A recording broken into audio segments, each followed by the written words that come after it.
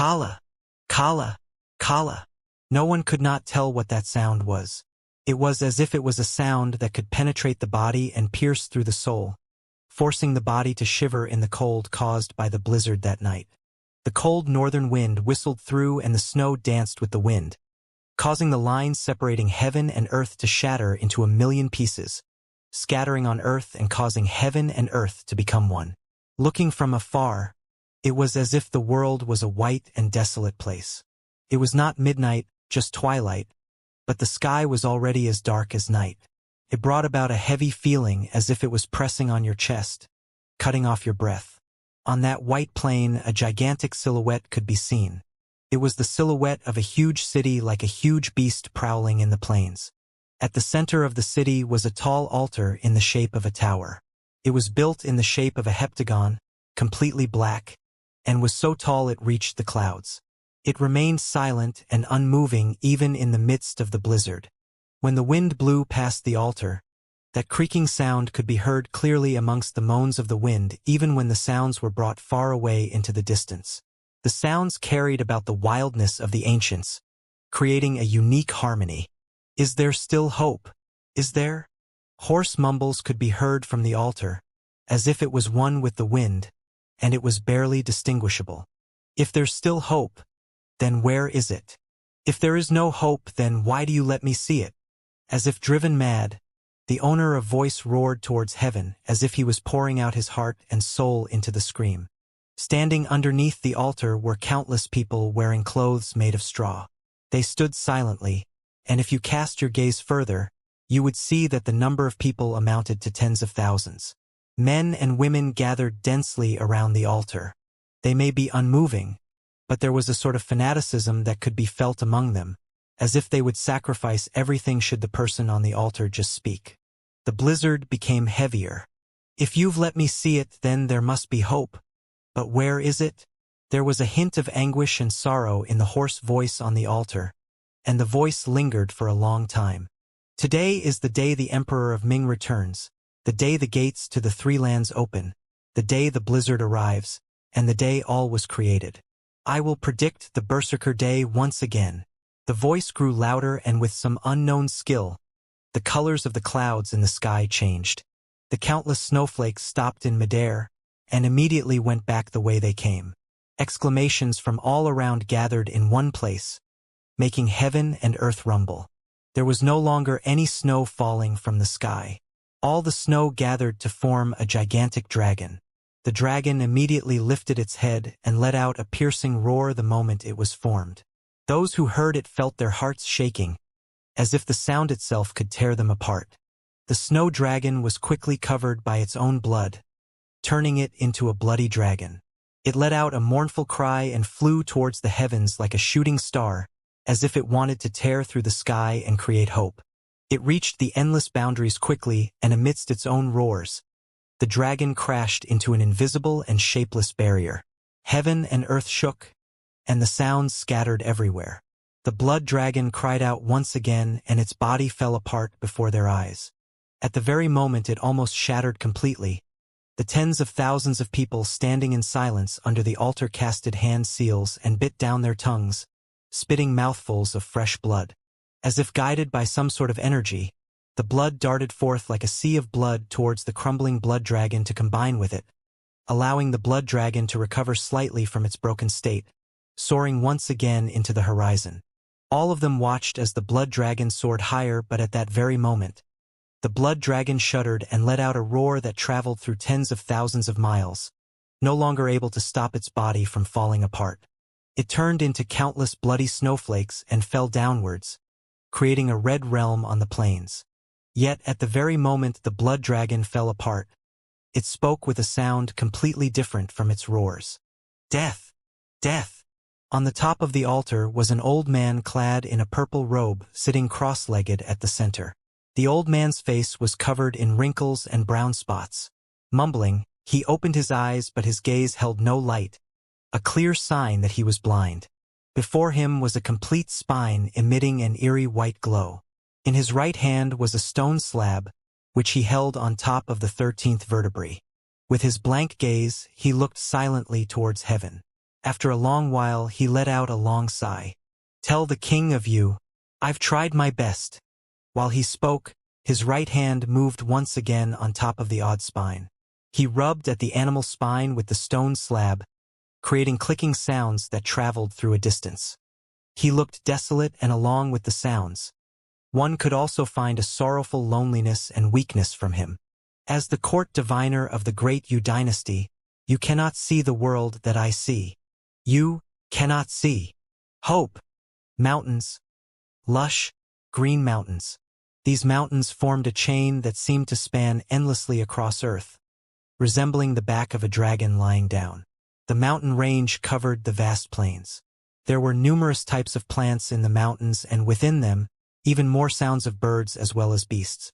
There were 5 tall protrusions which formed 5 mountaintops. They looked like a human's hand raised with the fingers pointed skyward, as if they wanted to catch the sky. In the middle of one of the peaks was a big hollowed-out rock, and a young man was hiding in the shade that it provided. By his side was a woven basket filled with medicinal herbs, which surrounded the area with a pleasant and therapeutic scent. The young man had a handsome face, but he was on the leaner side, making him look frail at first glance. He wore a shirt made of beast skin, and around his neck he wore a white thong in the shape of a crescent moon. His messy hair was held together by a string of straw. He sat there with a scroll made from dozens of beast skins in his hands. He read it with fervor and would occasionally shake his head in disagreement to the words written in the scroll. Since the creation of the world and of man, the Berserker tribe has existed, and it still exists to this date. The people who hold the Berserker's power are known as Berserkers. They can fly in the skies, move mountains, and turn the tides in the sea. Those who have the Berserker mark can read the future and obtain the power of the sun, moon, and stars. As the young man read this, he sighed. Yet, without the Berserker body, it is impossible to become a practitioner of Berserker arts. Berserker, Berserker. Su Ming, it is your fate that you can only pick herbs and become a common healer in the tribe. Becoming a practitioner who practices the ways of the Berserker is an impossible dream for you. The young man mocked himself and put down the scroll. He then gazed into the distance and allowed his mind to wander. He had read the scroll countless of times. He might not be able to memorize the contents backwards, but he still knew it like the back of his hand. The sky is round and the earth is flat, as though it had no end, no boundaries. As Su Ming read out the text in soft murmurs, he began imagining the world depicted in the scroll. Gradually, the sky darkened, and dark clouds started to form in the sky. The surrounding wind also made it more humid. As it blew past the trees and leaves, it created a rustling sound. When Su Ming saw the dark clouds in the sky, he was momentarily stunned. Elders' predictions are coming true. The dark dragon's saliva can truly be found today. Su Ming's eyes grew bright and he stood up quickly, gathering the scroll into his bosom. He grabbed the basket with his left hand and slung it on his back. Then, with a lithe movement, he grabbed onto a rope and climbed towards the top of the mountain. The young man's frail body charged forth explosively with a tenacious force. He moved just like an ape. With just a few jumps, he already managed to cover dozens of feet in distance. The dark clouds in the skies arrived like waves and roared as they came. It was like the wrath of the gods had been brought down upon the mountain range. The dark clouds covered the skies completely, as though they connected the heavens and earth. They covered the land in darkness, and the clouds approached the mountain range quickly. Su Ming climbed even faster. Just as the dark clouds spread out over the mountains, he reached a place a few dozen feet away from the mountaintop. An oddly shaped rock was there. However, while it may seem odd, it still looked like it was naturally formed. The center of the rock was hollow, and there were numerous holes about the size of fists scattered around the other parts of its surface.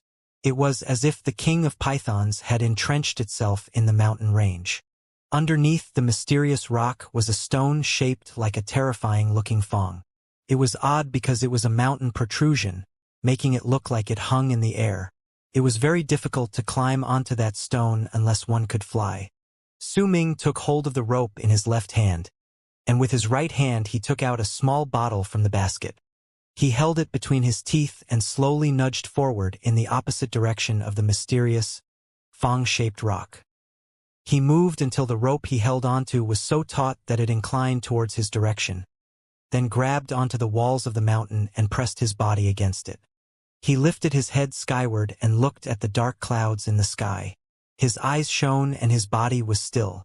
After some time, the clouds covered the sky entirely and thunder roared. The sound was so great he thought he might have gone deaf.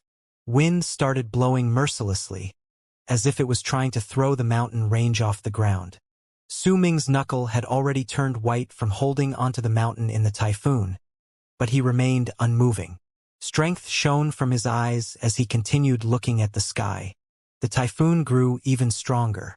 The plants in the mountain range swayed around helplessly in the wind. The sound of the wind was akin to the roars of a huge beast. It made the numerous broken branches and dead leaves fly in the air, causing the entire place to be filled with branches and leaves dancing madly in the air. Some bigger branches and even small beasts were lifted by the typhoon and subsequently tossed away. Their cries of agony were silenced by the sound of the wind. Su Ming was not going to persist much further in the typhoon. The sky was completely covered by dark clouds. With the sounds of thunder, huge droplets of rain poured down from the sky. At that moment, it was as if the world was covered by a gigantic curtain of water. The rain persisted and grew heavier with each passing moment, but Su Ming held onto the drenched rope tightly and kept his body firmly against the wall of the mountain. He did nothing to avoid being drenched by the rain and remained still as ever. His eyes were fixed on the mysterious rock above the fang-shaped stone. An unknown amount of time passed and the rain continued growing heavier. The world was surrounded by rain and fog. Under the rain's cleansing, the fang-shaped rock Su Ming was staring at began secreting a black liquid. The black liquid merged with the rainwater and formed a stream that flowed downwards. When Su Ming saw this, his eyes were filled with excitement, yet he remained stationary until the secretion of the black liquid gradually slowed down and finally turned into an impressive golden color. Su Ming narrowed his eyes and with no hesitation, he released his grip on the mountain wall. As he slid down, he took out the bottle in his mouth with his right hand. The rope in his left hand was already positioned diagonally to begin with. When he let go of the mountain wall, his entire body swung with the force of the rope at a frightening speed towards the fang-shaped rock. Su Ming arrived next to the seemingly floating fang-shaped rock with the help of the rope just as the next blast of thunder crackled over his head. This was due to the rope's great level of inclination and the accuracy of his position. With his left hand, he held onto the rope and with his right he held the bottle. He quickly placed the bottle underneath the fang-shaped rock as he approached it. In the brief moment that the rope reached the peak of its swing and began its journey back, he managed to fill up half the bottle with the golden liquid. However, at that very moment, he heard a piercing cry. Black centipede-like creatures about the size of 4 or 5 arms crawled out from the many holes on the mysterious rock, pouncing ferociously onto Su Ming, who was still dangling in midair. Su Ming was not even the least bit surprised. The moment the centipede-like creatures appeared, he let go of his hold on the rope and allowed his body to fall at a terrifying speed, avoiding their attack. Xiao Hong! Su Ming was falling in midair quickly and his body stiffened as he felt the typhoon cutting fiercely into his body like sharp blades. Even if he avoided those creatures, he would still turn into mincemeat if he fell on the ground. But he was not afraid. A red shadow rushed forward from the cliff by the side towards Su Ming's falling body on a length of rope. It grabbed onto Su Ming once it reached him. The red shadow was a red, small monkey. It was grinning and its eyes were filled with vigor. The man and his monkey fell on a cliff somewhere further down the mountain along with the rope. It was the very same cliff where Su Ming was reading just moments ago. Su Ming's eyes were finally filled with nervousness, and he immediately put away the small bottle he was holding in his hands. Xiao Hong, we have to run. I took too much dark dragon's saliva this time. Huh? What's that in your hand? As Su Ming spoke, he saw a small piece of black stone in the monkey's paws. The monkey's gaze immediately grew sharp and it hid its paws behind its back, hissing at Su Ming. Su Ming did not bother and immediately walked a few steps forward before jumping and grabbing onto a length of rope as he did so. He fell downwards quickly with the monkey. Behind them, screeching sounds filled the skies and the black centipede-like creatures gave chase as they sped down the walls of the mountain. They were like numerous black lines falling down the walls to relentlessly chase after the duo. The little red monkey hissed at Su Ming and it moved about constantly on his body. Occasionally, it would turn back to look at the centipede-like creatures giving chase, with a gaze filled with terror and anger. It's not like it's the first time we're running away. Those dark dragons won't go down the mountain anyway, so stop pretending. Same rules. I'll give you half of the dark dragon's saliva. Although Su Ming was fleeing at impressive speeds, there was a lazy quality to his voice. Once he spoke, the monkey immediately smiled, making it obvious it was just pretending. The man and the monkey were familiar with the mountain range. For some unknown reason, the dark dragons would not travel into certain places but would rather go around them. Hence, while Su Ming and his monkey were not as quick as the dark dragons, they would choose to jump downwards at times and grab onto a rope in their way. After doing so a few times, they managed to escape from the top of the mountain and they disappeared into the forest. As expected, the dark dragons did not venture out of the mountains. After a few cries of rage, they returned to the top of the mountain begrudgingly. The dark clouds left as quickly as they came. After a few hours, the mountain range returned to normal as the dark clouds left to venture further down. Su Ming and the monkey made their way towards the borders of the forest. By then, it was already night time. There were dim balls of fire in the distance, all of them belonging to Su Ming's tribe. I already gave you your share, and you still want more? Su Ming was still entirely drenched as he came out of the forest, but he did not mind it at the slightest. Instead, he smiled faintly as he watched the monkey following him with hopeful eyes. This monkey was very intelligent.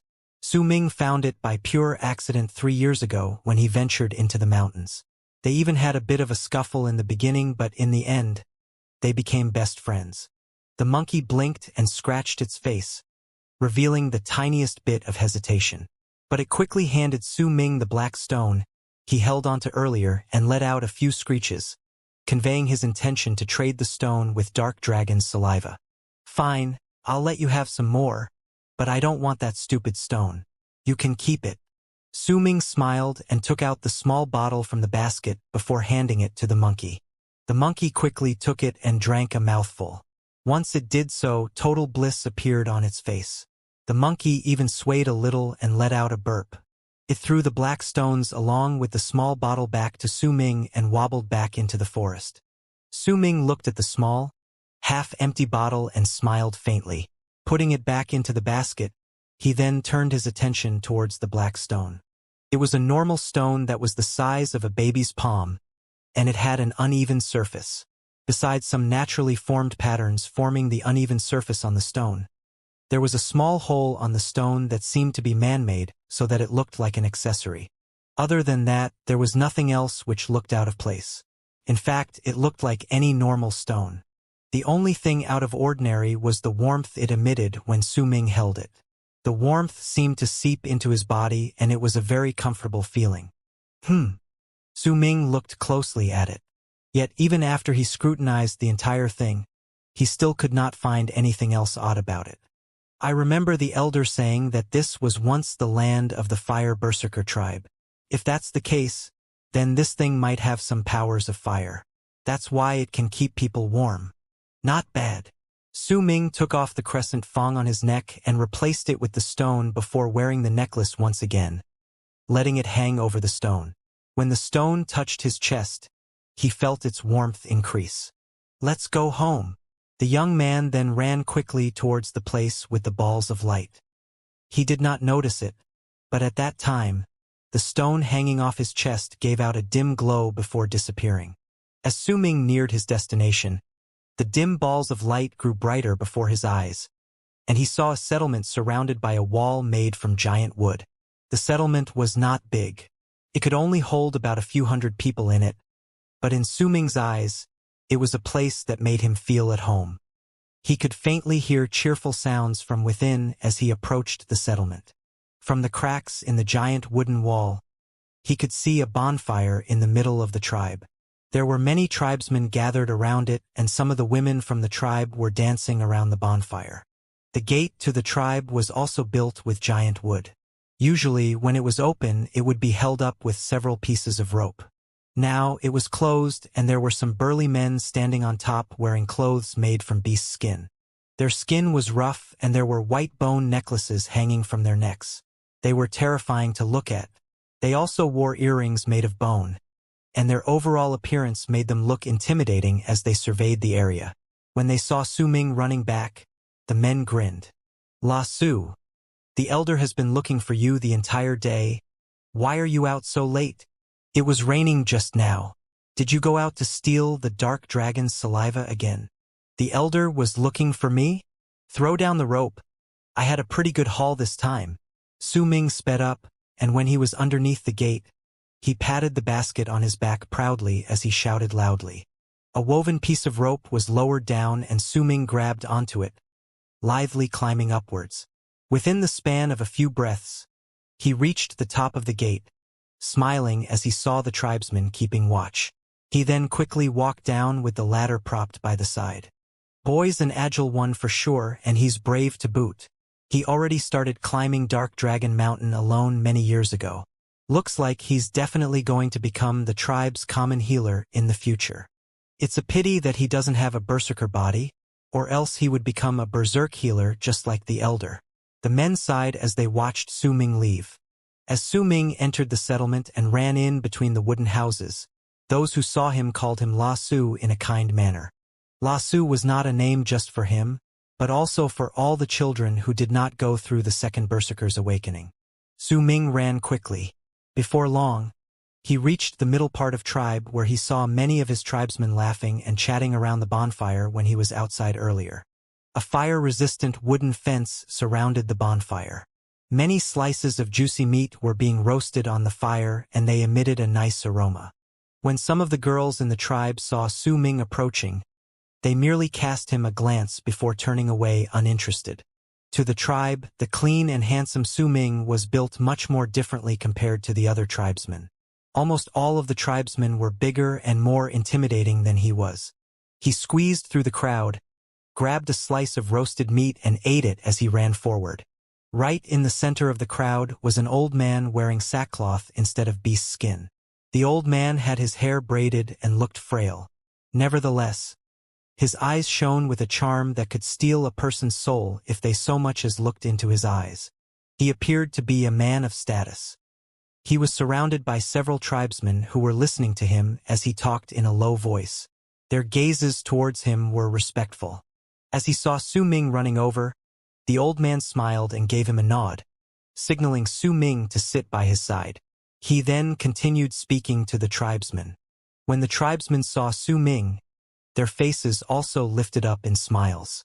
"Dark Mountain tribe may be small, but at least we are the true descendants of Dark Mountain.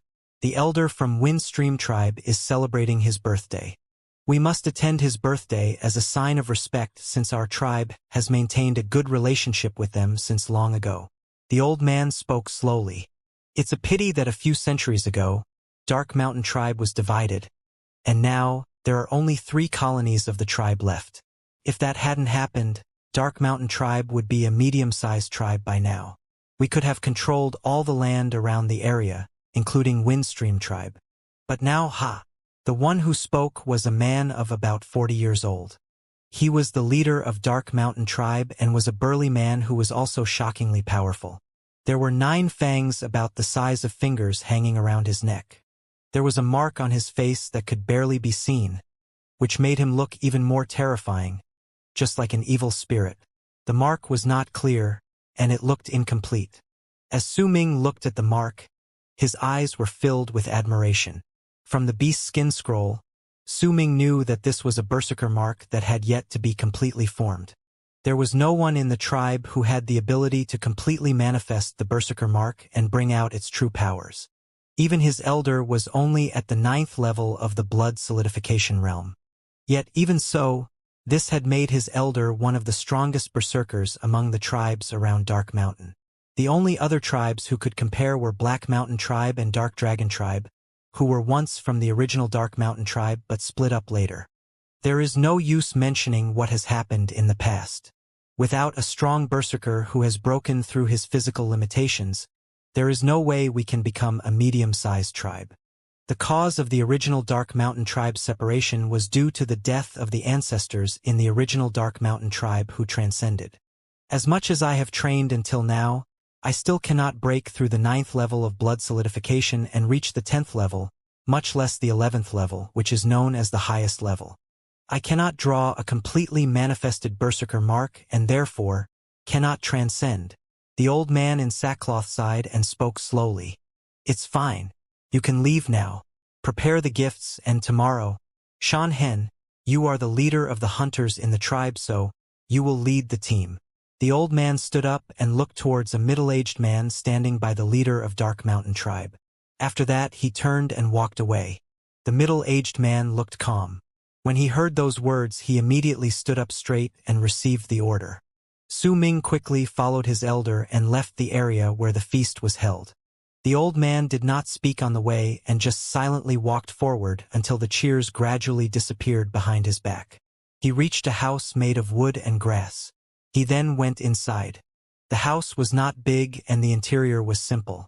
Once he entered the house, the old man sat down cross-legged at a corner. He looked at Su Ming as he came in. You went to hunt dark dragon's saliva again? Su Ming respected his elder, who took care of him as he grew up. He placed his basket on the floor and took out a small bottle, which he then handed it to the old man. With your agility, the dark dragons cannot harm you. However, it's best if you don't go too often. That is the territory of Black Mountain Tribe and Dark Dragon Tribe after all. Dark dragon's saliva is useless to me. Use it to improve your own health. The old man looked kindly at Su Ming. Su Ming nodded and put away the bottle. He had been drinking this liquid for many years, and it was precisely because of it that he could obtain such an agile body. It was also because his elder had been brewing all sorts of medicine for him for all those years.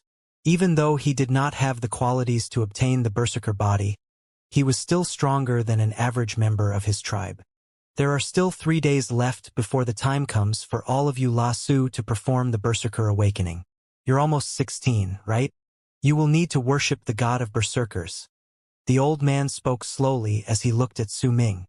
The statue of the god of berserkers in Dark Mountain Tribe was passed down from the original Dark Mountain Tribe in the past. It may not be the main statue and cannot compare to the statues of medium-sized tribes, but it is still very powerful compared to the tribes around us. Su Ming was silent for a brief moment before nodding his head. Don't leave for the next few days. Rest and go with them to the awakening 3 days later. The old man said this and closed his eyes slowly. Su Ming stood for a while longer. Then, he took the basket and left quietly towards a wooden house not too far away his house. He could never forget the day when he surrounded the statue of the god of berserkers with other children from the tribe for his very first awakening. They were all just 7 years old at that time. Members of the berserker tribe had 2 initiating ceremonies throughout their lives. The berserker awakening. The first was when they were 7 years old, and the second when they were 16. At the same time, the elder would choose those who had berserker bodies using the power given by the statue of the god of berserkers. Su Ming let out a light sigh as he felt his chest filling up with bitterness. He wanted to become a berserker and practice berserker arts. The scenes depicted in the beast's skin scroll made him dream about it since he was young, but reality was harsh. When his 7-year-old self worshipped the statue of the god of berserker, he was told very clearly that he did not have a berserker body and could not practice berserker arts. Berserk was the origin of all things in the universe. Only by being a berserker could a person be able to stand above others and become truly strong. From the scroll, Su Ming knew since young that there were many tribes of all sizes in the world. In each tribe, there were different statues of the god of berserkers. It was the soul of the tribe and the key for their descendants to become one with berserk. They needed to reach an understanding with the statue of the god of berserkers. If they felt it responding, then they would be able to obtain the right to inherit the skills to practice berserker arts. There was no need for anyone to teach them. they could just practice it on their own. However, if they failed at 7 and at 16 years old, then it meant that they could not change for the rest of their lives. Su Ming was struggling internally. When he could not see the possible outcome to this, he looked forward to it. Yet, when there was only 3 days left for his final enlightenment, he became afraid. This time, will it be possible? Su Ming went back silently into his house and sat down, letting his mind wander. It was late at night. Su Ming laid on his bed and looked at the darkness around him, unable to sleep.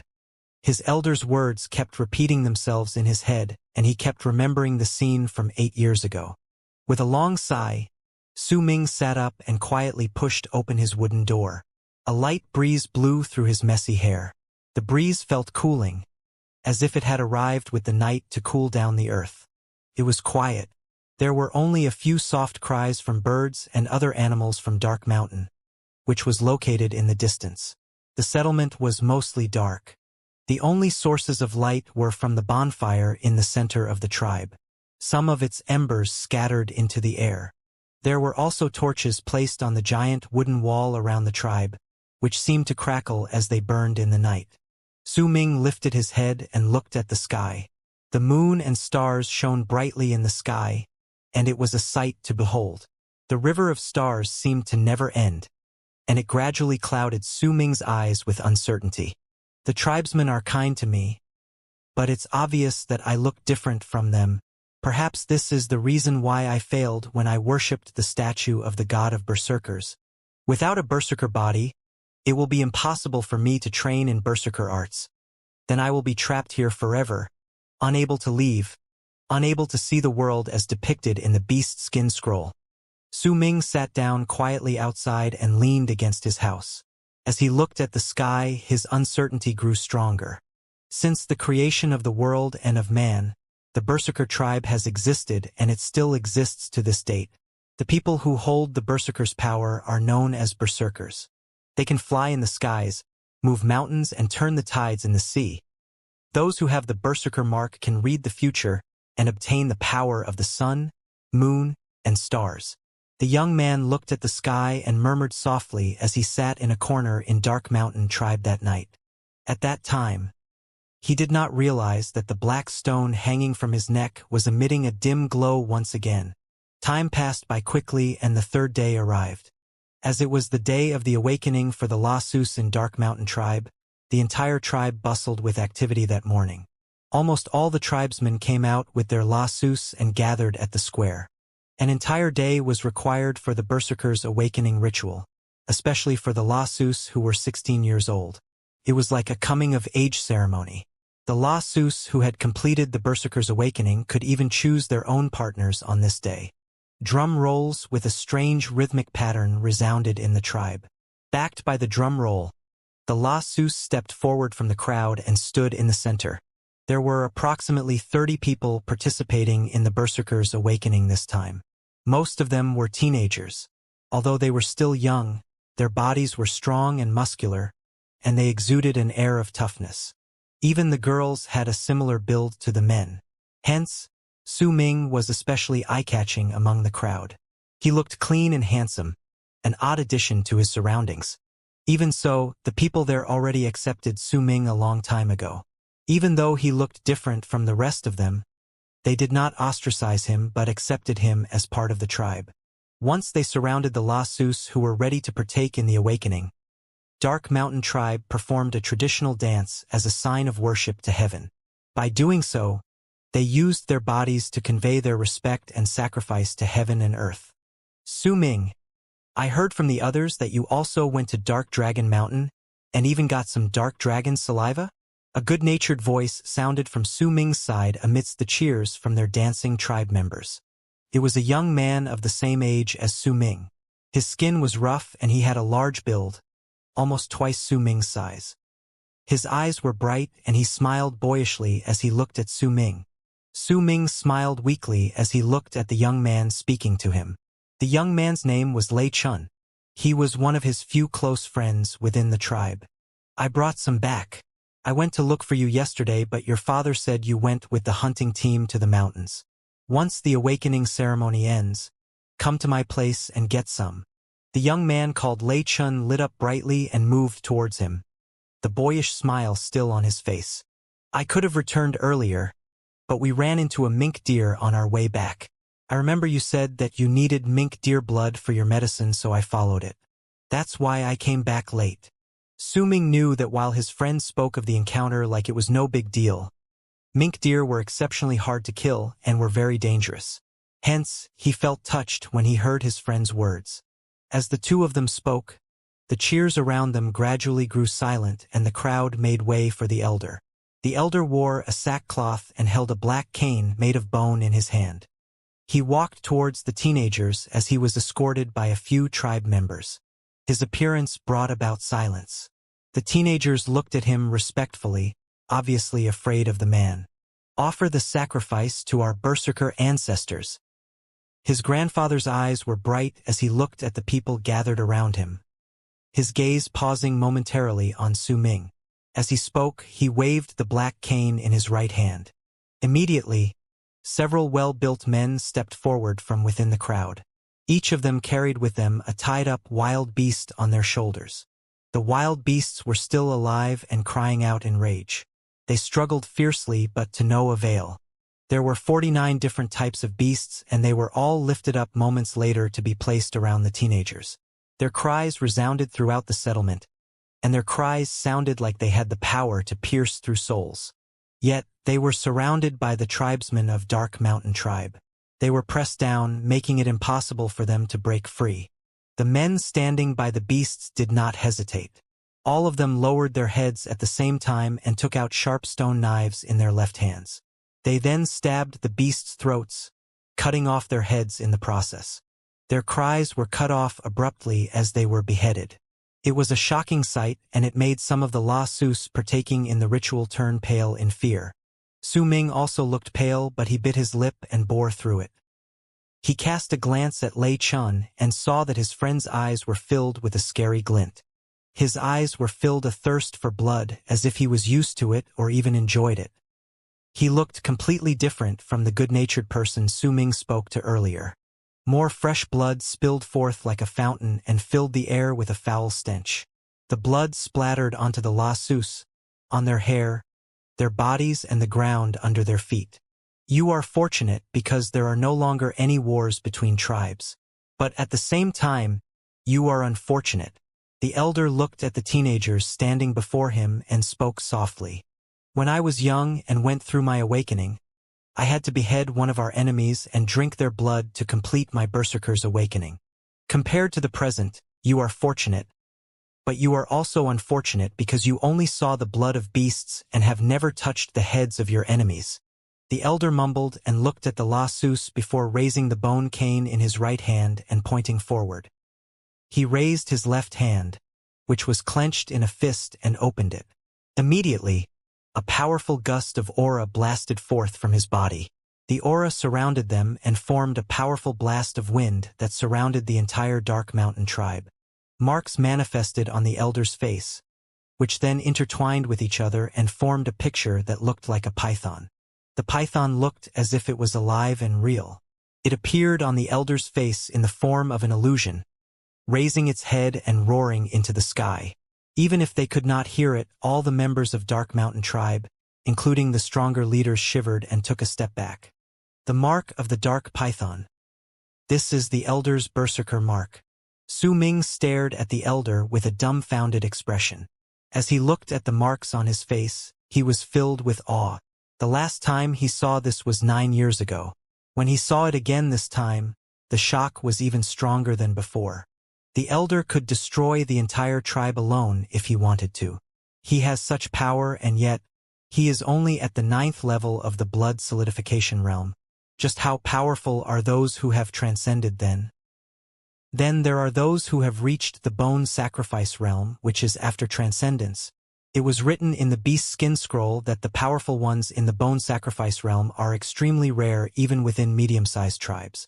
Only the truly big tribes would have a few berserkers who have reached the bone sacrifice realm. Su Ming felt his heart tremble. His desire to become a berserker was growing stronger. We offer the blood on the ground and the bodies of the beasts to summon Dark Mountain's statue of the god of berserkers. The elder's voice rang through like thunder and broke Su Ming's train of thought. As the elder spoke, the carcasses of the beasts exploded.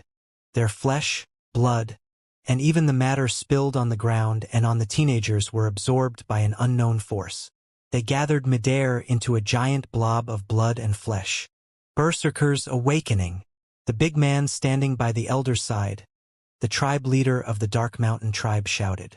All of the La Sus, including Su Ming, bit down their tongues with no hesitation and coughed out a mouthful of fresh blood. Their blood flew into the air and was absorbed by the blob. A thunderous roar sounded, after which the blob of blood and flesh transformed into a black statue. It was a terrifying statue that was half man, half beast, and it had an air of ancient savagery. In one of its hands it held a long dragon, and in the other it held a giant spear. Its gaze was filled with madness and bloodthirst. Its appearance brought forth darkness in the sky, as if the sky was subjugated by its power. Dark Mountain's statue of the god of berserkers. Su Ming's heart beat thunderously against his chest. It felt like it was about to burst. However, at that moment, the stone on his neck emitted warmth into his body, making the uncomfortable feeling disappear. It stunned Su Ming momentarily. He was about to instinctively look down when the elder spoke. Come forth in order and enter the statue of the god of berserkers to worship him. The moment he finished speaking, a young man walked forward briskly and stood underneath the statue. Then he just disappeared. After a while, at the very place he disappeared, the young man was teleported back looking disappointed. He stepped aside without a word. Next, the one who spoke was the tribe leader of Dark Mountain tribe. His gaze was serious. He looked at each and every one of the La Sus. One by one, the La Sus who were at the age of awakening stepped forth. They disappeared and reappeared again after a while. This continued until a girl stepped into the statue and it glowed a brilliant shade of red. The entire tribe looked forth in excitement. Even the elder focused his gaze on the statue. They saw that the statue glowed red 9 times consecutively before the girl was transferred back.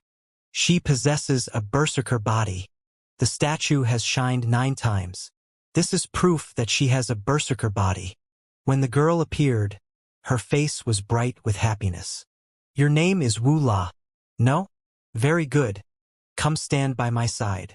The elder smiled faintly and nodded at the girl as he looked at her. As he watched the girl move towards the elder, Su Ming fell silent. Then he gritted his teeth and walked towards the statue. His actions immediately caught the attention of the other members of the tribe. The members of Dark Mountain tribe were mostly kind towards the young man who was obviously different from them. They kept their gazes on Su Ming until he stood underneath the statue. Su Ming took a deep breath and cast a glance at his elder, who was looking back at him not far away. He closed his eyes. The moment he did so, he felt an indescribable force enveloping his entire body like he was being sucked into mud. When he opened his eyes, everything around him had changed. This was not Dark Mountain tribe, but a small space which was completely dark save for the black statue emitting a red glow floating before him.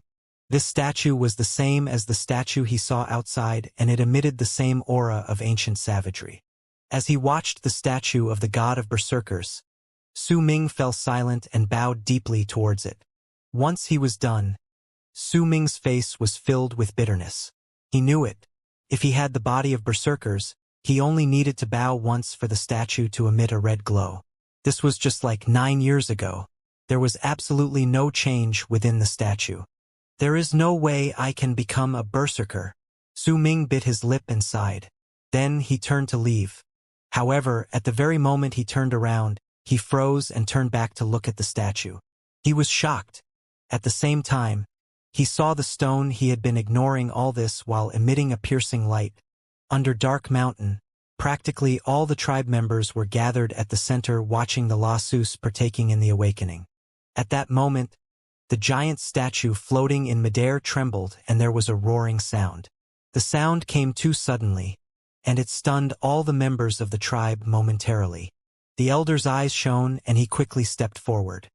He did not look at the statue of the god of berserkers but cast his gaze immediately towards the sky. His gaze turned solemn.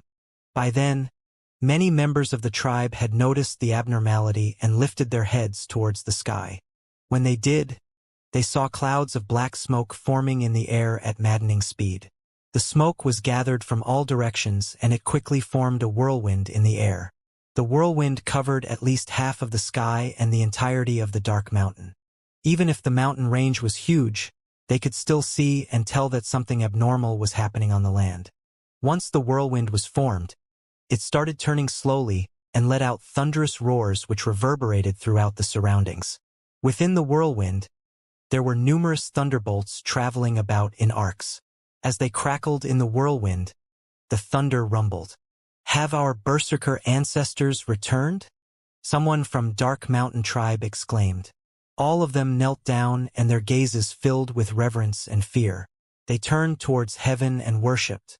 The only ones who remained standing were the elder and the leaders of the tribe. Besides the elder, the other leaders all looked alarmed. The speed of the whirlwind became faster. After a while, a typhoon began sweeping through the land. It affected the entire land around Dark Mountain. The floating statue trembled violently like it could not withstand the pressure that resulted from the whirlwind. On the other side of Dark Mountain there was a tribe about the same size. The tribe's name was Black Mountain. At that moment, all the tribe members were dumbstruck as a statue of the god of berserkers about the size of 100 feet appeared before them in midair. The statue's size was completely black and had no human characteristics. It looked like a lizard and it kept trembling as if it was about to fall apart. Underneath the statue was a wizened and thin old man wearing a black, long-sleeved shirt made of sackcloth. His gaze was dark and his thoughts were unknown to the others around him. The same thing happened within the other tribes near Dark Mountain and even within some tribes that were located further away. No one knew what was happening and how the whirlwind came to be, not even the elder of Dark Mountain Tribe. He had neglected to think about Su Ming, who had gone into the statue of the god of berserkers for worship. When the dim light appeared within the statue of the god of berserkers at Dark Mountain Tribe's settlement, it occupied the entire space within the statue. It bathed the entire area in its strange light, and Su Ming was stupefied for what he saw next. He saw the statue he was supposed to worship shaking, as if it was waking up after a long slumber. It was almost like it had a physical body. He saw that the statue, which was in itself terrifying to look at, trembling furiously while being bathed in the light, as though it could not withstand the light. The statue of the god of berserkers was crafted in the image of a hybrid between a man and a beast, something like a chimera. In its left hand it held a huge dragon, and in its right a spear. As it shook, the savage vibe Su Ming felt earlier changed into fear, and Su Ming was left wondering whether he was imagining it. Su Ming's mind was blank. He did not know what was happening and he did not know what to do. He just stood there, stunned. His entire body was also covered in the light that emitted from the stone on his neck. It made him look like he had fused into the space around him. As the light grew brighter, the world within the statue of the god of berserkers became completely tainted by the color from the stone. Su Ming felt something shattering in his head. It was as if a barrier had just been broken by an invisible force. It caused his body to tremble, and in his head, he saw an odd image. It was a huge plain. Su Ming looked down from where he was in midair. What he saw was hundreds upon thousands of people appearing on the land. He could not see the end of the crowd. There just seemed to be no end to it. "Where is this?" Su Ming muttered. This scene shocked him so completely it made him incapable of thought. The people were divided into two crowds. They all knelt on the ground and lifted their hands to worship the heavens. There were also desolate drumming sounds thundering in the air. It formed a melody that seemed to resonate with souls and captivate all those who listened. All around Su Ming were hundreds of gigantic statues of the god of berserkers. Each statue was unique on its own, and all of them exuded an air of ancient savagery. Their bodies appeared to be made of flesh as if they had life. They too knelt down on one knee and lifted their hands in worship towards the sky. Su Ming lifted his head and he saw, At the highest point of the sky were two people who could only be described as having reached the pinnacle of humanity. Su Ming could not see their faces, but with only one glance, he thought he was looking at the glory of heaven, and he was just an ant beneath their feet. They were just like real gods. One of them had long purple hair. He raised his right hand and waved it at the sky. Immediately, the world experienced a change. In an instant, day became night and stars shone brightly in the sky. As the person waved his hand, the stars seemed to be attracted by a force and fell from the sky. They gathered by the purple-haired person's side and formed a river of stars. The man pointed at a direction with his right hand, and the river of stars let out a monstrous blast before speeding towards their enemies. The scene was akin to heaven collapsing, and the powers of the entire sky were transferred to one single person. The man in purple lowered his gaze suddenly during the blast, and as he looked at the crowd, his eyes locked with Su Ming's. Su Ming could feel his mind being attacked. There was a great force pushing him out, and he was expelled from the seemingly illusionary world. Su Ming trembled. His sight was covered by darkness. After a long while, he snapped out of his daze and found himself still inside the statue of the god of berserkers. There was no light around him, and it seemed like it was all in his imagination. Su Ming's breathing was quick and shallow. His entire body was drenched in sweat. He looked at the stone hanging from his neck. It was still black and it emitted the tiniest bit of warmth, but there was nothing else unusual about it. Was it an illusion? Or was it the statue's memories? Just now, it was just like the writings in the scroll. That was the power to control the stars and the skies. After a long while, Su Ming got out from his shock. His gaze was filled with uncertainty and his thoughts were in a mess. He fell silent for a while. Then he got up and bowed once more towards the statue, getting ready to leave. Yet just as he was about to bow down, he heard a chipping sound before him. He saw a small crack on the statue's face which seemed to grow as Su Ming lowered his back further. The statue gave the impression that it could not bear having Su Ming bowing down to it. It was like if Su Ming bowed down and worshipped it, the statue would break apart. Su Ming took in a sharp breath at this strange sight. He had no doubt about it. What he saw was not an illusion. At the very moment the statue cracked apart, there were low mumbling sounds reverberating in his head. Those low murmurs made Su Ming's eyes light up in ecstasy. This sound was what he had been hoping for, the ways to train in berserker arts for those who had reached the blood solidification realm. It was impossible to pass down the ways through oral tradition. The only way was by obtaining it from the statue of the god of berserkers. Hence, the presence of such a statue was of extreme importance in a tribe, as it was connected to the tribe's survival.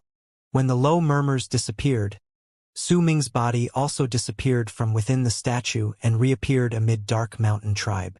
When he appeared, he saw all his tribesmen, including the elder, with their heads lifted towards the sky. He felt his heart pounding against his chest and he followed their gazes upward. The giant whirlwind was still swirling about, letting out low rumbling sounds. Su Ming, come to my side. Su Ming heard the elder's voice nearby. He was afraid.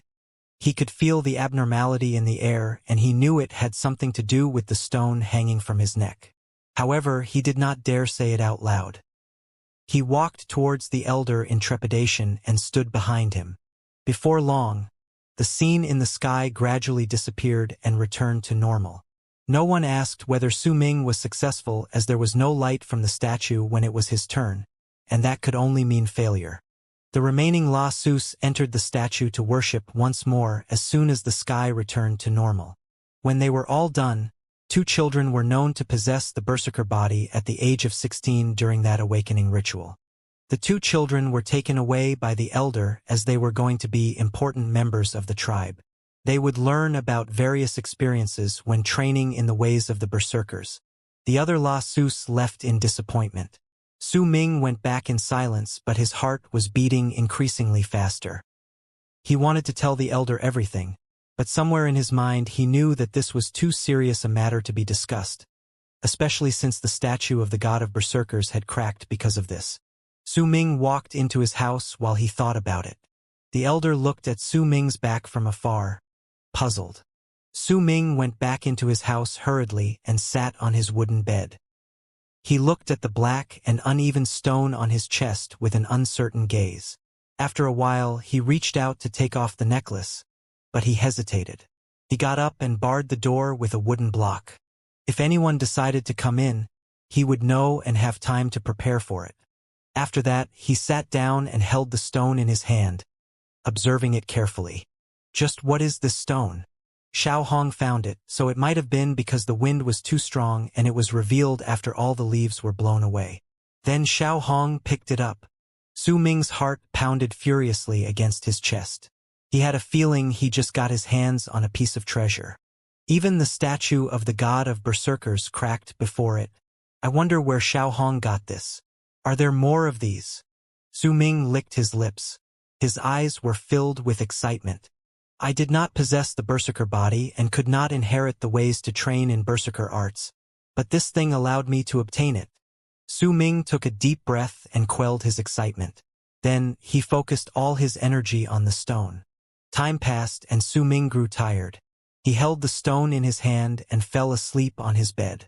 The stone began emitting a very dim glow once again. Brother!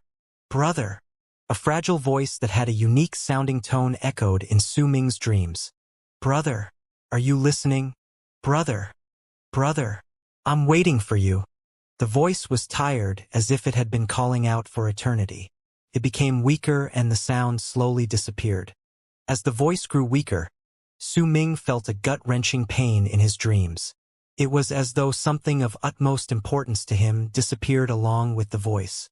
The feeling jolted him awake from his sleep. Su Ming felt cold. He was drenched in his sweat.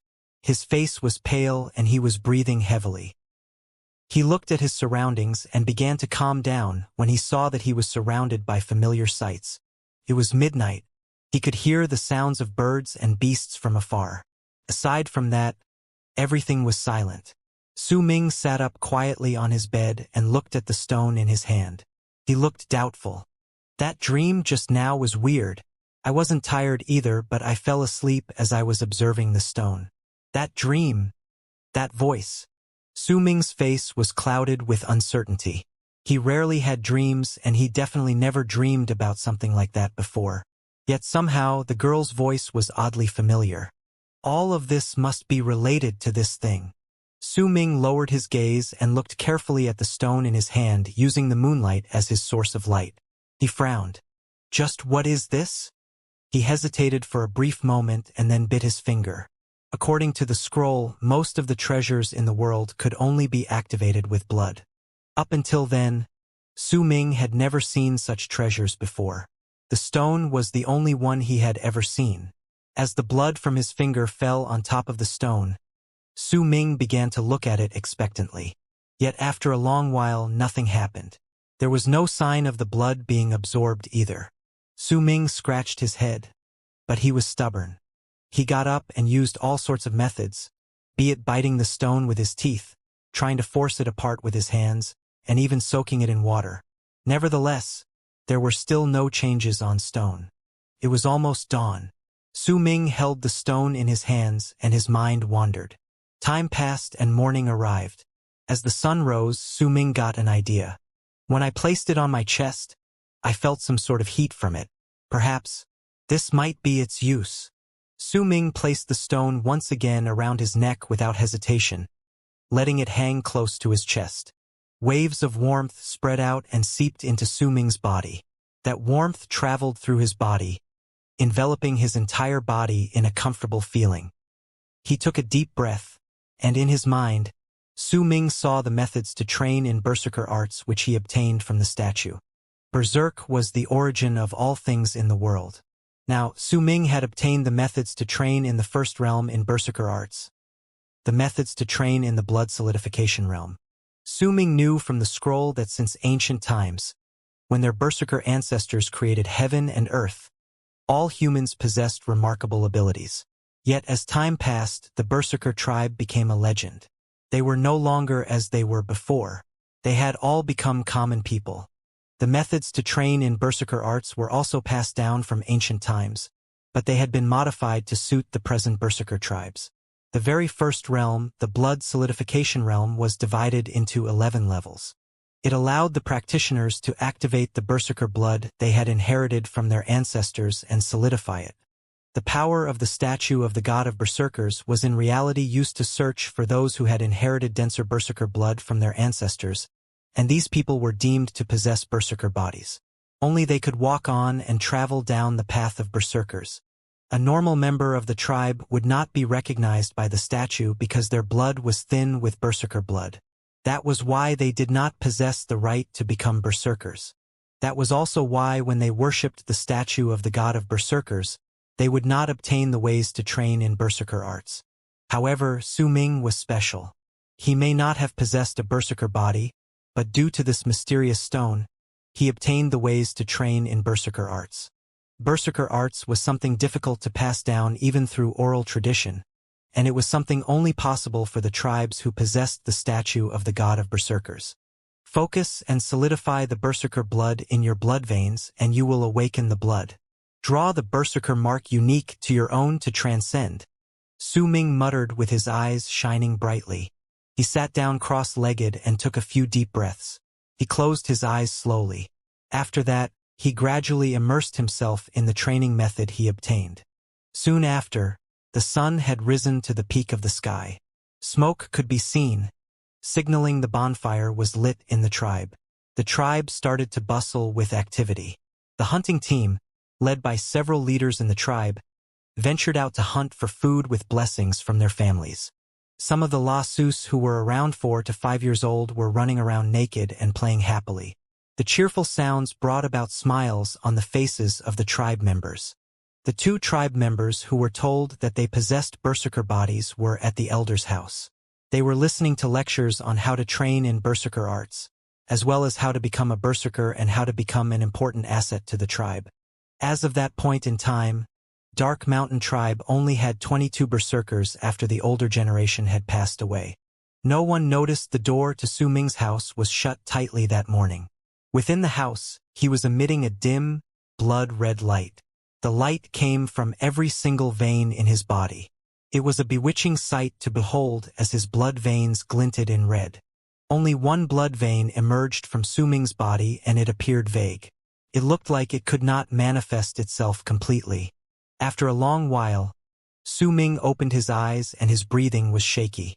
If more blood veins emerged during the training in the blood solidification realm, then it means the possibilities of transcending would also be greater. But reaching the transcendence realm is too hard.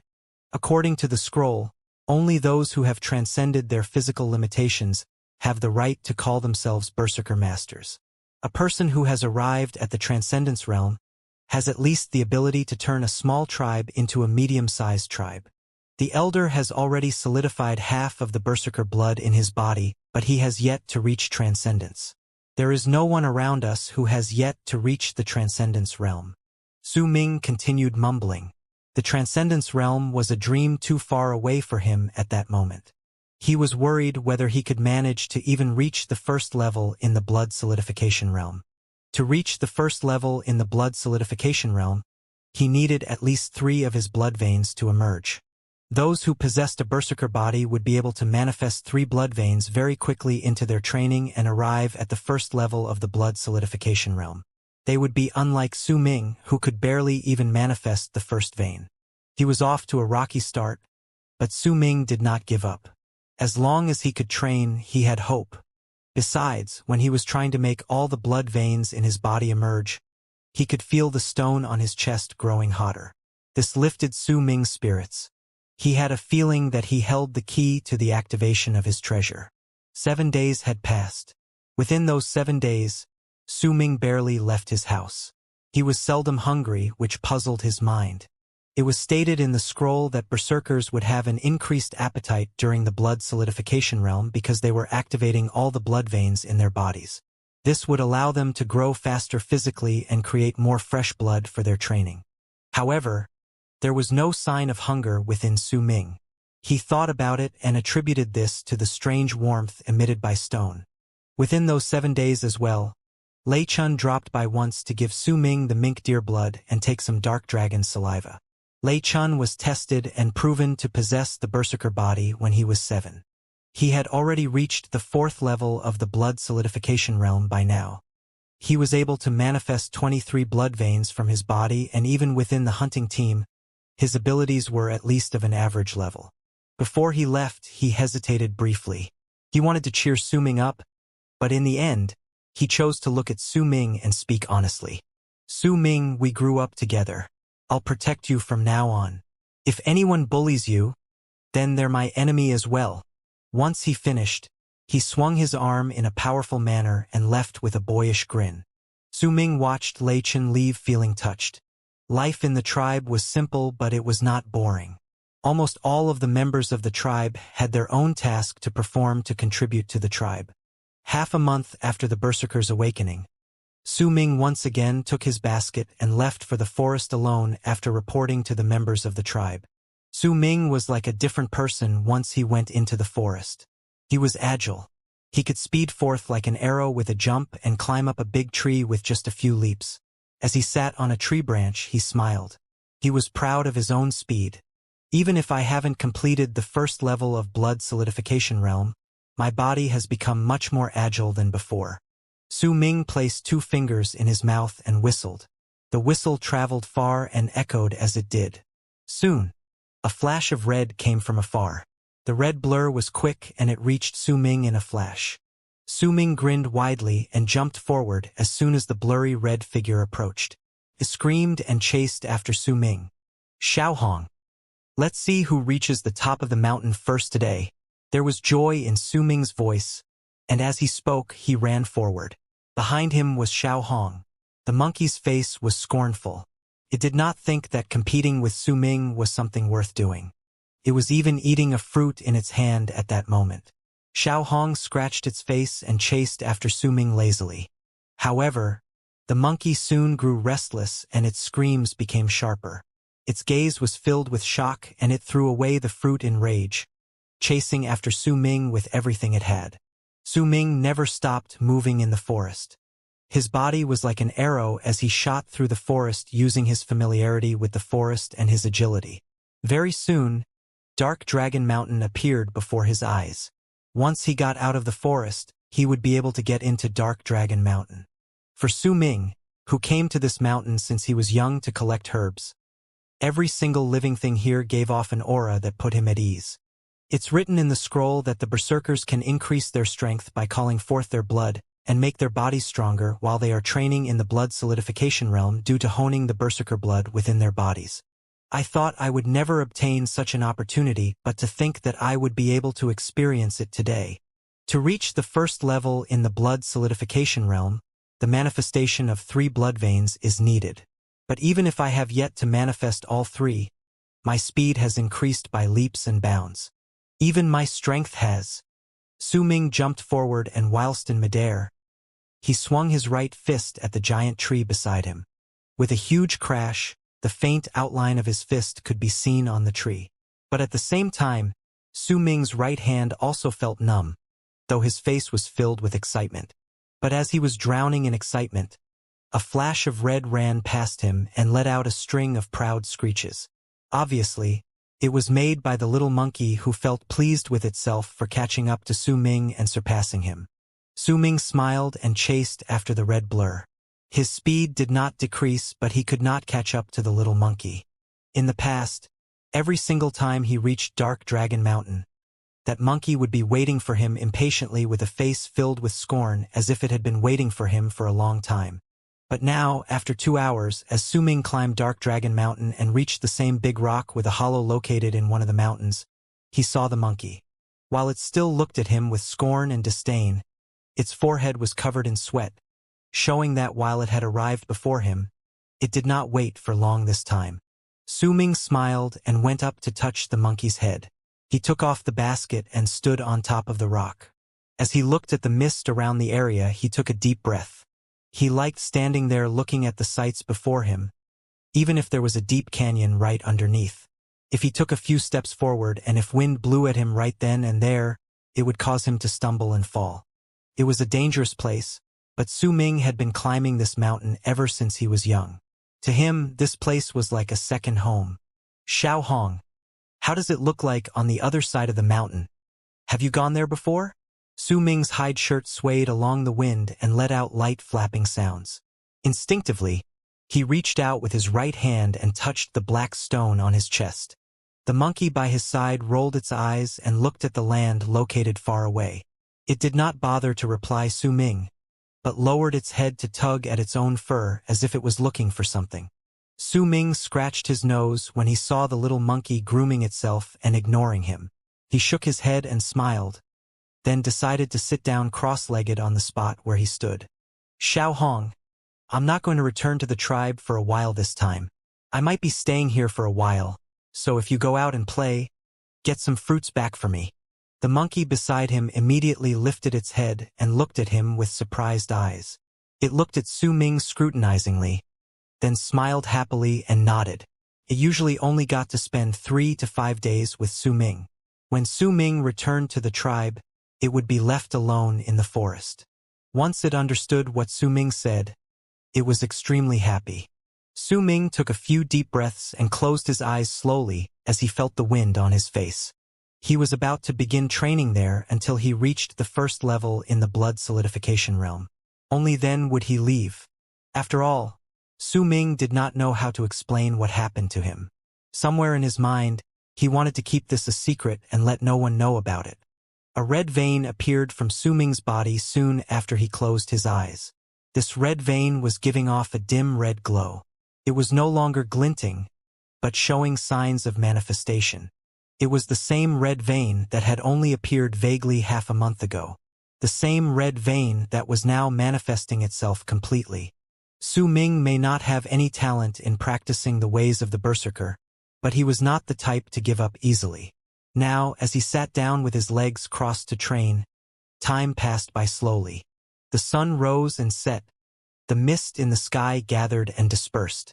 The sounds of the birds and beasts echoed in the mountains, forming a sort of tranquility. Surrounded by that peace, Su Ming opened his eyes on the second day in the morning. He moved his body. When he looked back, he saw that the little monkey had gone off. But there were some fruits on the ground and some cores left from fruits that had been completely devoured. Su Ming picked up some of the fruits and ate a dozen of them. With his appetite, the fruits could only make him partially full. He may like to eat fruits, but he was not fond of eating too many in one go. Once he finished eating, Su Ming sat down immediately and focused on refining the berserker blood within his body. But this time, Su Ming opened his eyes after a few moments with a puzzled look on his face. The first blood vein has already manifested, but it seems like there's not enough blood in me for the second vein to appear. Su Ming did not know how to describe it. It was as if the first vein itself absorbed more than half of the fresh blood in his body, and there was not enough blood for the second vein to manifest itself. It was difficult to explain, but that was what Su Ming felt. I don't have enough blood. Su Ming scratched his head and sighed. He did not know that practitioners of the ways of the berserker, especially during the initial stages, while requiring a strong body to train, would also need to take in a huge amount of medicine that would greatly boost the formation of blood within the body to increase the speed of their training and subsequently allow each vein to manifest one after another. The strength of a berserker in the blood solidification realm was directly linked to the amount of blood veins and blood he had. The more blood a berserker had, he would also be able to manifest more blood veins, and he would be stronger.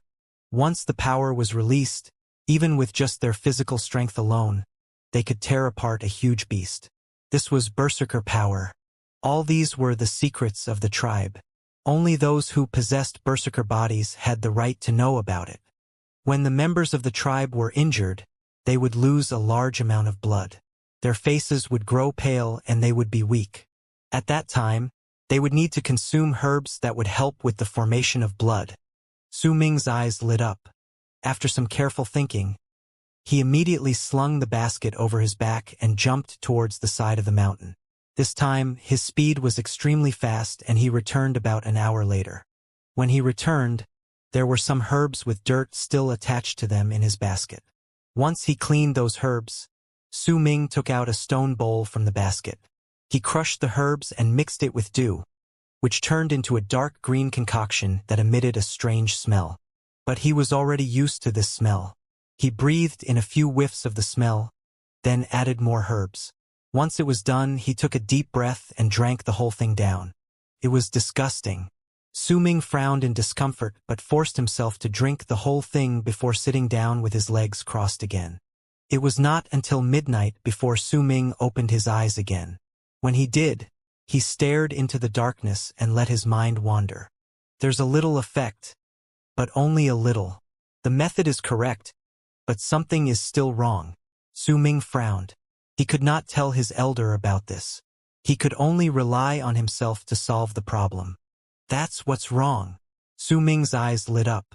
As the common healer in the tribe, it was his job to collect herbs. He remembered every time he went to collect herbs, his elder would usually select some herbs from the pile and take it away. The rest would be given to the tribe leader and distributed to the tribe according to need. The herbs would be taken out of the herb storage when there was a need to use them to create medicine to cure the wounded and the sick. Dark Dragon's saliva was among those taken away by the elder.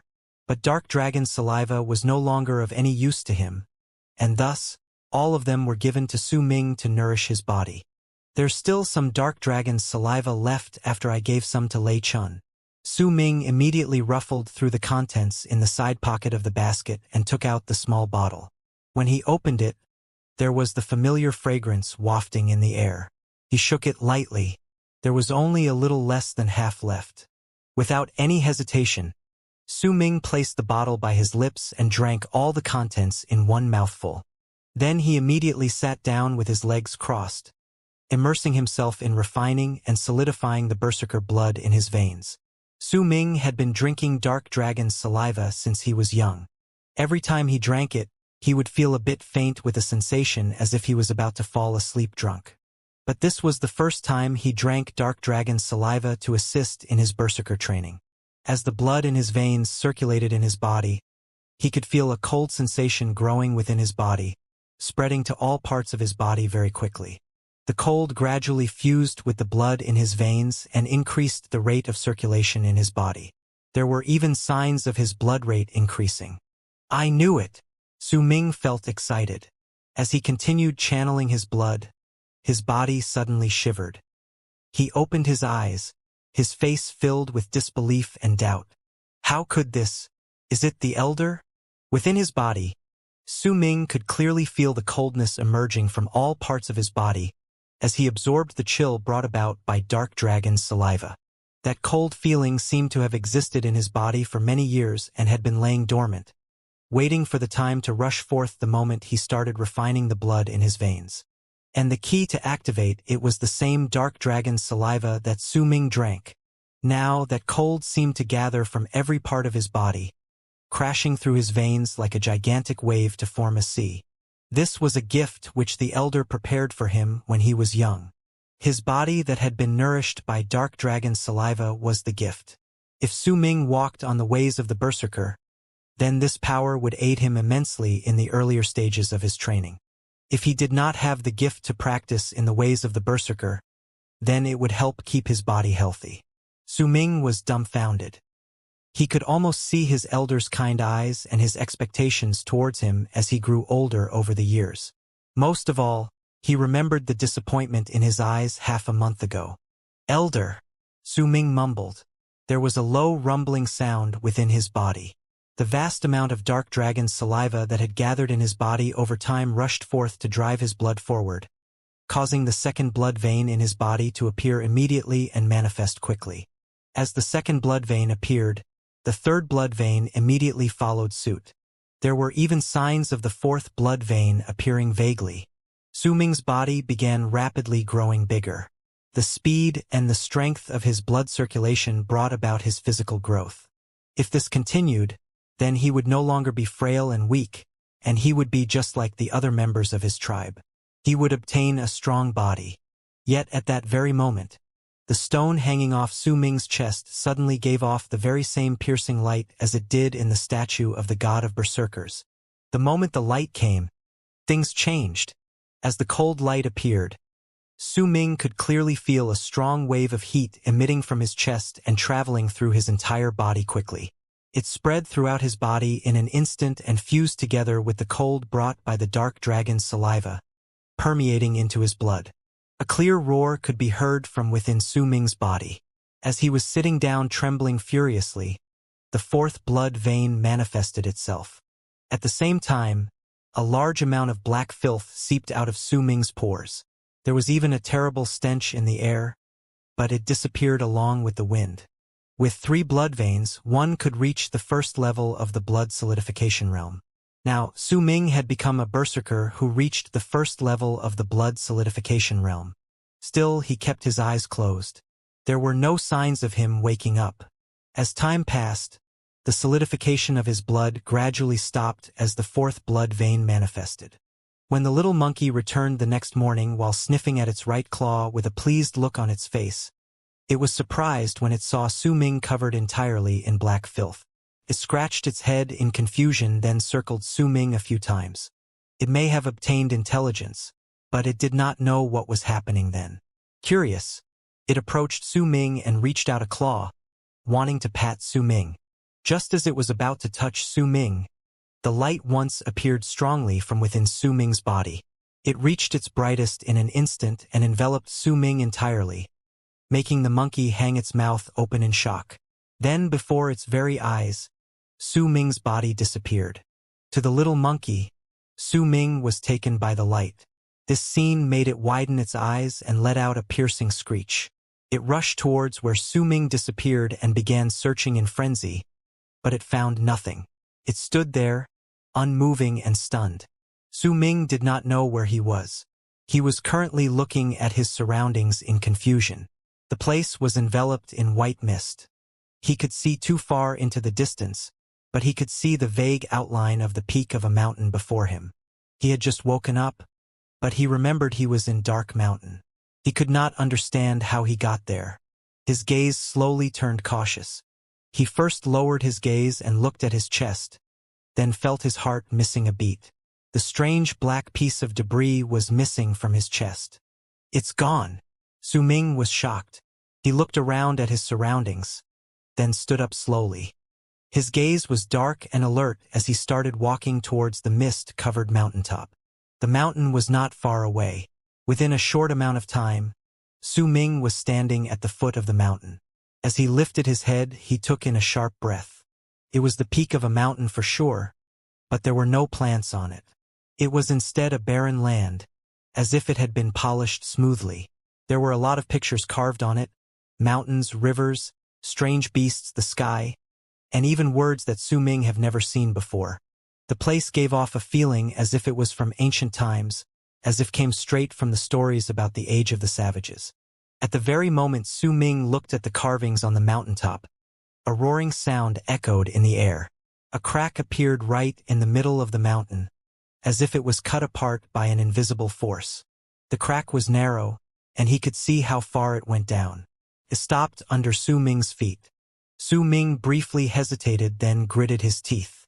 He was already here, and he did not know how to get out of the place. He did not even know where he was. Now that there was a path before him, he had to trudge forward. Somewhere in his mind he felt that this was connected in some way to the black piece of debris, because he remembered clearly the heat emitted by the debris. Su Ming felt as if he walked for a long time as he went into the mountain following the narrow crack. The road before him gradually grew wider. There were also a lot of weird carvings on the walls around him. Su Ming could not understand it, but there were various plants and herbs on the cravings. There were also some naked people with messy hair surrounding an odd big pot fiddling around with the herbs. He continued observing the carvings until he caught a glimpse of the end out of the corner of his eyes. There was a door at the end, and Su Ming paused in his footsteps as he stood at the door. The same carving was on the door. There were different herbs carved in the drawing. Uneven strings emitting the cold light Su Ming was already familiar with surrounded the drawing of the 5 herbs and formed a circle, completely covering the door. Right at the center of the door were 15 small holes. They looked as if something could be placed within. The holes formed a circle. Su Ming frowned, then scrutinized the door. He took a look at his surroundings again, then cast his gaze at the 5 herbs on the door. "This is iron core flower. That's right, it's the iron core flower. It looks like joy leaf, but it also looks like the iced catalpa plant. This is the night glitter branch. I often collect these. What is this? It looks really familiar. I've never seen the last one. After looking at it for a while, Su Ming hesitated. He did not know whether he should try and push the door open. Just as he was hesitating, he saw the strings surrounding the 5 herbs move and shine so brightly it could blind the eyes. As Su Ming was stunned by the moment, the light floated from the door and sped towards Su Ming. The light was too quick, and Su Ming had no time to dodge. Within just a moment, he was enveloped by the light. At the same time, a lot of memories not belonging to Su Ming flooded into his mind. These memories seemed to have been brought along with the light and forced their way into his head. It made Su Ming uncomfortable. He saw the figure of a person. He was just like the other people in the other drawings, throwing herbs into a big pot. The person's actions were very fluid. Each time he threw the herbs in, he would take a sniff at the herbs, then his gaze became serious. He waved at the air with his right hand and a wave of fire appeared in the air encircling the big pot. The process was extremely complicated. Even the size of the fire had to be controlled. Su Ming had never seen this before. It was not as complicated in the tribe either. They would usually just eat the herbs or at most turn them into a concoction to increase the effects. Su Ming became engrossed with the memories in his head. A long time passed before the person slammed his right hand against the pot. Immediately, the flame around the pot disappeared. The person opened the lid of the strange pot, and Su Ming immediately saw 3 green spherical objects the size of nails within the big pot. Even if they were just memories in his head, Su Ming could still faintly smell the scent of medicinal herbs in the air. When he looked at the 3 spherical objects, he became completely stunned, as if he was hit by lightning. He had been making medicine since he was young. With just a glance, he could tell the quality of various medicines. As he was now, he could not even begin imagining the effects of these spherical objects. The light around his body disappeared and returned to the door, causing the numerous strings that formed the circle on the door to also move. As the light faded, Su Ming's sight became clouded. He moved as if he was pushed by an invisible force. When his view cleared, a red blur came screeching towards him in joy. The red blur was, of course, Xiaohong. It climbed over Su Ming and jumped happily on his body. When Su Ming disappeared, it had been terrified. Now that it saw Su Ming return, it was happy. Su Ming was stunned. He immediately looked at his surroundings and found that he had returned to the big rock on the Dark Dragon Mountain. He lowered his head and saw the piece of debris that had disappeared still hanging on his chest. All of this must be connected to this thing. Perhaps when I arrived at the first level in the realm of blood solidification, I activated it and all of that happened. Looking at Xiao Hong's reaction, I must not have been dreaming, but went physically to that place. Just what is this thing? Why is it here? Su Ming mumbled softly as he recalled the memories in his head. Quenching the medicinal pills. After a long while, Su Ming mumbled out the name of the refining process he saw in his head. Scattering dust. This was the name of the medicinal pill, and it was also one of the many memories that appeared in his head. Su Ming spoke in a low tone. In his mind, he saw the carving on the door. His eyes lightened up gradually. He may not know where the place was, but it was clear that quenching thing he saw had piqued his interest. In his view, the training to become a berserker is related to those herbs that increase the blood rate in the body. They needed to consume lots of it to make their bodies stronger. That quenching process he saw in his head might be able to help immensely in his training. I've never seen a round medicinal pill like this in the tribe. Not even the elder has seen one before, or else I would have definitely seen it. But that round medicinal pills seem to be working pretty well. I wonder how strong the effects of the herbs would be once I finish refining it. Then my next step would be to look for those 5 herbs. Xiaohong, have you ever seen these 2 types of herbs? Once Su Ming made his decision, he called out to Xiaohong and picked up a stone. Then drew the 2 herbs that he was unable to identify on the ground before he looked expectantly at Xiaohong. Xiaohong looked at them with his teeth bared, then gave a nod. Su Ming felt his spirits lift. He walked around the big rock several times as his mind quickly processed his thoughts. I can find the herbs, but making that sort of medicinal pills will be complicated. There's even fire involved. It'll be just like cooking rice. Interesting. Once Su Ming had his thoughts sorted out, he frowned. He remembered that the pot itself was also odd. It was different from the pots used to cook rice in the tribe. As he was searching through the memories in his head, he learned the pot used for the quenching process had an odd name, the Barren Cauldron. The pots used in the tribe should be useless. I'll also need fire. Su Ming lifted his head suddenly as he was mumbling. His eyes were bright as he looked at one of the mountains located further away among the 5 mountains in Dark Dragon Mountain. That mountain was completely brown in color, and at this moment, there was smoke rolling out from the top of the mountain. Each one of the 5 mountains in the Dark Dragon Mountain are different. The mountain which produced the Dark Dragon saliva was the closest to the Dark Mountain tribe. If he went any further, he might accidentally run into other people from other tribes. That was why Su Ming spent most his time here. He would only venture to the other mountains to collect some rarer herbs, and he did so with caution. Now, within Su Ming's sights, was the mountain which had smoke rolling down from its peak, Black Flame Mountain. It is said that there was a huge amount of earth and fire within this mountain. A long time ago, this place was the center of the land of the Fire Berserker tribe. Centuries may have passed since then, but if anyone approached this place, they could still feel waves of heat rolling off the very ground. Su Ming was not unfamiliar with Black Flame Mountain. He had stepped foot in this place multiple times. He had even met the people from the Black Mountain tribe before.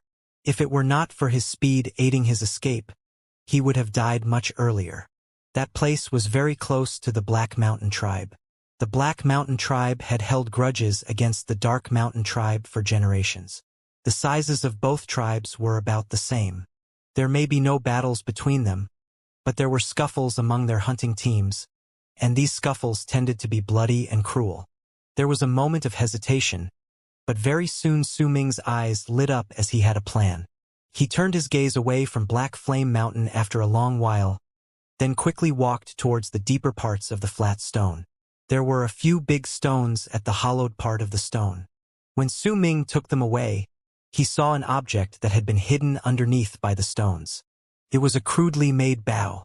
It may be crude, but the string of the bow, which was the size of a finger, was stretched tautly across the bow. Its power could be felt just by looking at it. Only hunters were allowed to possess bows within the Dark Mountain tribe. It was difficult for other tribe members to obtain one. Su Ming made the bow himself after he exchanged some materials with the herbs he collected. He did not take it back to the tribe but kept it here. This was a secret that only Lei Chen knew. As he held the bow, Su Ming's lit up brightly. He took out another 5 arrows from underneath the big stones. The arrowheads were made from stone, and Su Ming would usually polish the arrowheads so that they would remain sharp. He placed the 5 arrows on the basket over his back. Su Ming held the bow in his hand and whistled at the little monkey before pointing at the herbs he drew on the ground. The little monkey understood him, and grinned at him, displaying all its teeth before rushing forward in a red blur. Su Ming followed closely behind carefully. With just a few leaps, the man and the monkey disappeared from where they stood. If they were comparing their level of familiarity towards Dark Dragon Mountain, then Su Ming would never be able to compare with Xiaohong. Under Xiaohong's guidance, as the sun became a bright red and started to set, Su Ming's basket was filled with various medicinal herbs. There were about 7 or 8 types of herbs in the basket, and there were plenty for each type. These were all the herbs that Su Ming saw from the drawing, and even herbs that were similar to the drawings. He was unable to identify them completely. That was why he decided to take the herbs that bore similarities to the drawings as well. You mean there's another herb that looks alike here? It was almost twilight by this point. Su Ming and Xiaohong were standing in the forest near Black Flame Mountain. He was pointing at a patch of black mud on the ground before them, looking at Xiaohong. Xiaohong bobbed its head up and down, then gestured at Su Ming wildly before pointing at the setting sun in the sky.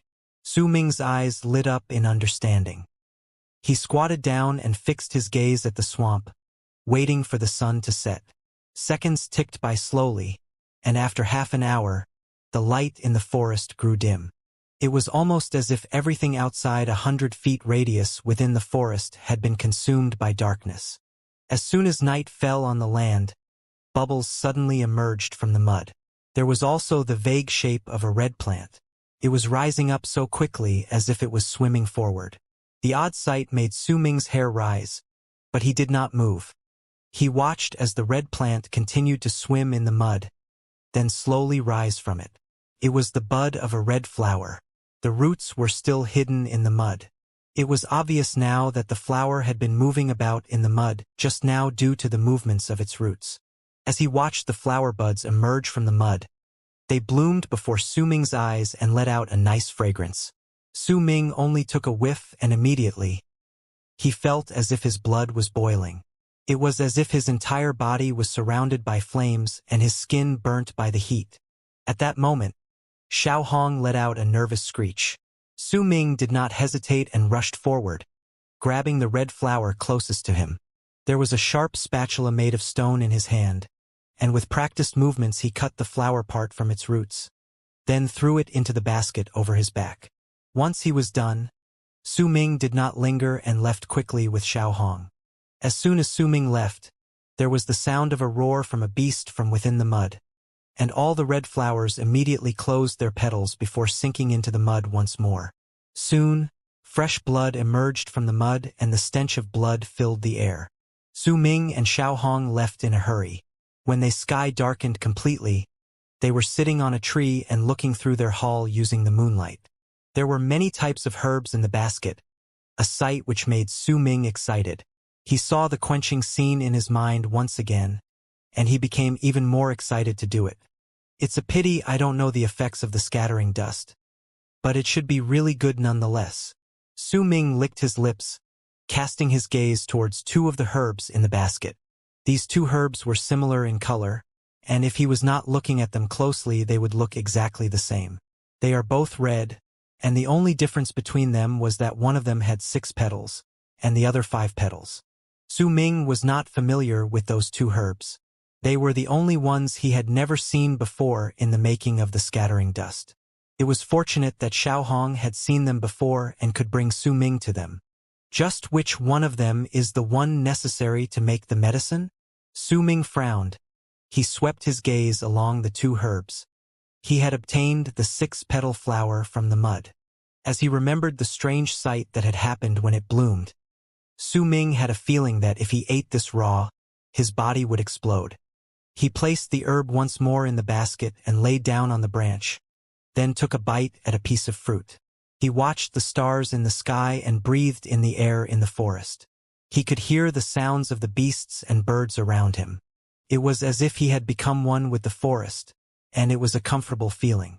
Xiao Hong was grooming itself by the side, its eyes warily surveying their surroundings. The man and the monkey spent the night on the tree just like that.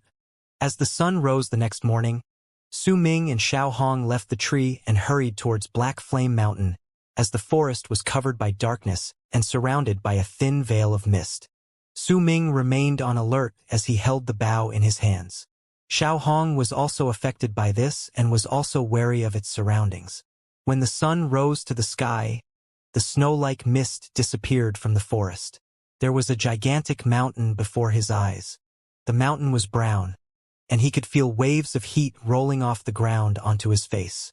He could even see puffs of black smoke rising into the air at the very top of the mountain. It was a sight to behold from afar. Black Flame Mountain, Su Ming muttered softly, then cast a wary eye at his surroundings before rushing up the mountain with no hesitation. He was already prepared before he came. There were a lot of heat-repellent herbs under his feet, and with their presence, Su Ming could climb to the top of the mountain without stopping. He may be climbing really quickly, but he remained alert, and his wariness only increased as he climbed further up. He did not know how long he took, but as he was halfway up the mountain, Xiao Hong let out a screech as he was about to continue upward.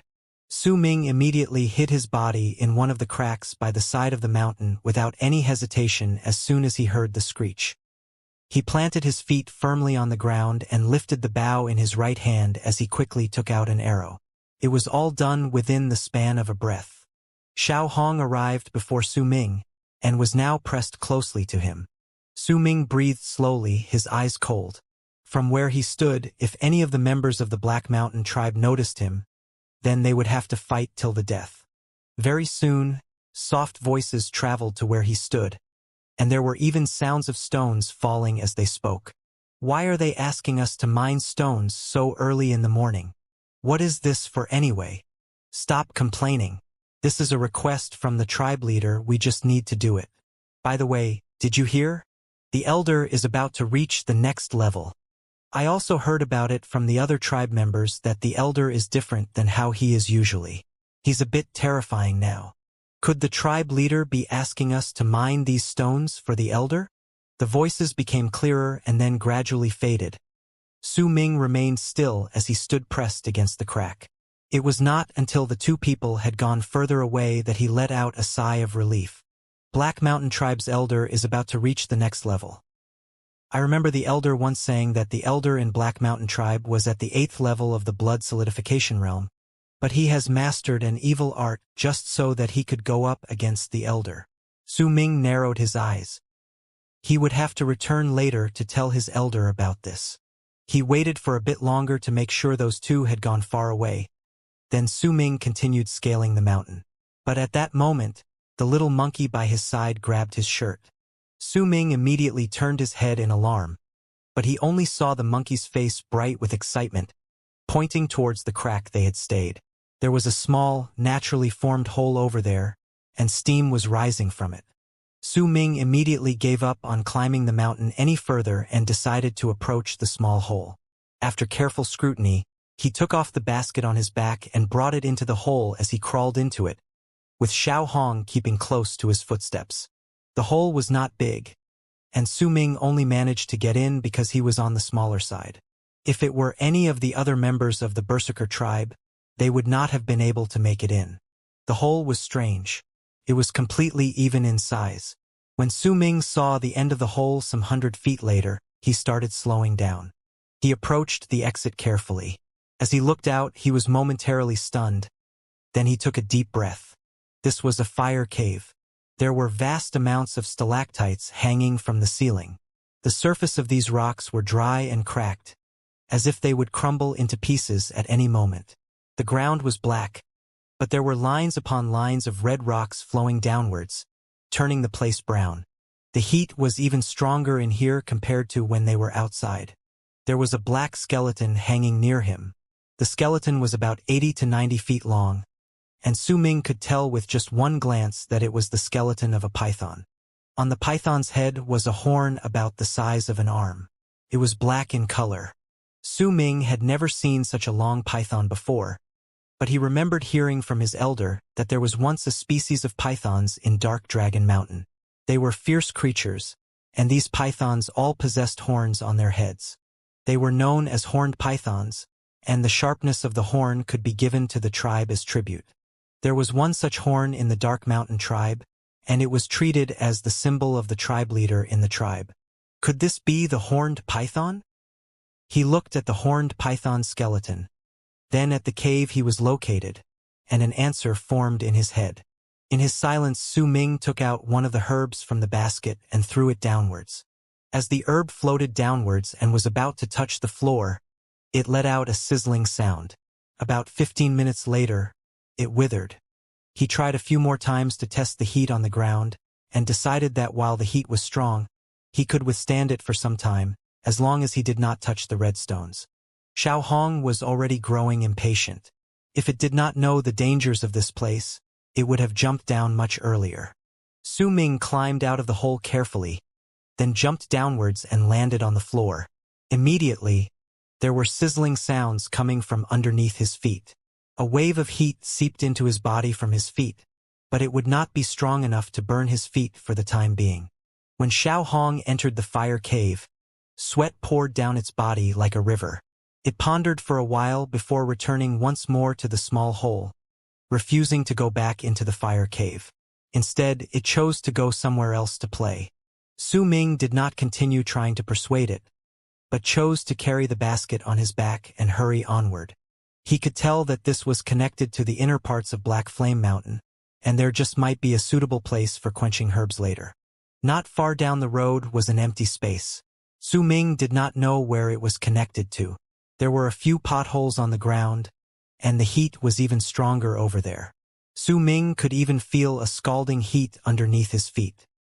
He was just about to step on the empty space after a brief moment of hesitation when he felt a strong wave of heat bursting forth.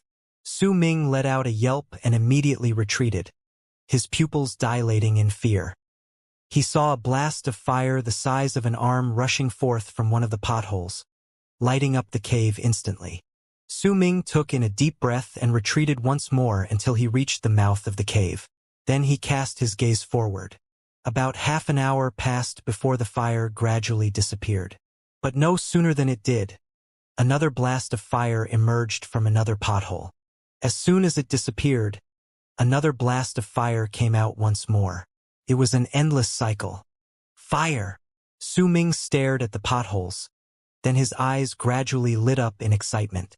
There is fire here, but they will appear only once in a while, and it's not a stable source of fire either. Once the excitement faded, Su Ming took a moment to gather his thoughts, feeling a little disappointed. No matter, I might be able to reach the deepest parts of the mountain through the peak of the mountain, and I might even find a better place which might be hidden here. If there's any danger, I can leave quickly as well. Very well. This will be my very first place to perform quenching. Su Ming's eyes were bright with excitement as he looked around. I have fire now, so the only thing I'm missing now is the barren cauldron. I'll make one myself. Su Ming then cast his gaze on the scattered rocks on the ground. These stones have been here for many years, but have not turned into ashes. They must be able to withstand a great amount of heat, so they should be able to be used for quenching. Su Ming scratched his head, then changed the herbs underneath his feet before jumping down once more. He chose a more suitable-looking piece of stone, then touched the surface after a brief moment of hesitation. It was not too hot, just a bit warm. Once he was certain of using the big stone as a material, Su Ming took out his own spatula. The spatula was extremely sharp and had been constantly polished by Su Ming himself. As he took up the spatula, he used every ounce of his strength and started cutting into the stone. It was an extremely dull process, but one Su Ming was already used to. There was no hesitation within his movements, but as he was cutting into the stone, a thought suddenly crossed his mind. He looked at the skull of the python, and especially at the horn on its skull. Su Ming went over quickly and looked at the skull for a moment. He gave a light knock at the skull, and when he did, there was a cracking sound, and the entire skeleton immediately turned into ashes. Only the black horn remained unscathed. I knew it. This horn is extraordinary. I was just wondering how the python came to this place. Su Ming picked up the horn and sliced it across the wall to his side. There was a crack following his motion, but the scene did not surprise Su Ming. But why did the horned python climb into this place? Su Ming did not understand, but he still took up the horn and went to the rock and started cutting into it. With the help of the horn, after a few hours, a stone stove that was almost similar to the barren cauldron in Su Ming's memories was born. Su Ming even made a lid for it to keep the heat from escaping from within the cauldron. Let's try it out first. Su Ming was excited. He pushed the barren cauldron to the potholes and forced himself to calm down as he waited. After a few hours, after numerous blasts of fire, fire finally emerged from the pothole near Su Ming. As soon as the fire erupted, Su Ming pushed the stone stove right on top of the erupting pothole. Su Ming was nervous. It all depended on whether the cauldron he made could withstand the heat now. Very soon, the cauldron became red and heat rolled off from its surface. There were even sizzling sounds, and Su Ming saw the surface of the cauldron cracking in multiple times. Su Ming felt his heart still, but when there were no signs of the stone crumbling, he gradually began to relax. 2 hours. There is only 2 hours each time. I don't think it's enough. Su Ming sank into his own thoughts. It can even be said that he was truly spending all his effort to make sure this quenching process would work. Then how about this? Su Ming took a few steps back. He may have a plan in his head, but he did not dare act recklessly.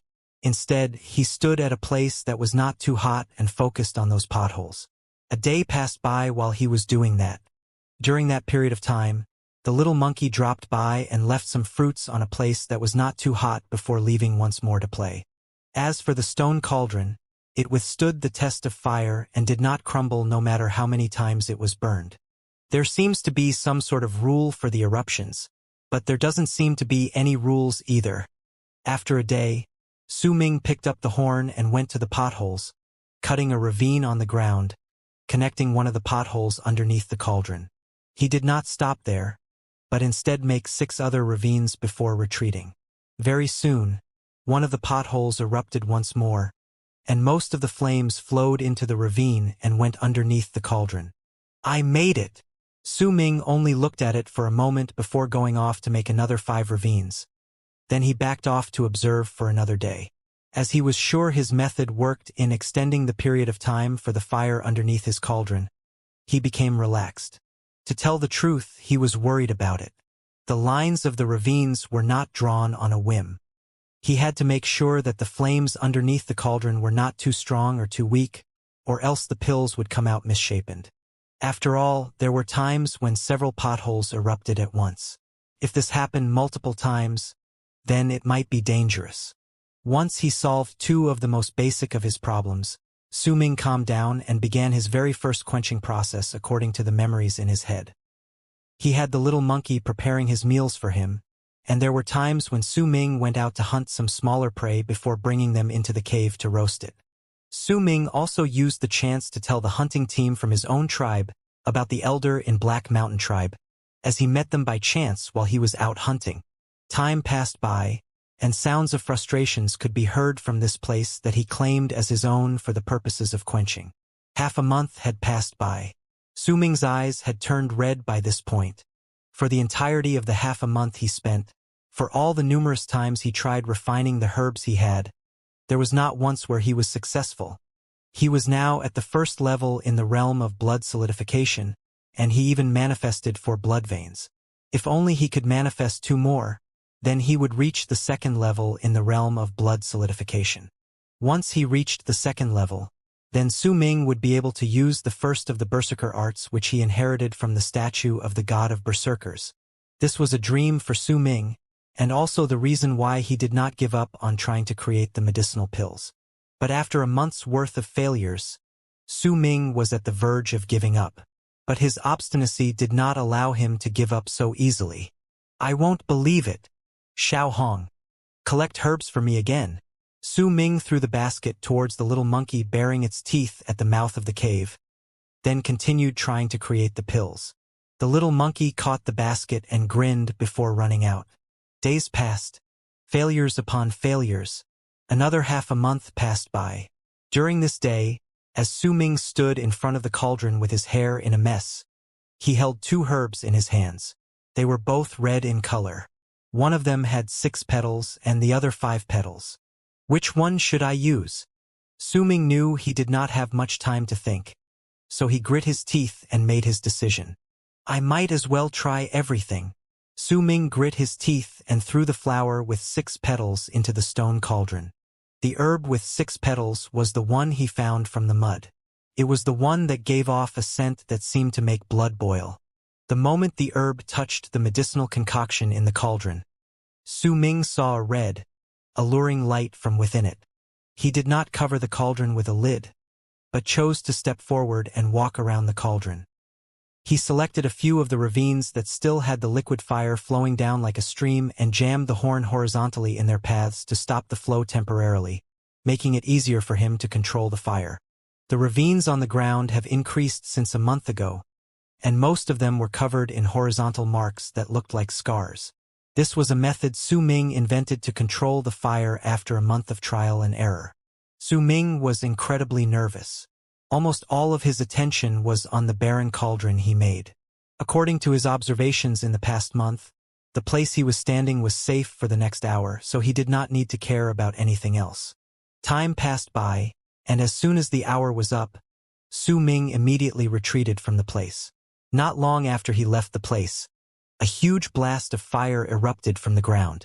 As the fire continued bursting forth, Su Ming was also sweating like a river as he stood not too far away from the source of the fire. But he kept his gaze on the cauldron. From the experience he had accumulated a month ago, he knew that there was still 14 to 18 hours left before he could see the results. During this time, he would need to adjust the strength of the flames according to the changes with the medicinal concoction, and he especially needed to put the lid on the cauldron at the final moments of making the medicine pills so that the heat within the cauldron will increase to incredible levels and the heat will gather to create the medicinal pills. He had been repeating this act numerous times in the past month. Could even be said that he was already used to it by now.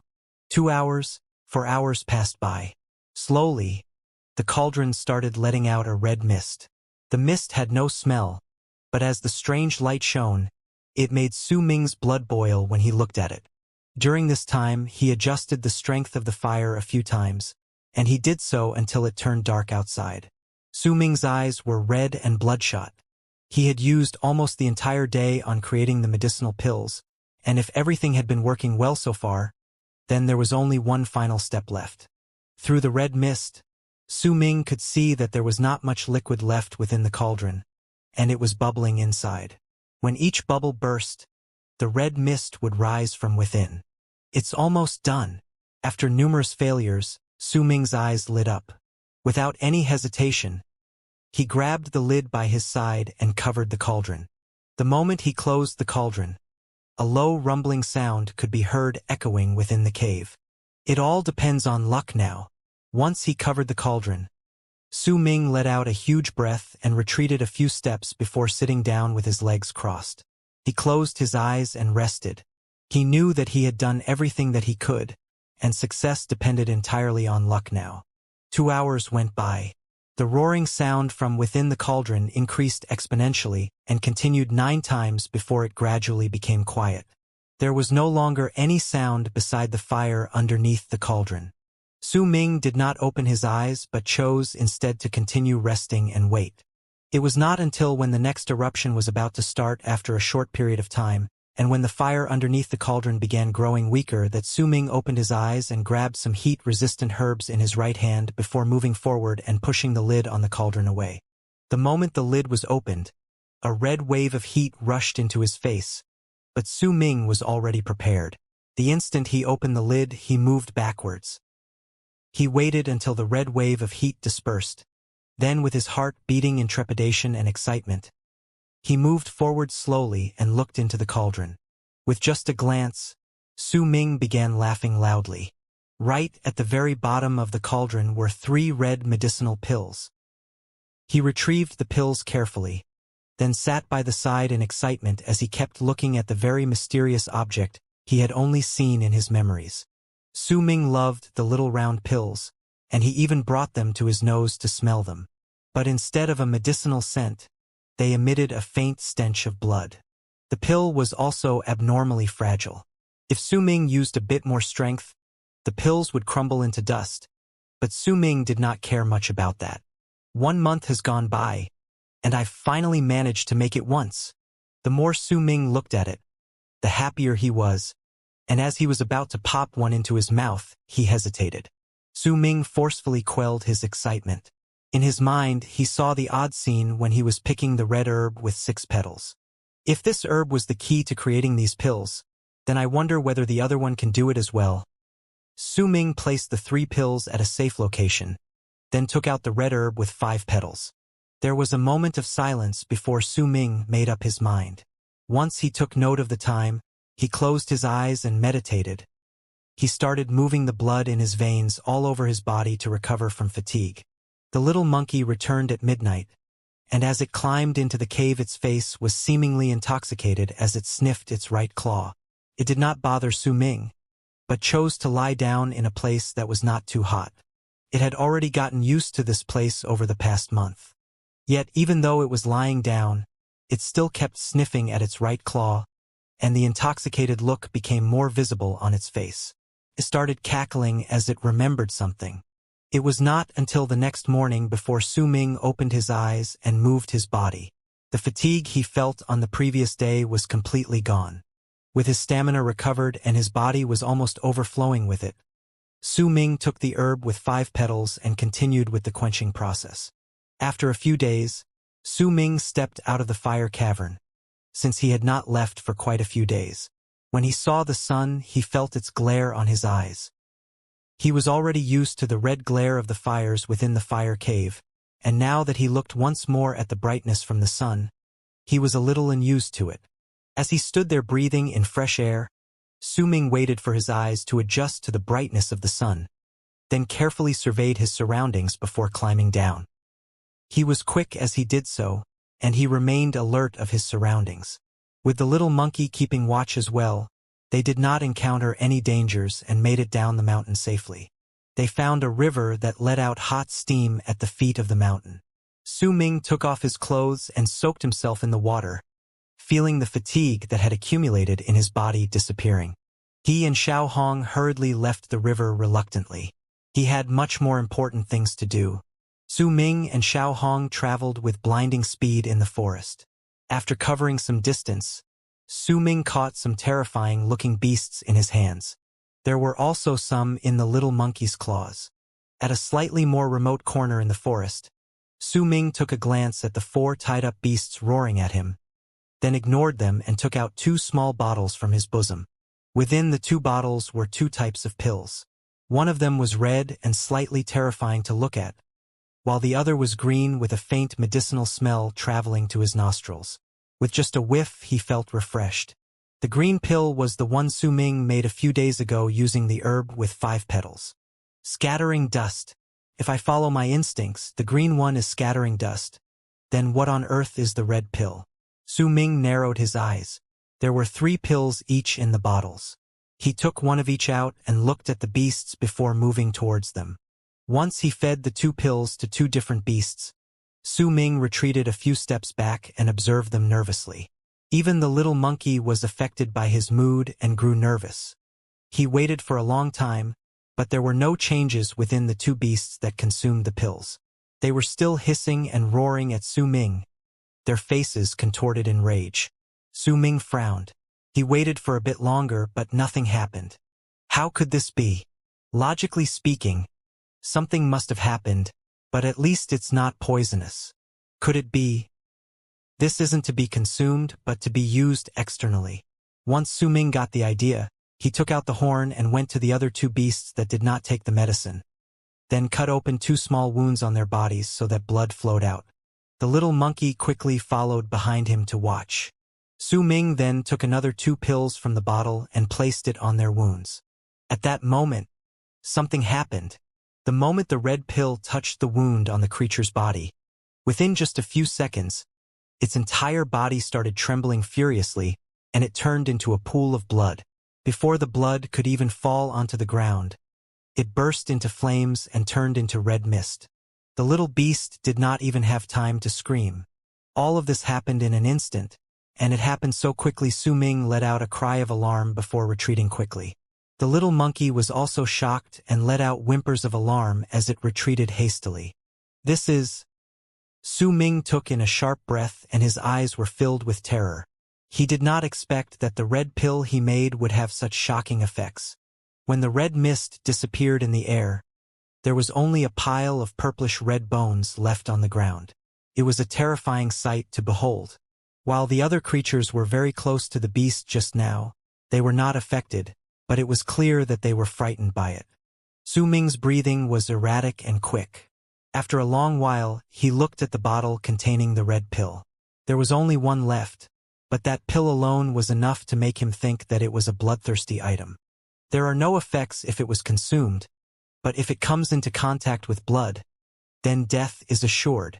Since I was the one who made this, then it will be named Scattering Blood, Su Ming murmured. He forced his fears to go away and put away the pill carefully. He had a feeling that this object could very well be used as a weapon in the future. Then this green pill should be the real scattering dust. Just what are its effects, though? Su Ming fell momentarily silent. Then his gaze fell upon the little beast that was still completely fine even though the pill had melted into its wound. Su Ming thought for a long time, but he still could not figure out the effects of the scattering dust. In the memories he obtained, he only acquired the methods to make the pills, not their effects. Su Ming only left the place with the slightest bit of hesitation when the sun was at its highest in the sky. They ran back to the place where he had performed the quenching. The little monkey did not stay long. It ran outside as soon as it came back to the cave. Su Ming felt the breeze on his skin as he leaned against the wall of the mountain. In his hands were the green pills, and he began thinking as he held them. Just what is its use? Neither consuming the pill nor applying it externally worked. He frowned. He finally managed to make the pills, but he could not determine their effects. It made Su Ming feel as if the past month had been a waste. He stared at the pills and made his decision. I'll just have to try it on my own. Let's see what happens once I swallow it. Su Ming was the decisive sort. Once he made a decision, he never hesitated. He quickly placed the scattering dust in his hand, into his mouth. The pill immediately melted once it touched his tongue. A strong medicinal taste filled his mouth and turned into a strong wave of heat that flowed into all parts of his body. It disappeared soon, however, and Su Ming did not feel much from it. Su Ming was stunned. He sat down hurriedly and meditated, trying to solidify the blood in his veins. However, it was to no avail. It was no different than before. He still felt that there was not enough blood in his body. He pulled at his hair, frustrated. This was the first time he truly felt that he had wasted the past month. Impossible. There must be some other use. Su Ming was disappointed, but he did not give up. Yet, no matter how much he pondered about it, he could not find any clues. The only thing he could do was sigh and laugh bitterly. After a while, the little monkey returned and approached Su Ming. It jumped around for a while before throwing some fruits in front of him, then leaving once more. Su Ming sighed. He was hungry, so he picked up one of the fruits and began thinking as he ate. 1, 2, 3. Before he knew it, Su Ming let out a burp and spat out the core. He stroked his belly and started thinking again. His gaze traveled to the fruits left on the ground, and just as he was about to look away, it struck him. I'm full. What? Su Ming stared at the fruits and immediately began counting the cores he spat on the ground. There were 15 in total. He felt that he had just come across something important. His heart pounded in excitement. I've always loved eating this fruit, and Xiaohong has always picked them for me.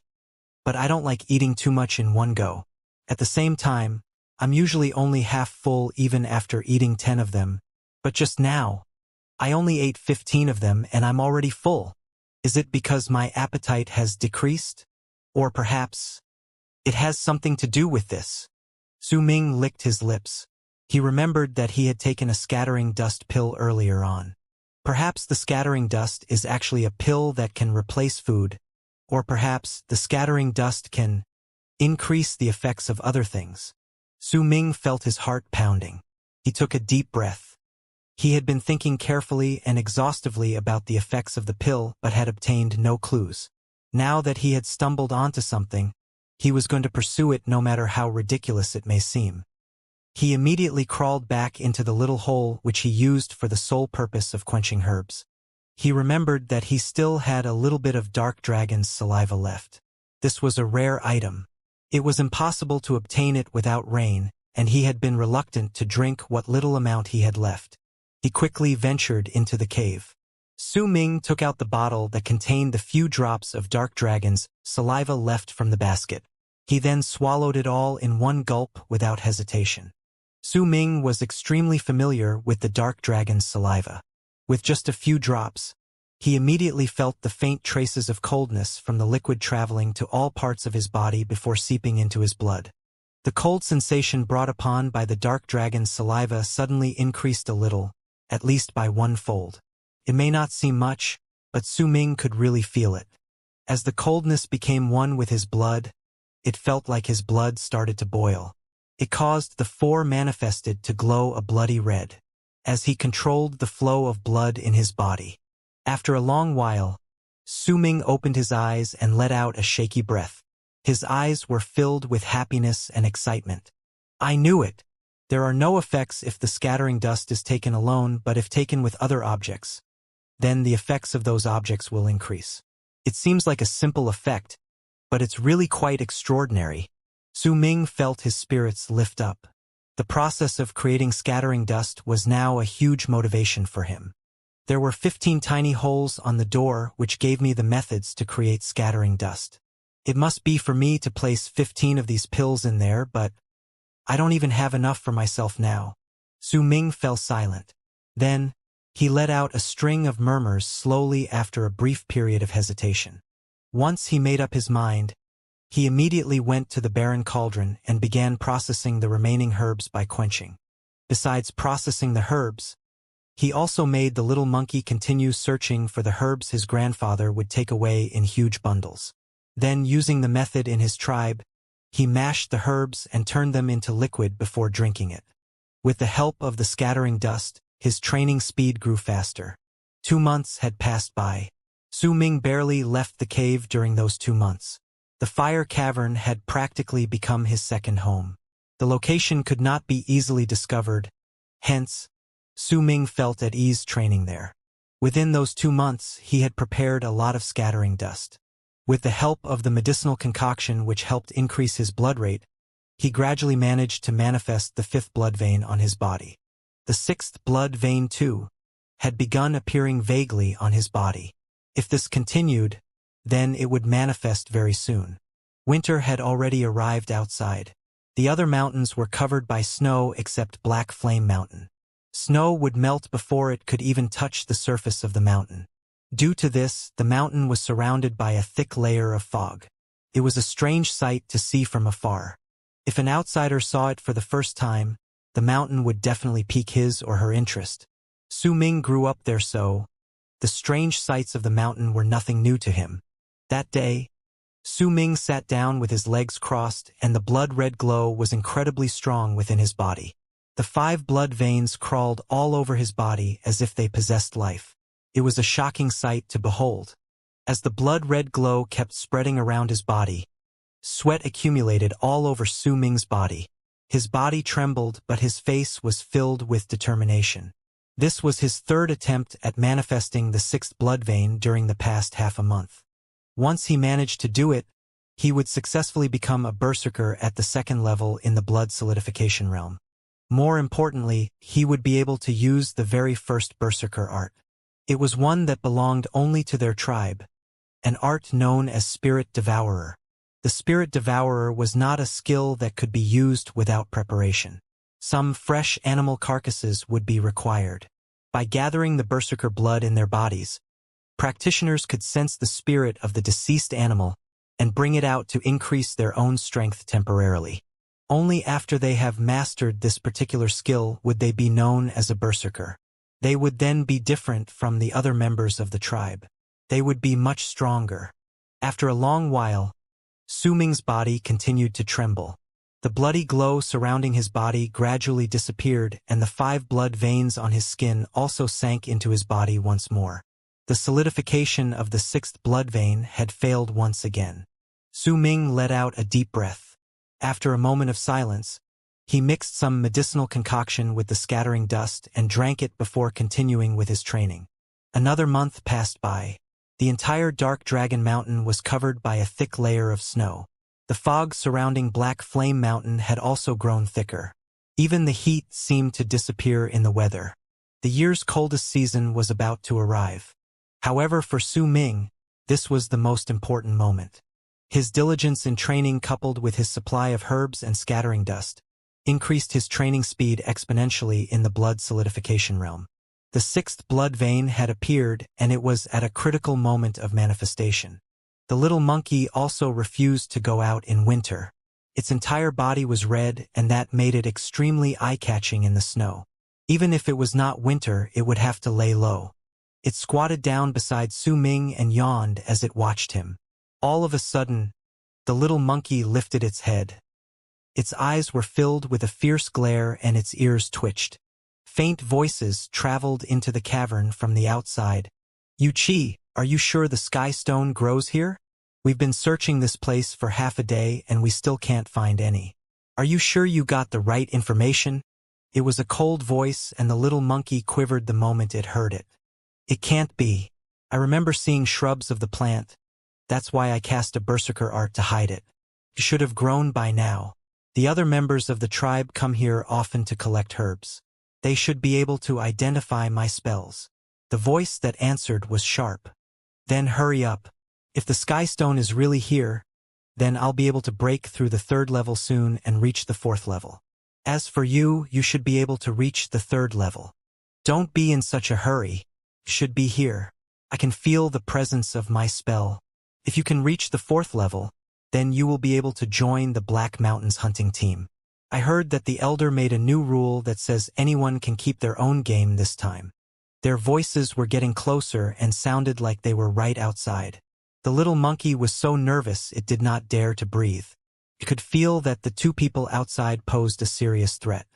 It turned back to look at Su Ming multiple times, but Su Ming still had his eyes shut. His body was trembling slightly and the bloody glow on his body was becoming stronger. The 6th blood vein seemed to show signs of complete manifestation as well.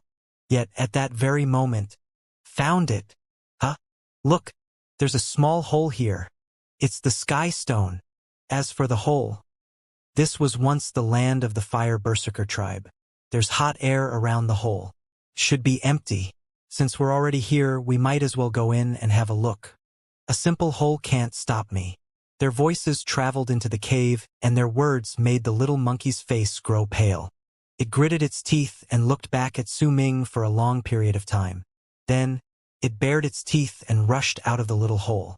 Immediately, sounds of delight could be heard from the outside. It's a fire ape and a baby at that, haha. This must be its refuge from the cold. Catch it. Its blood can help me replenish my blood. And I'll offer its fur to the elder. Mournful cries could be heard after that, and then the voices gradually disappeared. However, within the cave, Su Ming's face had contorted in anger, and he shook furiously. You asked for this? Su Ming lifted his head and roared in rage. The moment Su Ming lifted his head, his eyes were bloodshot. His entire body glowed madly with a blood-red light, and it lit the entire fire cavern. His entire body kept trembling. As the blood moved around his body, his heart pounded faster and faster as if it was going to break his chest. It only served to make his face even more twisted. He was at an important moment in his training, so he was unable to stop abruptly. Nonetheless, he knew and clearly heard everything that had happened earlier. He saw with his own eyes the little monkey running out to lure the 2 outsiders to protect him. Su Ming had never been that mad before.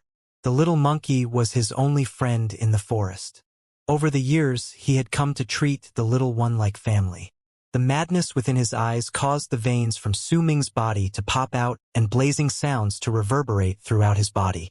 The 5 blood veins that manifested on his body were now giving off a piercing glow. Within the red glow was the 6th blood vein, which was on the verge of completely manifesting itself. It looked like it was on the verge of breaking out of its cocoon. This damned 2nd level, Su Ming roared. He had been gentle in his previous attempts. Even if he did not make it, there were no serious repercussions. However, the little monkey's life was now in danger, and Su Ming grew more anxious with every passing second. He gave everything he had and controlled the blood in his veins, forcing them to move in the way they should as a berserker practitioner. He focused all of his blood towards the 6th blood vein. There was a loud boom and Su Ming coughed up blood. His entire body trembled as his face turned pale. Such a reckless move was taboo for berserker practitioners. It was important for them to arrive at each new rank smoothly and steadily. They could not march forward recklessly. The booming sound was not as loud to the outside world, but Su Ming felt like the world had crashed in his head. The sound kept echoing itself. Damn it! Su Ming glared at the entrance to the cave. It was as if he could still see the little monkey's helplessness, fear, and resolution. There was no time for hesitation. Su Ming once again controlled the blood in his entire body and attempted to break through for the 2nd time. More blood came out of his mouth and trickled down his chin onto the floor. The third time, fourth time, fifth time. During his fifth attempt, Su Ming coughed out a huge mouthful of blood. His face became completely ashen, but on his face was also a strong intent to kill. With all that blood, Su Ming looked horrifying. He immediately picked himself up, and the moment he stood up, there was a loud bang within his body. The sixth blood vein had completely manifested itself. As the sixth blood vein formed completely, a totally different aura compared to the first level of the blood solidification realm erupted from within Su Ming's body. There was no wind, but the aura blew his hair, and the sixth blood vein moved rapidly on his skin as if it was alive. It was the second level of the blood solidification realm. Without waiting for his body to get used to the second level, Su Ming ran at a speed faster than he previously could by one-fold. He grabbed a bow and horn by the side, and in a blink of an eye he disappeared. He quickly crawled out of the small hole. When he arrived outside, it was snowing heavily and the sun was about to set. It was already dusk outside. One of them is a second level in the blood solidification realm, the other in the third level. Su Ming's eyes were bloodshot and cold. No matter how strong his enemies were, Su Ming felt no fear. He only felt a strong urge to kill. He had already forgotten what fear felt like. The moment the little monkey was captured, the two berserkers from Black Mountain tribe became his mortal enemies. Su Ming would have to be dead if they did not die by his hands. It did not matter if he was rushing into fire. It had nothing to do with recklessness. Instead, it was a matter of survival. If the fire did not cease to burn, he would be burnt to ashes. Su Ming did not hesitate. He ran forward at full speed. He was a member of the Berserker tribe. He had been playing and collecting herbs around the mountains since he was young. He was familiar with these parts of the land and was even better at tracking for answers around the place. As he ran, he kept his eyes on the ground. He wiped the blood away from the corners of his mouth and his hands. After a while, he saw some messy-looking tracks on the dried leaves ahead. He grabbed some broken twigs and looked at them. The killing intent in his eyes grew even stronger. He threw away the twigs and changed his direction. Su Ming continued to run at full speed and maximized his body's full potential. On the way, he found a lot other traces and even a pool of blood. There were some traces of red fur in the pool of blood. It was the little monkeys. However, the blood was already beginning to dry up. A clear sign that the two people caught the little monkey there and had left for quite some time. I can't catch up. Su Ming's eyes darkened. He clenched his fists, his eyes filled with anger. They're from the Black Mountain tribe, so surely they'll return to their tribe, if that's the case. There's still a shortcut from here to the Black Mountain tribe. Su Ming turned around and leapt forward, lithely disappearing into the snow-covered forest. Faster! Su Ming ran ahead quickly like he was flying through the forest. Yet he still felt his speed was too slow. As he traveled, he left his footprints on the snow. Just as he was about to take another leap forward, the snow before him flew up from the ground. A small creature that looked like a fox but was entirely covered in white fur and had the horns of a deer leapt from the snow. The speed was so quick it almost reached Su Ming in an instant. Mink raccoon! Su Ming did not slow down. When the little creature jumped out from its hiding place, he swung his right fist towards it. Previously, Su Ming's strength would not have been enough to kill a wild beast with just one punch. However, he was now a berserker in the second level of the blood solidification realm. He already had 6 blood veins manifested, and he was controlled by an almost boundless amount of bloodlust. This caused not just his speed but also his strength to increase exponentially. The punch landed squarely on the mink raccoon's body and it let out a cry. It narrowed its eyes, wanting to change its course midair, but Su Ming rushed forward and cut the creature apart with the horn in his left hand. He had equipped himself with it sometime during the encounter. Fresh blood poured out of its wounds. The little creature struggled and cried in the snow. Its blood stained the snow a bloody shade of crimson. It was a clean cut. Su Ming looked at the dead mink raccoon and lowered his body. He raised his right hand as he took in a deep breath. After that, he began controlling his blood. His body emitted a red light as if it had fused together with the blood on the ground. The 6 blood veins manifested themselves on Su Ming's body. He placed his right hand slowly on the dead creature and a strange glow appeared in his eyes. One of the blood veins on his body began to twist around oddly as if it came to life. It crawled along his right arm to his palm and into the little creature's body. Suddenly, the dead carcass began shaking. Its fur fell off and its body began withering rapidly. Within the blink of an eye, it turned into bones. At the same moment, wisps of white mist rose from its body to create an image of its former self. But it was a vague image, like it would disappear as soon as the wind blew. This was the first time Su Ming had cast the Spirit Devourer. According to the information he obtained about the spell, he would usually need to refine the spirit first before devouring it. However, Su Ming did not have the time. He opened his mouth and breathed in the spirit form of the mink raccoon. Su Ming's body trembled. He could feel that he had just obtained additional strength, but it was also rapidly disappearing. It would not be long before it disappeared completely and his strength would return to normal. Su Ming did not linger. He immediately rushed forth. This time, his speed was slightly faster than before and it was increasing.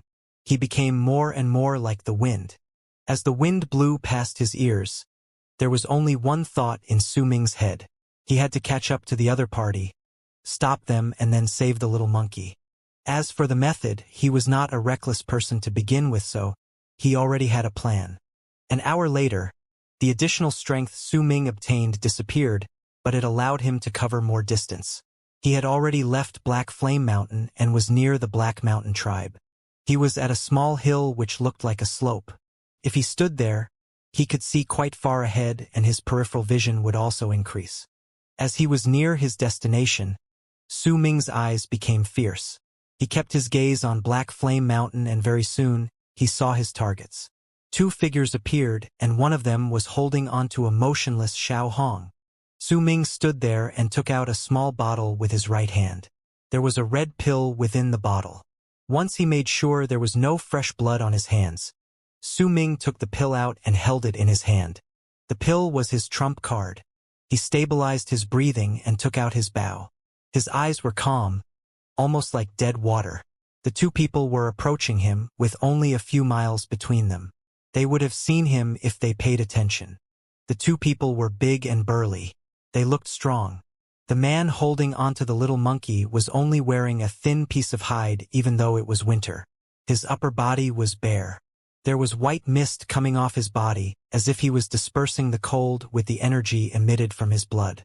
Su Ming only cast him a glance before focusing on the other person. He was also big in build with several long spears slung over his back. He was slightly shorter than his companion. However, Su Ming could feel that his chi was much stronger than his companion and much stronger than his own. This person was powerful. Su Ming narrowed his eyes and lifted his bow before pointing it towards the second man. Just as Su Ming looked at the person, the man also saw Su Ming. His eyes became cold and fierce. It's a berserker from another tribe and he's alone. Judging by his chi, he should only be at the 2nd level of the blood solidification realm. It'll be easy to kill him. We're also near the tribe and we're going up 2 against 1. There's no need for us to be afraid of him. Nevertheless, since this person has come to challenge us, he must have some tricks up his sleeve. But with my power as a 3rd-level berserker, it'll be fine. The slightly shorter 3rd-level berserker from the Black Mountain tribe smiled fiercely. He was not at all worried about Su Ming. In his view, the difference between them was too big. Su Ming was also frail-looking, so he did not look as if he posed a threat. More importantly, besides the Windstream tribe, if any of the Black Mountain tribe members saw a person from another tribe wandering around alone, they would definitely kill the person without mercy. There was no room for negotiation. This was a world where the strong preyed on the weak. If Xiao Hong had not ventured out to lure them away, they would have entered the cave, killed Su Ming and taken his head back to the tribe for rewards. "Yu Qi, I'll kill him. Wait here." As he spoke, the big man leapt forward like a tiger, closing the gap between him and Su Ming in just a few breaths. Yu Qi, the man holding onto the little monkey, did not object. He knew that if he killed a berserker from another tribe and brought his head back to the tribe, he would receive rewards. However, he did not dare snatch away his companion's achievements. It's fine. That man is also at the second level like me. If we fight, then we'll be wasting some time. If he goes, then he'll definitely be able to kill him. Maybe I'll even get to share some of his rewards. To Yu Qi, this was a meaningless battle. His eyes were filled with a cruel anticipation, as if he could see what would happen next. He was getting excited by the prospect of spilling blood. The third-level berserker who was getting nearer to Su Ming also had a similar thought. He jumped forward and quickly closed the distance. Very soon, there was not even 1,000 feet between them. 800 feet, 700 feet, and then 600 feet. As he got closer, the man saw Su Ming's face clearly. He let out a roar as he grinned fiercely. His roar alone caused the snow around him to quake and toss into the air. They exploded in a loud bang, creating a layer of white mist which blinded their sights. At that moment, the man grabbed a long spear from his back with his right hand. He threw it with all his strength at Su Ming, who was standing more than 600 feet away from him. A sharp and piercing sound sliced through the air. Su Ming felt a sharp and fierce aura coming straight at him. Without thinking, he stepped aside and a whistling sound whipped by his ear. The long spear flew past and just missed him by a hair's breadth. The man did not approach to check his kill once he threw the spear. Instead, dark wisps of air surrounded his legs, increasing his traveling speed instantly by a dozenfold. Very soon the distance between them was cut down from 600 feet to 300 feet. Die! The man raised his right hand and took out a second spear. Just as he was about to throw it, the mist created by snow scattered. This allowed some of Su Ming's field of vision to return. As it did, an arrow pierced through the snow and rushed towards the man like a flash of lightning. The man laughed. He raised the spear in his right hand and knocked down the arrow easily. With a crash, the arrow broke into pieces. However, at the same time, whistling sounds whipped through the air again and another 3 arrows came straight towards him. The arrows were too quick and the angle at which they traveled made it extremely difficult to dodge. It was becoming problematic for him. It made the man frown, but he still scoffed at them and let out a huge blast of dark air underneath his feet. It quickly surrounded his entire body like mist. As the 3 arrows approached him, they melted into a pool of black water when they touched the black mist. Even so, much of the black mist had dispersed, causing the man's body to be exposed. You're only at the second level of the blood solidification realm and you dare oppose me? The man took a leap and the distance between them had shortened again, and this time to 200 feet. Su Ming's face was pale but he held his ground. There were no traces of anxiety within his eyes, just the same chilling calmness. He took out a few more arrows and fired them rapidly at the man. Once, twice, thrice, and with incredible speed, he fired 5 arrows in succession. The 5 arrows practically formed a straight line and the whistling sound they caused as they sliced through the air made it seem as if they had a lot of power. They reached the man almost immediately. When he saw it, he frowned slightly. In their tribe, there were few who could use bows like that. The 5 connected. The man raised the spear in his right hand and swung it against the first arrow. There was a loud crash and the spear broke along with the first arrow. The second arrow followed quickly. The man let out a low growl and made the black mist surround his body, causing the second arrow to melt as they touched it. The third arrow approached like lightning, but the man dodged it by stepping aside. He was quickly chased by the 4th arrow. The man growled and clenched his right fist with a fierce expression. Then he swung it at the arrow. As the arrow broke, a wound appeared on his right hand. At that moment, the 5th arrow followed closely like a shadow. The man wanted to dodge it, but the arrow managed to leave behind a wound on his shoulder as it whistled by him. Fresh blood immediately poured out of his wound. "I will tear your head off from your shoulders." The man was not seriously wounded. He only had small wounds and they were considered inconsequential to the members of the Berserker tribe. However, to the man it was different. He grinned fiercely and traveled another 100 feet closer to Su Ming. He was already victorious. This was a battle that posed no danger to him. He was at most only slightly bothered by the arrows. As for Wuxia, he licked his lips from where he stood.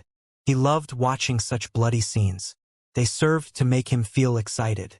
Just as the man was about to take another step, Su Ming approached him.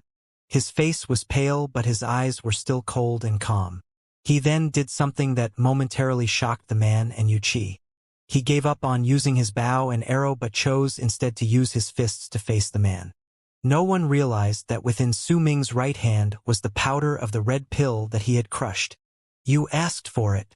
The man continued, closing their distance, and within the blink of an eye, they were only dozens of feet away from each other. Then it turned into 30 feet, 20 feet, and 10 feet. The man gathered all the power of his chi in his right fist and swung it against Su Ming's head. If he had hit it, Su Ming would have undoubtedly died. But right at that moment, Su Ming lifted his head. The coldness in his eyes was gone, and it was replaced with a terrifying killing intent. The strong desire to kill even stunned the man. It was already too late. Just as Su Ming lifted his head, he swung his right hand at the man, and as he did so, the red powder spread in the air. Some of them landed on the man's wound on his right fist, while some landed on his shoulder wound. The man trembled slightly, but there were no blood-curdling screams, no struggles. Right before Su Ming's eyes, he turned into red mist and disappeared into thin air. It was as if he was boiled alive and erased by the laws of nature. A pile of bones without any flesh were all that was left on the ground. When the wind blew past, they crumbled into dust. Among the bone fragments was a strange herb that was black and white in color. It emitted a soft and dim glow. The sudden turn of events stunned Wuxia, who was standing nearby. He could not accept it. He could not even believe what he just saw. His gaze was empty due to the shock. Then, he saw the fragile-looking boy turn and look at him with cold eyes and an equally cold countenance. He watched as the boy sped towards him. "The fire ape's carcass will be a great supplement. I want it," Su Ming suddenly said as he approached Wuxia. Wuxia shivered. As he snapped out of his stupor, he found that he was drenched in cold sweat. Su Ming's words also made him realize that he had forgotten to use the monkey as a hostage. He concluded that Su Ming came just to snatch the monkey away. The moment the idea struck him, he immediately escaped. He still could not fathom how and why his companion died. The chilling sight of his death made him so terrified. He could not accept it. "You're fallen. You're a fallen berserker," Wuxia screeched as his face turned pale. He was completely overcome by terror. He could not accept it. He was so terrified that his legs were shaking. He did not dare to face Su Ming and thus used up every ounce of his strength to escape. Su Ming was blocking the way back to the Black Mountain tribe, so Wuxia could not go back. He could only run towards Black Flame Mountain. Su Ming was about to give chase when he was suddenly hit by a wave of dizziness. He felt like he was completely drained. He shook his head and forced himself to concentrate. He cast a glance at the pile of bones on the ground. This was the first time he had killed someone, but it was not the time for hesitation. He had no choice but to give chase. He quickly cleaned up the place and picked up whatever usable arrows were left. After that, he took away the strange-looking herb from the pile of bones. Su Ming gazed at the direction Wuxia ran off to, and his eyes filled with killing intent once more. "Xiao Hong is still in his hands. I've already killed one of them. So, I might as well kill the other, then the land which I used for quenching will never be found." Su Ming gritted his teeth to bear with the fatigue and chased after him. The two of them ran into the forest. Wuxia did not even dare look back to see Su Ming. He chose instead to concentrate on fleeing, trying to widen the distance between them. Despite this, if they were to compare their level of familiarity with Dark Dragon Mountain, he could not compare with Su Ming. Besides, his speed was also still inferior to Su Ming's. He may have had a head start, but very soon Su Ming started to catch up to him with all the tracks he left behind. Su Ming gritted his teeth to bear with the fatigue. He kept his gaze focused on the man from the Black Mountain tribe. He knew that the man was scared by his actions. That was why he did not dare engage in battle. It was all part of Su Ming's plans. With the scattering blood, He could kill a person in the blink of an eye and also stun others who saw it. After all, it was something that most people had never seen before. As such, it would terrify them. Su Ming did not chase after him too closely. However, he was constantly blocked by some obstacles along the way, causing the gap to widen every time he was just about to catch up and pounce on the man. Not long after, the obstacles started to make Su Ming hesitate. There was a saying that went like this: if you only have fighting spirit but no physical abilities to support it, in the end, you will still lose. Su Ming had been learning under the elder since he was young. The elder had a lot of scrolls in his house and Su Ming had read almost all of them. There was a lot of knowledge there and he always wanted more. The wisdom left behind by his ancestors had made their way into Su Ming's head gradually as time passed by. However, they never had a chance to shine. As Su Ming was in pursuit of someone's life, the little bits of wisdom that had been residing in his head began to surface. Wuxia was feeling extremely anxious. He originally thought that he could not escape and had made up his mind to give it his all in an attack of desperation. Yet right before his eyes, he saw the distance between them increasing. Then, just as he thought he could escape, the distance between them closed once more and this process kept repeating itself. After this happened a few times, he no longer had any desire to give it his all for a fight to the death. It was hard for him to get into that state of mind anymore. However, in Su Ming's eyes, the berserker from the Black Mountain tribe was just a prey, and a terrified prey at that. As soon as he started feeling the slightest bit of hope, he could slowly tear him apart. Su Ming used this method to wear down Wuxia's confidence and courage. As the pursuit continued, he would widen the gap and let the other man have the illusion of safety. Su Ming vaguely remembered one of the scrolls saying that once the prey went through a long period of time switching between the state of anxiety and relaxation, its fatigue and suffering would increase exponentially. That sort of torture was enough to destroy one's soul. Su Ming only understood the logic behind it the last time, but when he was giving chase, he slowly began to fully comprehend. The knowledge he had obtained slowly became instincts. He did not even need to do it on purpose. His body moved on its own and brought him the results that he wanted. That day marked the first time Su Ming killed someone and the first time he hunted a human for the purpose of killing him. It was the first time in his life that he was experiencing a change in his personality. Wuxia, on the other hand, was the only person who would experience the process of Su Ming change. Wuxia could feel it clearly, but he did not know what caused the change. He only felt his confidence and courage diminishing after the strange scene of his companion's death.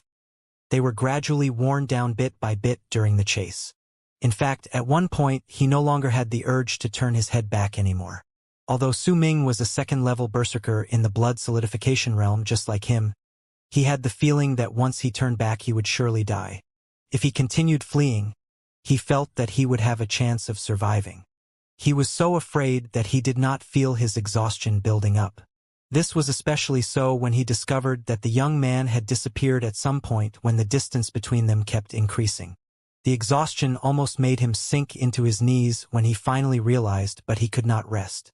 He chose instead to grit his teeth and persevere. Unfortunately, this did not last long. When he saw Su Ming's silhouette appear at the corner of his eye again, the exhaustion he felt immediately increased by tenfold. It almost drove Wuxia mad. He's a fallen berserker. He's definitely a fallen berserker. Wuxia felt himself trembling in fear. As he was escaping, he came to a junction. If he turned left, he would have gone into the deeper parts of the forest and left Black Flame Mountain. If he turned right, he would have gone around Black Flame Mountain and gone back to the Black Mountain tribe. Su Ming had known about that junction for a long time. He narrowed his eyes and ignored his own fatigue. He focused all of his energy to his feet, increasing his speed by one explosive burst. He did not give chase, choosing instead to cut through the forest and approach the right turning at the junction. It was clear that he had predicted Wuxia's choice to travel right. That was why he chose to turn right and close the distance between them. As he rushed forward, Su Ming brought out his bow and shot a few arrows at the direction of the right turning. As the arrows whistled through the air, all of them hit the trees on the right path. The arrowheads buried their way into the stumps and their fletchings even hummed as they vibrated in the air. The humming sound seemed to possess some sort of strange force. As the sound traveled into Yu Qi's ears, he hesitated. Su Ming pursued Yu Qi at full speed once more and attacked with his bow again. Yu Qi let out a hysterical cry and was about to turn right when Su Ming suddenly increased his speed, giving Yu Qi a false impression. He had a feeling that if he ran to the right, Su Ming would most definitely catch up to him. If he escaped to the left, he would then be able to widen the distance between them because Su Ming made the wrong decision. He could still hear the humming sound from the arrows. Yu Qi gritted his teeth and changed his direction, turning left instead. Very soon, he disappeared into the forest. A frightening look crossed Su Ming's eyes amid the fatigue, and his lips curled up in a cold smile. Quickly, he pulled out the arrows from the trees and continued pursuing the man from the Black Mountain tribe. If you can control the direction of your enemy's escape, then you can control his body, Su Ming murmured. He remembered reading these words somewhere in one of the beast skin scrolls. He was not able to understand them before, but now he understood what they meant. As he gave chase, time passed by slowly. Very soon, night came and the moon rose up high in the sky. As the moonlight touched the snow on the ground, it reflected a white light which illuminated the forest in a silvery gleam even though it was night time. During the chase, Su Ming had already changed Yu Qi's course of escape 3 times, gradually controlling the other man's body to run in the direction he wanted. He touched the unconscious little monkey lying against his bosom, a gentle expression appearing in his tired and bloodshot eyes. Yu Qi had thrown the little monkey away in the opposite direction during the first time Su Ming forced him to change his course. However, because of that, the distance between them increased. Throwing away the little monkey had worked out for Yu Qi. Su Ming immediately ran towards the little monkey, causing Yu Qi to let out a sigh of relief and his speed increased. In spite of that, it did not last long. Soon after, Yu Qi noticed arrows upon arrows whistling by his side, all coming from behind. This again almost drove Yu Qi mad. The stars in the sky shone brightly like eyes that were looking at the chase in the forest. Yu Qi was already exhausted. His footsteps faltered, but what he felt physically was inconsequential. What mattered most was his mental state. It was already broken. He regretted it. He regretted discovering the little hole. He regretted chasing after the fire ape. All of this would not have happened if he had not done any of it. Before him, there was a forest filled with a variety of plants. Even though it was winter, he still could not see into the deeper parts of the forest. When Yu Qi was still hesitating and contemplating on going into the forest, Su Ming's silhouette appeared at the edge of the forest. He stood there, breathing heavily. Huge amounts of white mist flowed out from his mouth and his eyes were laden with steely coldness. He did not immediately give chase but chose to wait. This place will be the burial ground I give you. If you can step out of here alive even with such exhaustion, you can count yourself extremely lucky. Su Ming's muttered once his breathing began to even out. Just as he finished speaking, a terrifying cry traveled across the forest in the quiet of the night. The cry echoed in the forest, causing a shiver to travel down the spines of all who heard it. After a while, the cry gradually grew weaker before finally turning into a faint moan. Su Ming walked towards the direction of the voice in solemn silence. He walked into the forest slowly with each step carefully calculated. Every time he took a few steps forward, he would look around before choosing to either retreat, go around a certain place, or leap forward. It was the hunting spot for the Dark Mountain tribe. That area of the forest was filled with traps, and the locations of the traps were unknown to all except the members of the Dark Mountain tribe. Even Su Ming only knew the locations of most of the traps, not all of them. If Yu Qi had been in perfect condition when he went in, he might have been able to get out alive. However, due to the condition he was in, he sealed his fate once he stepped into the place. It was the same as stepping into his own death trap. Su Ming walked forward carefully. The moans gradually became weaker as they traveled to his ears. As Su Ming walked forward slowly, he saw that Yu Qi was impaled to a tree by a line of sharpened and thick wooden spikes, the size of adult men. His entire body was drenched in his own blood, but he was not dead yet. He was still shivering and moaning weakly. Su Ming stepped forward quietly, and once he was by Yu Qi's side, he looked at him. After a long while, he took out his horn and sliced Yu Qi's throat. Yu Qi struggled furiously for a few moments before breathing his last. Before his eyes lost their life, they were focused on Su Ming and filled with hatred. Su Ming was silent. He cut through the trap's ropes and took away whatever remained on Yu Qi's corpse. He brought out the small amount of scattering blood powder he had left and turned the corpse into a pile of bones. He then turned it into dust by touching it. He turned around silently and walked out of the forest. Once he was out, he looked at the moon in the sky with uncertainty in his gaze. It was the second time he killed someone. He could not describe how he felt. There was nervousness, fear, uncertainty. After a long while, he let out a sigh. The Black Mountain tribe was from the same denomination as the Dark Mountain tribe, but after so many years, they had turned into mortal enemies. If one of the tribes became stronger, the other would have been faced with the threat of being massacred.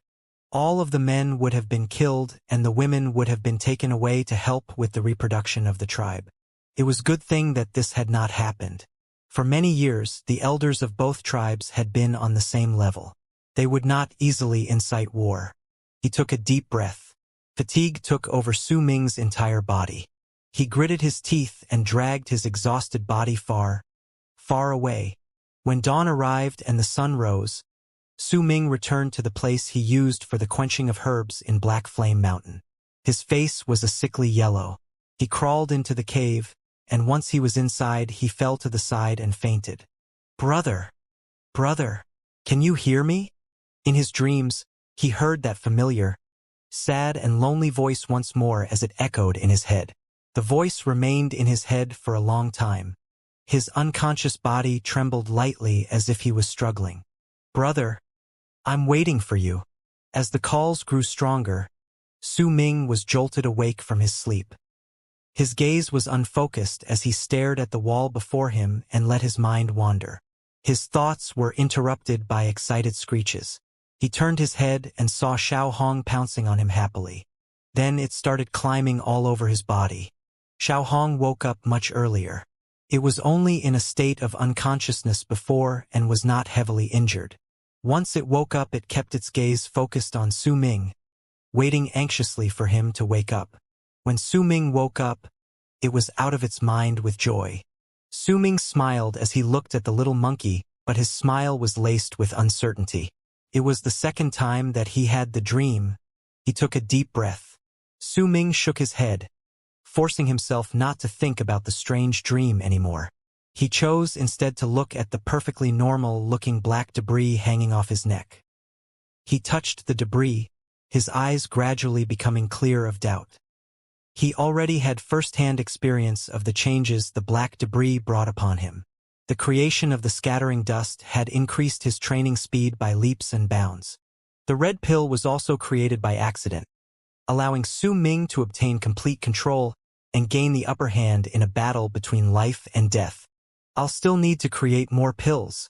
I saw a door at that strange place, but there were 15 small holes on the door. I did not have enough pills last time, that's why I was hesitating.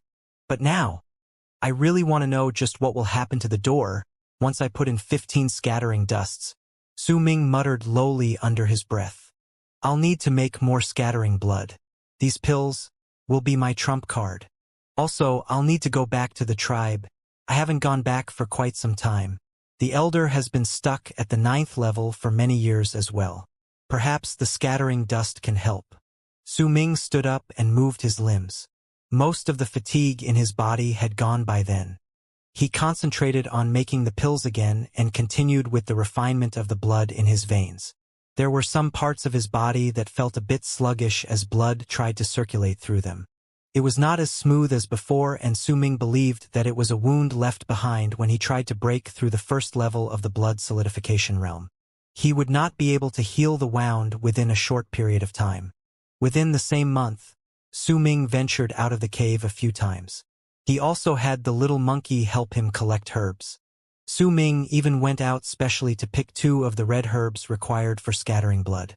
He wanted to pick more, but sensing danger, he decided not to be greedy. Using the vast amounts of herbs he collected, Su Ming began refining his qi and his blood, while also using the herbs to create the medicinal pills he wanted the past month. The muffled sounds of pills being created echoed throughout the cave. It was a month later and the sky was still dark with only faint traces of light. Su Ming gave the little monkey a few instructions and left the mountain alone. Then he disappeared into the forest. Su Ming, who had arrived at the second level of the blood solidification realm, traveled quickly within the forest. He ran across the icy plains like a flash of light. Before noon, he had already left the forest and was outside the dark mountain tribe settlement. As he looked at the settlement, a smile appeared across his face. I haven't been back for quite some time. Su Ming walked towards it. Everything was normal. Many children were playing around and some of the tribe members were sparring against each other. Su Ming's return attracted some of the tribe members' attention. He had been gone for a long time after all. They came out and greeted him with smiles on their faces. Su Ming, you're finally back. Where did you go?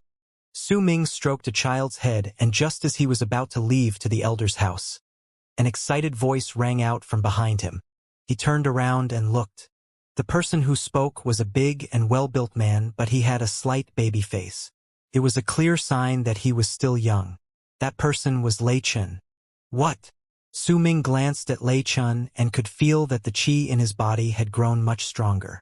The aura he felt from Lei Chun was actually quite similar to the berserker he killed using scattering blood. You almost broke through the fourth level of the blood solidification realm? Su Ming asked, surprised.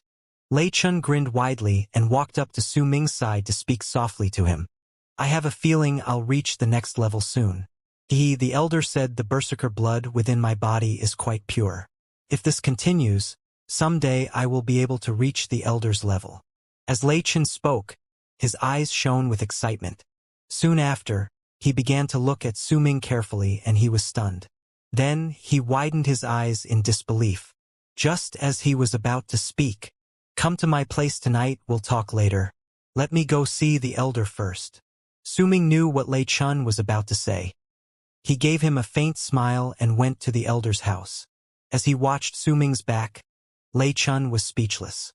He pulled at his hair in confusion and mumbled a few words, trying to piece things together. However, in the end, he still could not understand it. He still remembered to go to Su Ming's place later that night, though. As he approached the elder's house, Su Ming slowed down. There were slight signs of anxiety and fear in his eyes. Su Ming respected the elder for taking care of him since he was young. To him, the elder was just like his grandfather and their relationship could not be described with words. He did not want to lie to the elder, but there were some things that he could not disclose, like the piece of debris on his neck. Su Ming was not a child anymore. He could tell if the public knew about the piece of debris, it could very well mean the doom of the entire tribe, not just himself. He could not speak of it. Su Ming took a deep breath and stood in front of the elder's house. He did not enter immediately. He could hear the faint traces of voices coming from the inside, like people were in a meeting. He waited patiently until the door of the elder's house opened and out came 3 men. These 3 men were all built like small hills. When they appeared, Su Ming felt a great pressure. Their presence even caused the qi in his body to stir. He thought that he was about to be swept away by a typhoon. Su Ming inhaled sharply and took a few steps back instinctively. The 3 men were the leaders of the Dark Mountain tribe. Before Su Ming awakened, he had not been as badly affected. He could only vaguely feel that they were some of the best berserkers besides the elder. Now that Su Ming was a practitioner at the second level of the blood solidification realm, the oppressive feeling was much stronger than before when he met the tribe leaders. The qi within the Dark Mountain tribe's leader was so great, he felt like it could shake heaven and earth. Combined with the vague berserker mark on his face, it only served to make him even more terrifying. Su Ming also knew the 2 men beside the tribe leader. The man on his left was also a man in his 40s. There was a mark shaped like a scorpion on his face. The level of qi within him was only slightly weaker than the tribe leader. His arms were also very long and there was a big bow slung across his back. For some unknown reason, when Su Ming looked at the bow, he felt like he could hear the agonizing cries of its numerous victims. It caused him to feel a little wary of the man. That man was the head of the guards of the Dark Mountain tribe. The head of the guards was not a name, but a title given by its predecessor to the successor. There could only be one head of the guards in each tribe, and it was a title given only to the strongest archers in the tribe. The last person standing to the tribe leader's right was a man in his 30s. His facial expressions were rather stiff. He was not a man who smiled and talked often. His eyes were usually narrowed into a slit, and it was difficult to see the full view of his eyes. He was the chief of the hunters in Dark Mountain tribe and was responsible for all the hunts outside the tribe settlement. His name was Xianxia. These three people were considered to be the strongest in Dark Mountain tribe besides the elder. Su Ming took a deep breath and stepped aside as he bowed before them. The tribe leader was frowning. It was apparent that the meeting with the elder did not end on good terms. When he walked out of the house, he did not even look at Su Ming. He just walked past him. As for the head of the guards, he smiled at Su Ming when he saw him. Then, he nodded as a sign of acknowledgement to his presence before leaving with the tribe leader. Xianxia, the chief of the hunters, also treated Su Ming as if he was invisible. He ignored him as he walked by. After the three men left, there was a hint of dubiousness in Su Ming's eyes. He felt uncertain about the qi in his body. If Lei Chun could sense it, why did the three strongest berserkers in the tribe not feel anything? I already concealed your qi. Come in. Why are you still standing outside? Just as Su Ming was still being troubled, the elder's stern voice sounded from within the house. Su Ming lowered his head and walked into the house. You finally decided to come back? The elder still wore a sackcloth and had his hair tied in many small braids. His features still looked as old and weary as ever, but his eyes were vibrant with life. His tone of voice was grave and serious, but the joy in his eyes could not be concealed. Su Ming mumbled a few words. He still hung his head low, not really having the courage to speak. You grew a pair of balls, is that it? How could you leave the tribe and not return for so many months? Have you forgotten about me? Humph, lift up your head. Let me take a look at you. There were hints of dissatisfaction in the elder's voice. Su Ming's expression was anxious as he lifted his head and looked at the elder. Elder! Before he could finish, the elder, who was sitting with his legs crossed, suddenly grabbed Su Ming sternly with his right hand. Su Ming stumbled forward a few steps as the elder pressed his right hand on his chest. A soft and gentle power weaved itself into Su Ming's body. Once it melded together with his blood, it immediately healed the wounds that Su Ming did not even realize he received. It also dissolved the dangers of Su Ming risking his health when he forcefully reached the second level of the blood solidification realm and killed without stabilizing the qi in his body. When the elder retrieved his right hand from Su Ming's chest, Su Ming trembled. He immediately took a spatula and opened up a gash on his arm. Instantly, black blood flowed out from the gash, and there was even a stench in the air which came from the blood. You haven't even stabilized the qi in your body, and you already ventured out to kill someone? You've really grown a pair, haven't you? As the elder observed Su Ming's reaction, the praise in his eyes grew stronger. Nonetheless, he still spoke harshly. Even so, he took out a dark green bottle and handed it to Su Ming. When all the black blood flowed out from the gash, Su Ming's body felt refreshed. Once he took the bottle and opened it, he touched the liquid in the bottle with his finger and spread it over his wound. Elder, I didn't want to do it. It's just that they went overboard. They snatched Xiao Hong away, Su Ming mumbled. They? The elder was stunned. One of them was a berserker at the second level of the blood solidification realm, and the other was a berserker at the third level. Su Ming placed the cork back on the bottle, then put the bottle on the table beside him. Black Mountain Tribe? How did you manage to escape? The elder narrowed his eyes. A cold and steely look settled in his eyes. I didn't escape. They died. Su Ming lifted his head and looked at the elder. The elder was stunned but was also visibly moved. After falling silent momentarily, he decided not to ask Su Ming about the details. Su Ming was like his own child. He took care of him as he grew up, and he knew of his character. You met them at Black Flame Mountain, right? The information you gave us last time was really useful. You should have been rewarded for that, but because you hid the fact that you've become a berserker, that reward is cancelled. Now that you're a berserker, stay. I will tell you about some of my experiences training in the ways of the berserker. I'll also card through the blood veins in your body. The elder looked at Su Ming and smiled. Elder. Su Ming scratched his head sheepishly. After a moment's hesitation, he opened his mouth and spoke softly. I'm sorry. Aren't you going to ask me how I became a berserker? Why should I?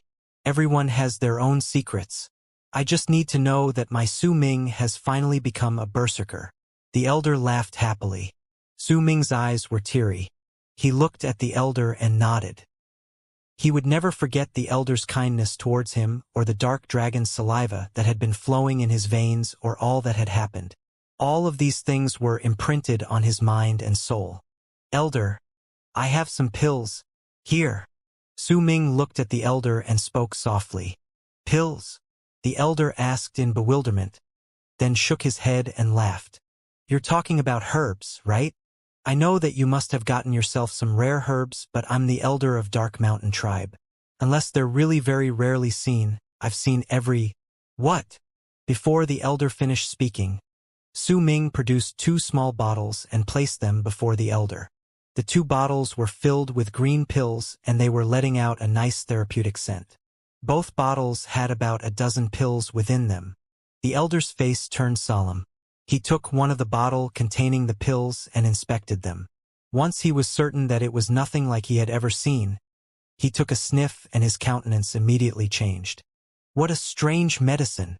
I just took a sniff and I can already feel my blood circulating faster. The elder mumbled and scrutinized the pills further. After a moment, he closed his eyes and began to think. When he finally opened his eyes, he looked at Su Ming. These are called pills? Su Ming nodded his head and pointed towards the bottle containing the pills. He started introducing the effects and the methods of using the pills to the elder. The elder drew a sharp breath and his demeanor changed completely once he listened halfway. There were no signs of hesitation. The elder immediately waved his right hand and right before Su Ming. An illusion of the statue of the god of the berserkers appeared. The shape of the statue was that of the half-human, half-beast statue of the god of the berserkers from Dark Mountain Tribe. The moment the statue appeared, a gentle energy spread around the room. Continue. Su Ming looked at the elder's solemn face and felt his heart pounding against his chest.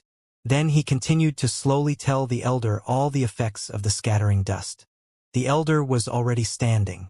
Once he finished listening to Su Ming, he took out one of the scattering dusts and observed it carefully. Then he swallowed it in one bite. He believed in Su Ming. There was practically no hesitation in his movements. He then took out a small purple bottle and drank down what little that remained in the bottle. He sat down with his legs crossed once again. Very soon, his body let out a bright and bloody red glow. The light was glaringly bright and it covered the entire room. Su Ming took a few steps back. His eyes were filled with admiration. He could see the many blood veins on the elder's body. He could not tell just how many there were, but the presence of a chi much stronger than the tribe leaders filled the entire room. Su Ming drew a sharp breath. He watched the god of berserkers' glowing statue floating midair and knew that if it were not for the illusion of the statue, the light released by the elder would have covered the entire tribe, could possibly have been seen even from afar. The light disappeared just as quickly as it came. As the elder opened his eyes, the red light that enveloped his entire body also dissipated. His eyes were filled with a layer of excitement. He looked at the scattering dust and took a deep breath. Su Ming, you must remember one thing. The elder lifted his head and looked at Su Ming. Su Ming immediately stood to attention.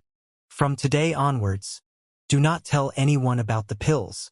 Even if I asked you again, you mustn't speak of it. From today onwards, I will not ask you anything about this. Even within the tribe, you must remember not to talk about this to anyone. Not even to Lei Chun. The elder spoke sternly as he looked deeply into Su Ming's eyes. Su Ming hesitated for a moment. The elder sighed. He understood Su Ming. He knew that Su Ming was an honest man. That was why he chose to speak sternly again. Su Ming, listen to me. You mustn't tell anyone. Su Ming nodded silently as his gaze was filled with resolution. The tribe is not safe, the elder muttered, but his words surprised Su Ming momentarily. It dawned on him especially when he remembered how the elder had hidden his qi from the 3 leaders of the tribe. There is a traitor in our tribe. Right now, only the tribe leader and I know about this. No one else knows about it. The traitor has hidden himself too well. We don't know who it is. With the information you brought to us, perhaps my old arch-nemesis from the Black Mountain tribe has really found a way to reach the next level. I've been feeling that the weather around the area has been a bit odd lately. It's as though a major disaster is about to approach. Su Ming, these pills of yours are good, so I'll be keeping them. Don't give me more of these. If I can really break through to the next level, these will be enough. But if I can't, even if you give me more, it'll still be useless. I'm not lacking in herbs. It's just that I'm stuck and I just need a chance to break through. The elder sighed. He spoke to Su Ming a little more about his experiences training in the ways of the berserker. Then he took out a strange object made of twigs. The elder's gaze was filled with nostalgia when he looked at the item.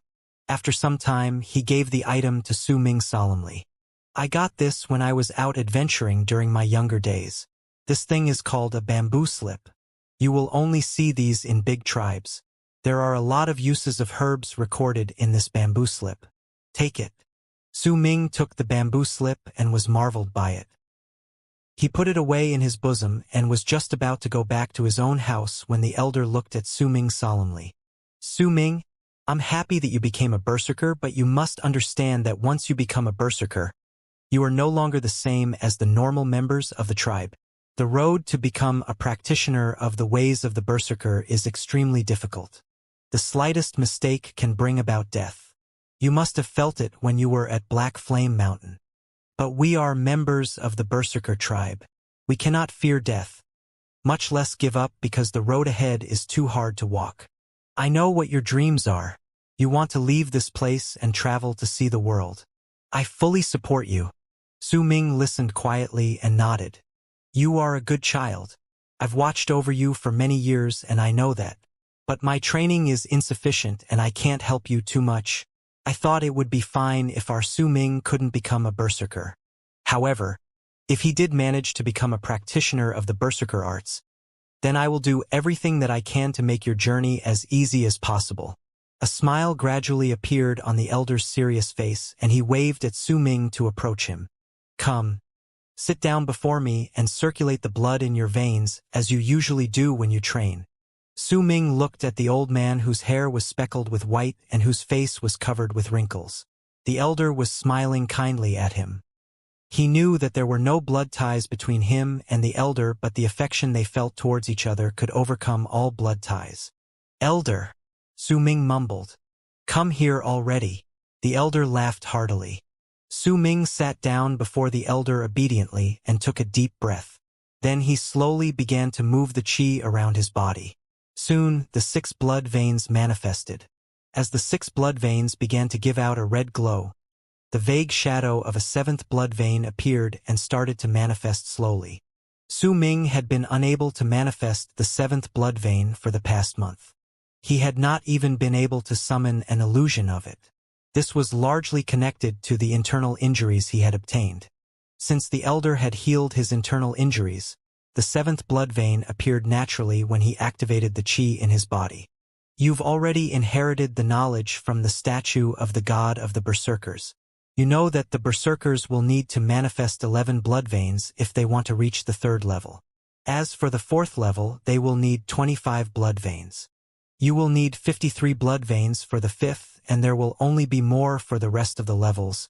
As for the 11th level of the blood solidification realm, you should need 781 blood veins. But the manifestation of blood veins required may not be the same for some people. Most of the berserkers will need the same number of blood veins to reach the next level, but there are some people who are capable of increasing the number of blood veins in their body. The more blood veins you have, the more likely it is for you to reach the transcendence realm. From what I've heard, all the berserkers who have managed to reach the transcendence realm have always had more than 900 blood veins during the blood solidification realm. Take, for example, the elder of the Windstream tribe. I've known him for many years, and I know that he had 917 blood veins many years ago. I've heard before that in middle-sized tribes and in some big tribes, there are those in the blood solidification realm who have manifested more than 930 blood veins. This is the blood solidification realm of the Berserker tribe. There have been some people in the history of the Berserker tribe who have manifested 999 blood veins during the blood solidification realm. These people have all become very famous and powerful people.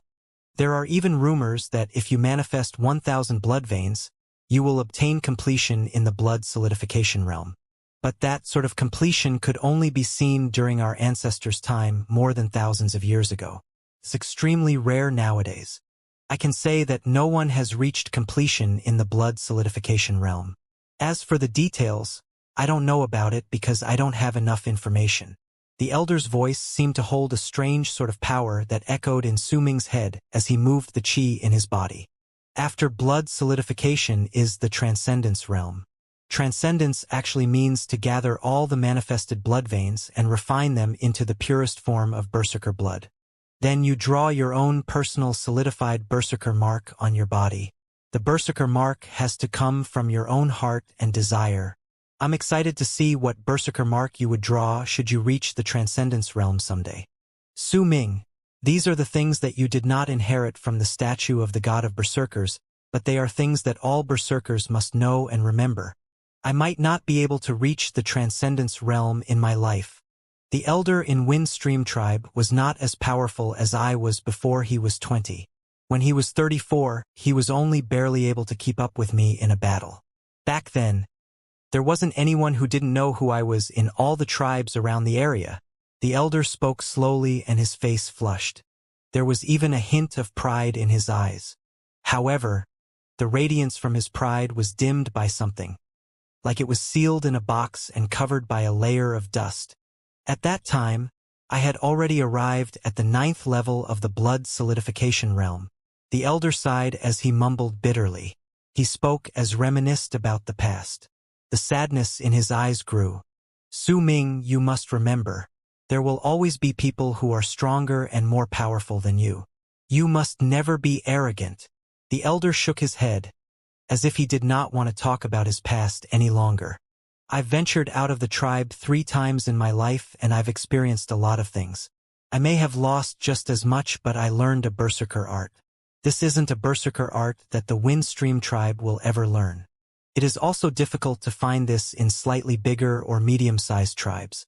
This is an art left behind by our berserker ancestors that can only be learned in big tribes.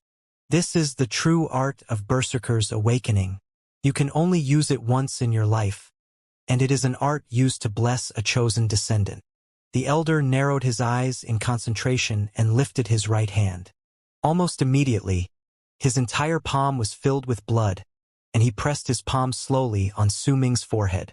Su Ming, this is the first and only time I will cast the awakening art, and I will cast it on you. This is my blessing for you. I hope you will one day fulfill my dreams and reach the transcendence realm for Dark Mountain Tribe again. Activate the qi in your body and absorb the berserker blood I've trained for the past 80 years. The elder's entire body glowed a bloody red. It was especially prominent in his right hand, as if blood was about to fall. A huge number of blood veins also manifested on his body. Just by looking at it, there were approximately 700 blood veins. This was the elder's true power, a manifestation of more than 700 blood veins. Due to this, he was able to fight a berserker at the 10th level despite being only at the 9th level of the blood solidification realm. Su Ming trembled. As he circulated the qi around his body, a gigantic wave of heat that seemed to be endless flowed from his forehead into his entire body. It caused the flow of qi in his body to increase drastically. A huge amount of black substance flowed out of Su Ming's pores, and he felt his body slowly becoming free of blockage. With each breath he took, his entire body felt like it simultaneously took in a huge amount of the air around him. Cracking sounds rang through the air. Su Ming's body no longer shivered, but his face was flushed red, as though he had just eaten a very good supplement. Even the blood veins in his body began to change. The seventh blood vein that was only an illusion earlier had already manifested. Once it did, the eighth blood vein followed suit and manifested as well. The ninth blood vein also appeared as an illusion. The speed of the qi flow in Su Ming's body had increased to a terrifying speed. With each complete circulation, it was as if all the blood in his body had clotted. He even had the false impression that his blood had turned into a sticky substance. This is the true meaning of the blood solidification realm. You must solidify and refine your own blood, and transform them into berserker blood. When he was training in the past, he would always feel that he had insufficient blood not long into his training. At that moment, however, the feeling was gone as endless heat traveled into his body from his forehead. He even had the impression that the thought of not having enough blood was just an illusion. The elder, who was enveloped by a bloody glow, looked like he had turned into a giant red ball of light. Su Ming himself was also a bloody red ball of light, but compared to the elder, he was just like a firefly under the moonlight. Yet the firefly was absorbing the light from the moon and growing stronger quickly. This is just what the elder told me before. This is the true berserker's awakening in the berserker tribe. This is the berserker art that only big tribes possess, the ancient berserker art. The ninth blood vein manifested in an impressive manner. The feeling of power enveloped Su Ming's entire body. The black substance had already been completely dispelled from his body, and it was replaced by an indescribable fragrance. Su Ming sunk into a warm and comfortable feeling. The elder kept his attention on Su Ming's body. He knew that the purpose of the ancient berserker art, the true berserker's awakening, was not to increase the chosen descendants' training but to eliminate all the undesirable substances within the body. It was to create a body suitable for training in the ways of the berserker for the chosen descendant. It could make the road to train in the ways of the berserker much easier for the chosen descendant. It was not just a simple banishment of undesirable substances, but he had to use his berserker blood as a guide to expel the undesirable substances in a manner that he did not understand. It was technique that he could use only once in his life. If he tried to do it a second time, his body would burst and his soul would shatter. As the fragrance from Su Ming's body grew stronger, the elder smiled. Nevertheless, he did not stop. He took a deep breath and raised his left hand, pressing it over his right hand. Soon, an even stronger and greater wave of warmth entered Su Ming's body. Su Ming trembled. There was no longer any black substance coming out of his body, but as the warmth entered his body, a beating sound reverberated throughout his body. Then, more black substance was secreted from his body right before his eyes. At the same time, the 10th blood vein in Su Ming's body quickly manifested to its physical state. The process only lasted for a moment. Even the 11th blood vein was already showing itself faintly on his body. Once the 11th blood vein manifested itself, Su Ming would become a berserker at the 3rd level of the blood solidification realm. However, the manifestation of the 11th blood vein was proving itself to be extremely difficult. Even after Su Ming's body stopped excreting any black substance and released a nice fragrance, the 11th blood vein was still in an illusionary state. Su Ming, I cannot help you by forcefully increasing the state of your training. This will not bring any good to you. But if you're diligent, you'll reach the 3rd level naturally before long. The elder's voice echoed in Su Ming's ears. Su Ming took a deep breath and opened his eyes slowly. The moment he opened his eyes, the world looked slightly different. His sight became much clearer. The details he had never noticed before were now as clear as day. His world had become different. Both of his eyes were as clear as water, yet if anyone took a closer look, they would see that his eyes were like the abyss. People who looked into them would be unable to look away. As he looked at the elder, he saw that the elder's face had aged once again. There were even signs of fatigue in his features. Despite that, there were clear signs of great kindness and affection as the elder gazed upon him. Su Ming stared at the elder in a dumbfounded state. In his silence, he knelt down and bowed towards the elder. Enough. You're a grown man now. You're no longer a lasso. I'm a little tired. Go back. Let me rest. Elder. Su Ming bit his lip and gazed deeply at the elder, carving the scene before him into his mind. For all of eternity and his entire life, he would never ever forget that there was a person who accompanied him when he was younger and allowed him to experience familial love. He understood that this was a love that he would never be able to repay for his entire life. Come with me to Windstream Tribe next time. We'll be visiting the elder of Windstream Tribe and seeing the berserkers there. Representatives from Black Mountain Tribe, Dark Dragon Tribe, and other smaller tribes will also be going. It will be a good experience for all of you younger generation. Before he left, he heard the elder's voice echoing in his ears. I've already concealed the chi and fragrance from your body. No one will notice unless they are more powerful than I am. Do not tell anyone about the fact that you became a berserker. We'll make a decision once I find the traitor. Su Ming nodded. When he saw the elder sitting down cross-legged with his eyes closed and immersing himself in his training, he quietly left. He knew that Windstream Tribe was the only medium-sized tribe around the region. It was considered as the leader of the area.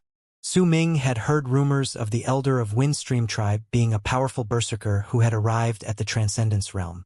Not only did he have a long lifespan, he also had the power to crush heaven and earth. Transcendence Realm. I wonder if I'll be able to arrive at that realm in my lifetime. I wonder if I can even draw my own berserker mark. Su Ming's eyes lit up with ambition. The Transcendence Realm was like a legend to him. It was too far away from him. So this is the elder's real strength. I didn't expect him to be so strong. I heard that the elder from Black Mountain Tribe had some sort of secret, or else they wouldn't have been able to last so long. Su Ming shook his head and refused to continue thinking about the matter. When Su Ming returned to his house, which had been left barren for the past few months, he calmed down. The place was clean. There was barely any dust around. Su Ming knew that this could only mean that Xianxia dropped by during the days that he was gone. Xianxia was the only girl within Dark Mountain Tribe whom Su Ming had more contact with. She was the tribe leader's daughter. She would only be married to the future tribe leader, so that the tribe would continue to prosper, and there were no disputes about that within the tribe. Su Ming knew this since a long time ago and was not offended or saddened by it. Xianxia was like a little sister to him, and he held no other feelings towards her. He sat down with his legs crossed on the wooden bed. Su Ming touched the piece of debris on his neck as he fell into deep thought. As nighttime arrived, Lei Chun came to Su Ming's house puzzled. When he saw Su Ming, he was dumbfounded. The silly look on his face made Su Ming smile. He took out the herbs he got from the remains of the berserker from Black Mountain Tribe. Su Ming knew about the Sky Stone, of course. It was one of the rarer herbs. He had only managed to obtain one of them during all the years he went to collect herbs in the mountains. That too was only a shoot. It was unlike the one he had in the present, which was fully grown and had 6 leaves. A Sky Stone with 6 leaves. I'll need more of them to make some medication, but I can give you a leaf. You might be able to use it to help with your training. Su Ming plucked one of the leaves from the plant and gave it to Lei Chun. Lei Chun laughed and scratched his head. Then he pat his chest bashfully after he took it from Su Ming's hands. Su Ming, I don't know about all this stuff, but I already told you since I was young. I will become Dark Mountain Tribe's leader in the future. With me around, I'll always protect you. Su Ming laughed heartily, and as he spoke to Lei Chun, he noticed that Lei Chun kept looking at the leaf from the Sky Stone, unable to concentrate.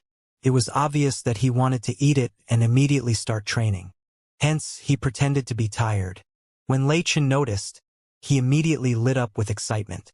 He quickly got up and left. The sky had already darkened and silence gradually fell upon the tribe. Su Ming blocked the door to his house with a chair and sat down with his legs crossed on the bed. He took a deep breath and touched the piece of debris hanging off his neck with his right hand. In his mind, he pictured the strange place he saw that day. I already have an ample supply of scattering dust ready. I wonder if I'll be able to obtain something new this time. Su Ming closed his eyes. He had long since figured out the method to enter the strange place. What he needed to do was gather all the blood to his chest when he was training. Then he would be able to go to the strange place. He had already tried it multiple times during his training. It was finally time for him to do it. The place was still surrounded by fog. He could not see too far away. The only thing vaguely visible was the peak of the mountain amid the mist. It was quiet around him. There was neither wind nor sound around the area. Su Ming looked at the mountain shrouded by fog. It was his second time there. It was also the second time he stood where he was and sized up the strange mountain before him, especially the strange letters and drawings carved into the mountain. Su Ming had a sense of respect for whoever it was that left them behind. He took a deep breath and looked at the accessory on his chest. The black piece of debris was gone. He pinched himself and was once again certain that he was not dreaming. He had really arrived at the strange place.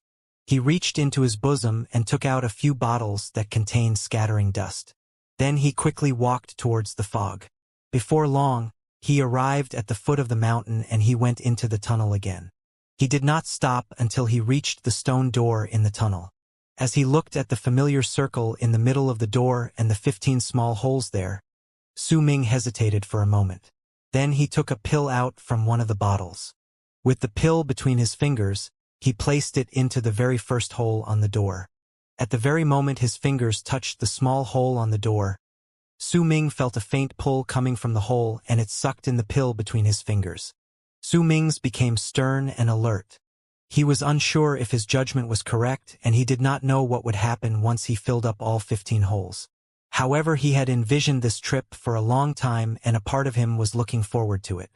He did not act rashly. After the first hole absorbed the pill, Su Ming focused his attention on the door. Nothing happened. Su Ming scratched his head. After a moment of thought, he took out another pill and placed it in the second hole.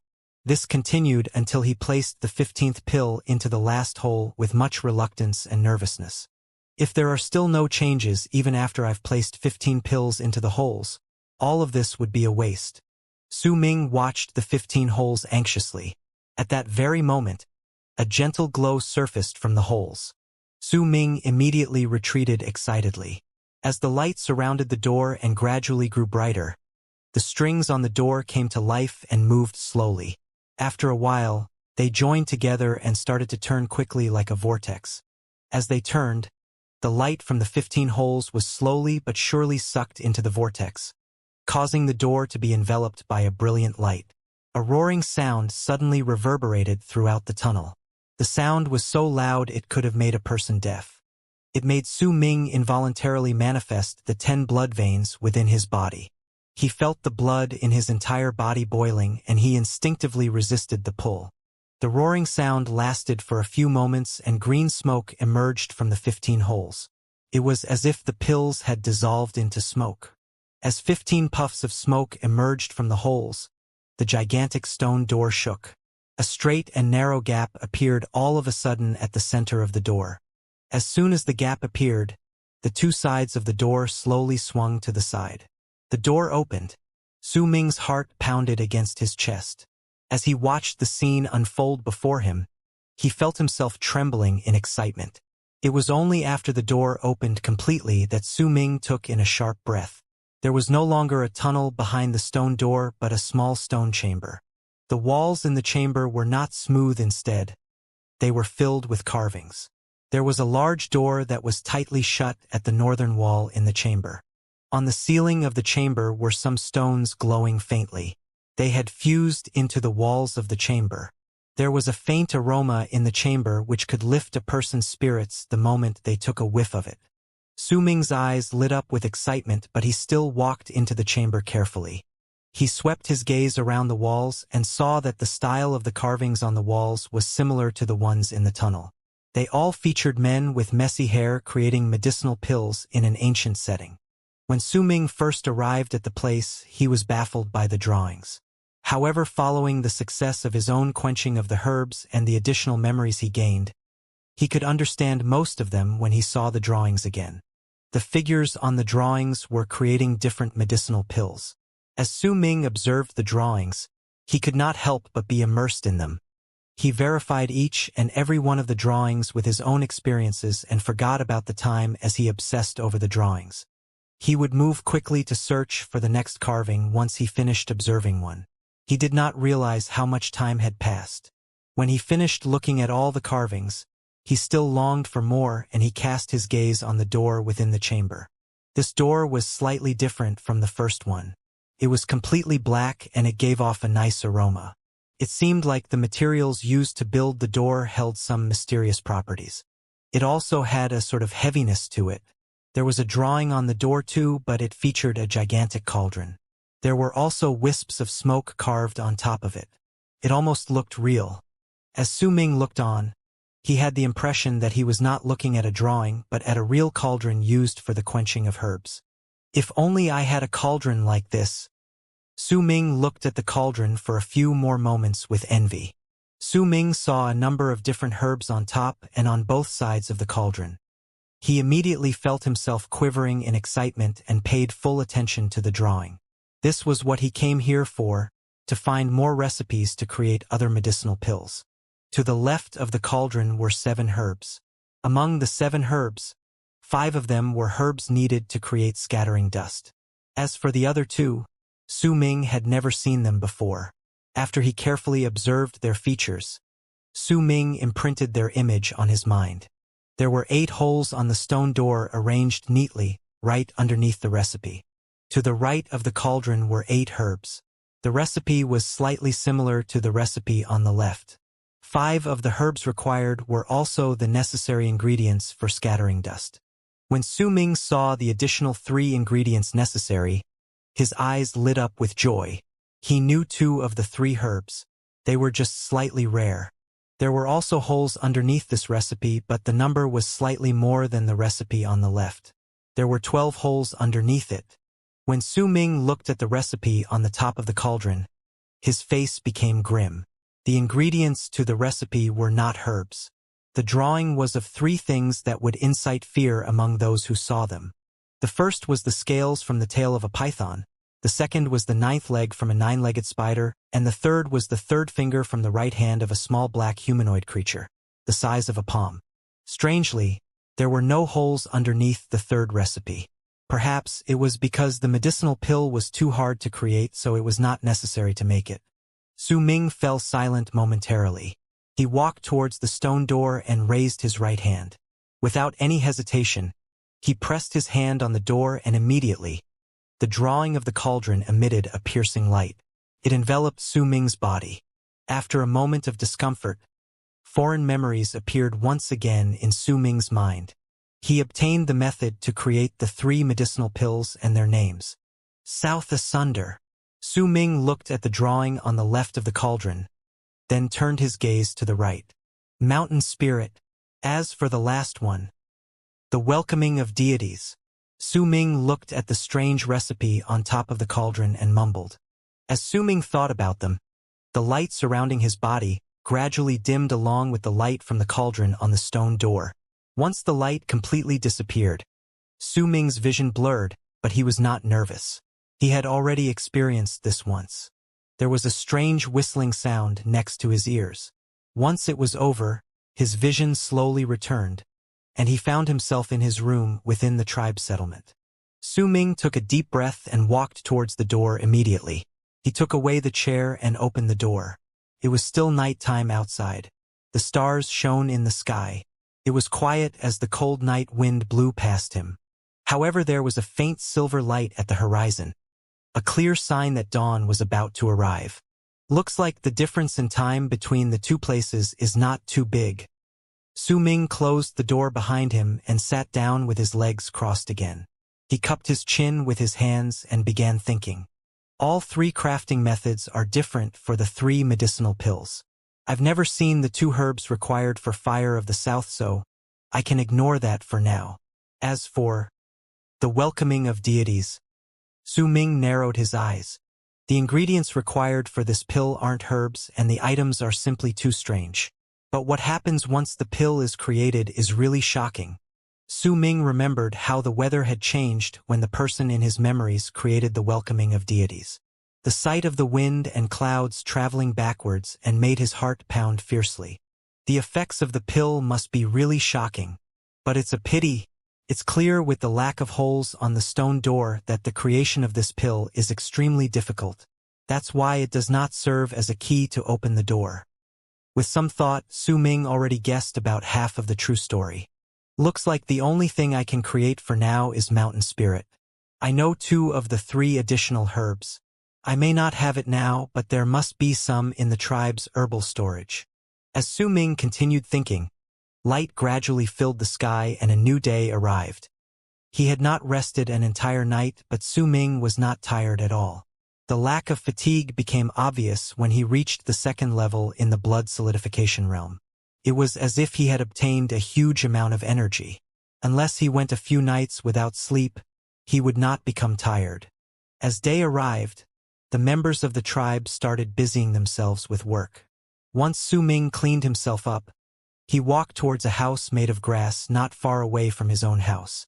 It was surrounded by a fence which was constantly guarded by a few members of the tribe. The wind in the morning was cold, and with the winter, it felt like there were blades cutting through his skin as it blew past him. In spite of that, with the bonfire burning amid the tribe, a gentle warmth surrounded the entire tribe as it expelled the cold. The circulation of qi within their bodies allowed berserkers to resist the cold, but as most of the members of the tribe were normal people, most of them chose not to venture out during winter. Even if they did go out, they would wear thick hides to fend against the cold. During the winter, common healers in the tribe would also be at their busiest. They had to create vast amounts of medication to increase the tribe members' immunity against the cold. The elder would also activate the qi in his body during the coldest days of the season to help the entire tribe last through the cold. Su Ming wore a beast skin shirt that covered his entire body and trudged through the snow towards the tribe, as he listened to the crunchy sounds from the snow under his feet. Looking at the familiar sights in his tribe and at the tribe members greeting him with smiles, it warmed his heart. It seemed to chase away the frigid winter cold. The houses in the tribe were mostly simple in design. They were fine during the other seasons, but they could not provide shelter against the wind during winter. They had to cover the walls of the houses with a large amount of hides to prevent the cold from entering their houses. Sometimes, the hides would not stick to the walls for a long period of time and would require regular maintenance. The tribe members themselves also needed to add wood to the fires in their houses regularly. Hence, winter was torture for most of the tribe members. At the very least, the cold did not kill them, but it was still troublesome. Su Ming arrived at the building constantly guarded by a few members of the tribe. It was the herbal storage for Dark Mountain Tribe. The walls of the building outside were covered by thick layers of hide. There were also several bonfires burning around the building. They allowed him to feel a layer of heat as he rode on the tails of the cold wind when he went near. Su Ming was familiar with the place. Every single time he returned after collecting herbs, he would deliver all the herbs he collected there. So, when the guards saw Su Ming, they smiled and did not stop him. Su Ming smiled back and greeted them as he went through the fence. Just as he was about to open the door and enter, a happy voice called out from behind. "Su Ming, when did you come back?" It was a girl's voice. It was pleasant to the ears and sounded just like the ringing of 100 bells. Su Ming stopped and turned around. When he saw her, his gaze softened. The owner of the voice was a slightly big girl. She was covered entirely in thick hide, and her long hair was tied together with a grass string. There were 2 exquisitely made bone earrings hanging off her ears. Her skin was a little rough, but it did not hide her beauty. Her eyes were big like giant puddles of water, but they were clear, showing off her innocence. There was happiness in her eyes as she walked briskly towards Su Ming. "I came back yesterday." Su Ming smiled. She was the person who cleaned his house regularly when he was away, Xianxia. Suddenly, Su Ming froze on as he looked behind her. She was not alone. There was a young man in his late teens following her. The young man was big in build, and he looked even sturdier than Lei Chen. He only wore a thin beast skin shirt in the winter. His hair was messy but not dirty. His sharp jawline gave him a prideful air. His eyes especially looked like stars. It was as though something strange shone from within his eyes. He gave off an oppressive air and kept others on edge when they were around him. He was like a wild beast. He stood there with a huge bow slung across his back. His gaze felt like arrows as he looked at Su Ming. "Su Ming. Bei Ling." Su Ming looked at the young man and spoke respectfully as a complicated look flitted through his eyes. The young man before him was the strongest among their generation in the Dark Mountain tribe. Even the elder mentioned that he could not hope to win against the talent that he had. Lei Chun was the only one who could somewhat compete against him after he awakened. As the strongest of the younger generation in the tribe, the speed of his training was incredibly fast. Su Ming once overheard the elder saying that he was the one who held the most promise to break through the blood solidification realm and become one of the few to reach the legendary transcendence realm. His name was also known throughout the other tribes around them. Even Windstream tribe had heard of him, and they sent messengers to take him away to be trained in their tribe. Su Ming did not expect to see him. His feelings towards Bei Ling were complicated because when he was young, Bei Ling had taken care of him like an older brother. Even his skills with the bow were taught by Bei Ling. Bei Ling was, after all, the head of all the children in the tribe. His archery skills were no laughing matter. However, all of this changed when Xianxia was 12 years old. Perhaps it was because Xianxia and Su Ming were too close. Bei Ling started looking at Su Ming oddly and suspiciously. His looks became cold and distant later on. Bei Ling even chose to ignore him when they met. It was not until much later when Su Ming learned that the tribe leader and Bei Ling's father had already made arrangements for Xianxia and Bei Ling to be engaged.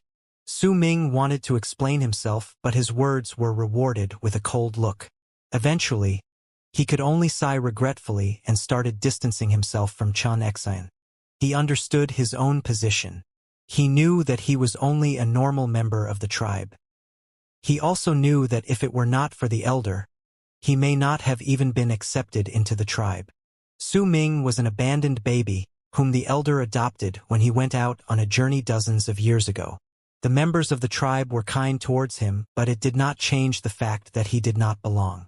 "Why didn't you tell me you came back? I went to look for you a few times, but you weren't there." Xianxia scrunched up her nose and complained. Su Ming touched his nose and avoided Xianxia's gaze. He only treated Xianxia as a sister and harbored no other feelings for her. He did not want Bei Ling, who had been kind towards him, to continue misunderstanding. "Bei Ling, when did you come back?" Su Ming looked towards Bei Ling, who exuded a powerful air. He could feel an endless amount of qi coming from Bei Ling's body. The strength of his qi was the strongest he had seen after the elder and the leaders in the tribe. The fierce pride he felt from the other was also as strong as his qi. It made Su Ming feel like suffocating just by standing before him. Yesterday, Bei Ling's gaze was as usual. It was cold and he spoke little, like he wanted it done and over with quickly. He turned and looked towards Xianxia standing by his side. "Xian, didn't you want to collect some herbs for your mother? Let's go." As Bei Ling spoke, he held Xianxia's hand and walked past Su Ming. Then he pushed the door to the herbal storage open and went in. Xianxia wanted to say something, but after a brief moment of hesitation, she chose not to. Instead, she nodded at Su Ming and followed Bei Ling into the building. Su Ming stood there silently. After a while, he sighed and went in as well. The herbal storage room was very big. It was also very neat inside. There were a lot of neatly arranged shelves with all sorts of herbs properly categorized. There was a smaller room located further into the building. The herbs in there were different from the ones in the outer room. They were specifically prepared for the berserkers, and a normal member of the tribe was not allowed to go in there. Even a common healer would require permission from the tribe leader or the elder to go into this room. It was viewed as an extremely important room in the entire Dark Mountain tribe.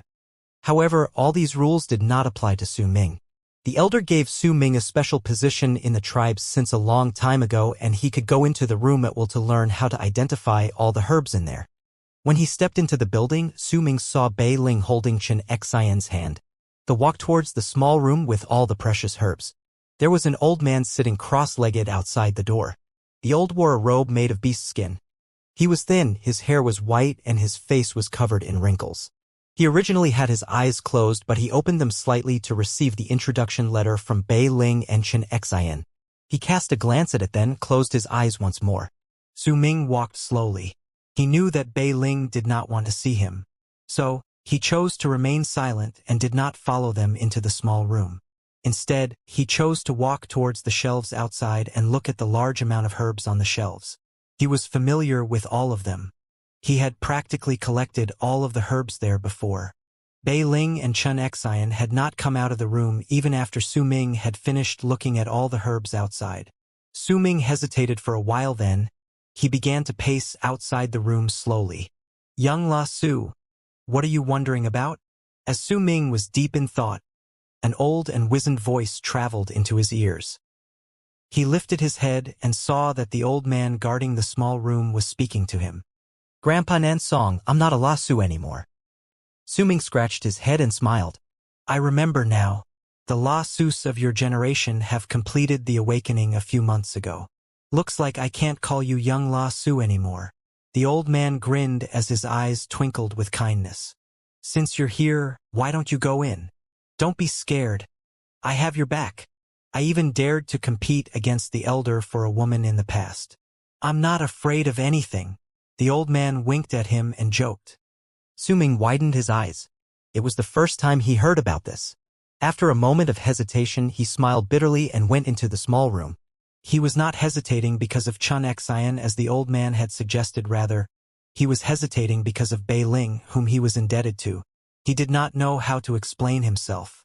Many years had passed since then, and the man was still cold towards him. "It's fine," Su Ming sighed. The moment he opened the door to the small room, he saw Bei Ling with his powerful presence. He was standing beside Xianxia, who was choosing herbs in the room. He turned around and glared at him. Su Ming met his gaze and went towards a shelf on the other side. He chose to ignore the two and started searching for the herbs required to create mountain spirit. When Xianxia saw Su Ming, she looked as if she wanted to say something. After hesitating for a while, she again chose not to speak. As she grew up, she began to understand a lot of things. She also understood her relationship with Bei Ling.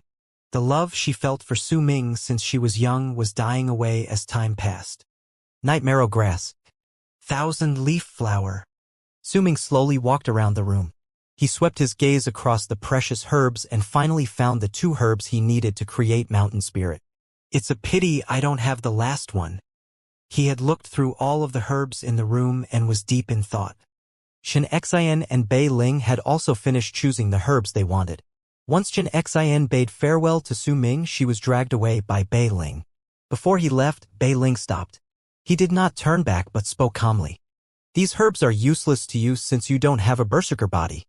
Instead of wasting them, you should leave it for the other tribe members. Know your place." Once he finished speaking, Bei Ling took Xianxia away. Su Ming kept quiet. As he lifted his head to look at the two people leaving, he did not speak. Instead, he looked at all the herbs in the room once more. Then he took the two herbs he needed and left the room. The old man sitting outside the room did not mind Su Ming taking the herbs from the room. On the contrary, he looked at Su Ming in amusement. "Grandpa Nansong, it's not what you think." Su Ming touched his nose. "What would I be thinking about? I wasn't even talking about the complicated relationship between you and the two young La Sus. I absolutely wasn't." The old man laughed. Su Ming blushed lightly, feeling a little awkward. An idea suddenly crossed his mind and he squatted down to look at the old man. "Grandpa Nansong, did you happen to see this herb before?" As Su Ming spoke, he drew the picture of an herb on the ground. The old man smiled and looked at the drawing. He sank into deep thought, then tapped his forehead lightly after a while. "Isn't this the cloud gauze grass? We don't have this herb in Dark Mountain. It can only grow in a special environment. Only Windstream tribe sells this herb around the area. Why do you need it?"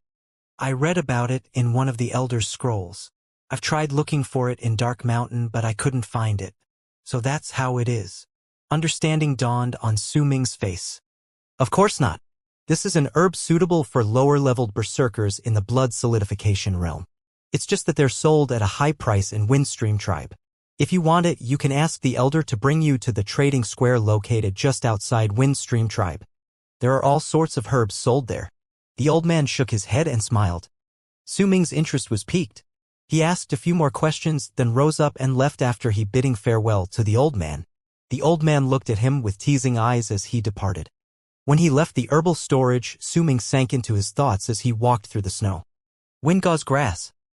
I can obtain the other herbs for mountain spirit myself, but as for windgauze grass, Grandpa Nansong said that it's really expensive. Ha! Su Ming frowned. He searched through his pockets and found nothing besides a few stone coins he obtained from Black Mountain tribes Wuxia. They usually employed the barter system within the tribe and rarely used money. Once they left the tribe, though, they would need to use stone coins to buy items. Stone coins were coins made from a special type of stone. There was an unspoken rule that they could only be created in big tribes. If any of them were created illegally, the person and his tribe would face destruction by the hands of the big tribes. After he searched through his entire body, Su Ming only managed to find 3 stone coins. All of them belonged to the dead Wuxias. For Su Ming himself, he did not own a single coin. I don't have coins. How am I supposed to buy them? If only I had 1,000 stone coins. As for the square, I know the approximate location since the elder mentioned it before. Once any members of the tribe become berserkers, they can go there in pairs. The location of the square isn't far either. Su Ming laughed bitterly. He felt the beginnings of a headache forming. Su Ming was immersed in his thoughts until noon. He gritted his teeth, slung a basket over his back and left the tribe. Lei Chen went with him. Lei Chen had gone to the square before. He went there just a few days ago, in fact. Once he heard that Su Ming wanted to borrow some stone coins, he immediately pestered him for the reason. Once he learned the reason, he immediately perked up and offered to act as Su Ming's guide. Su Ming, those 2 were the only stone coins I had. I went through a lot of trouble to get them. When are you going to give them back to me? Lei Chen stared anxiously at Su Ming as they sped through the forest outside the tribe. You've been nagging me for the entire journey. It's just 2 stone coins. I've been giving you dark dragon's saliva for so many years. How much do you think they're worth? Lei Chen, aren't we best friends? How could you be like this? Su Ming felt slightly guilty, but he still glared at Lei Chen, causing Lei Chen to mumble under his breath. I really went through a lot of trouble to get them. Lei Chen scratched his head. As he mumbled, he seemed to remember something and looked at Su Ming oddly. Say, I just remembered. What are you going to buy at the square with the stone coins? I'm buying cloud gauze grass. Su Ming ran through the forest lively, showing signs of overtaking Lei Chen with his speed. What is cloud gauze grass? Lei Chen asked honestly. However, when he found that Su Ming had already overtaken him, he immediately took a few wide leaps to catch up. Su Ming, you have to remember to return them to me. Su Ming, it took me a lot of years to save up those coins. Su Ming, not even my father knows about them. How did you know where I hid them the moment you came to my house? Su Ming, what is cloud gauze grass? Why won't you tell me? Su Ming? Su Ming, I've been asking you the entire day. Su Ming's ears rang with Lei Chen's voice throughout the entire journey. He knew for a long time that Lei Chen liked to talk. Once he started, there was no stopping him, but he did not expect him to keep talking for the entire journey. When dusk arrived, they had already traveled some distance away from the tribe settlement. Within the unfamiliar forest, Su Ming's stamina finally ran dry and he began to slow down until he reached a huge tree. He leaned against it to catch his breath. Then he turned and looked at Lei Chen as if he wanted nothing to do with him. Lei Chen was also panting heavily while he sat down on the ground. Su Ming, you have to give it back to me. Lei Chen was panting heavily, but when he saw Su Ming looking back at him, he immediately straightened up and repeated himself. I'll return it. I'll definitely return it. But you have to promise me something. Su Ming laughed wryly. He already did not know what to say for Lei Chen to shut up. What is it? Lei Chen blinked his eyes. His expression was that of a simple-minded person. Don't look at me like that. Even Xiao Hong looks more convincing than you. Lei Chen, I know what you want to ask, but I can't tell you. You'll know later. Su Ming glared at him. He grew up with this person, and it would not be an exaggeration to say that he understood Lei Chen more than his parents. Lei Chen appeared to be an honest and simple-minded person, but he was actually pretty sensitive.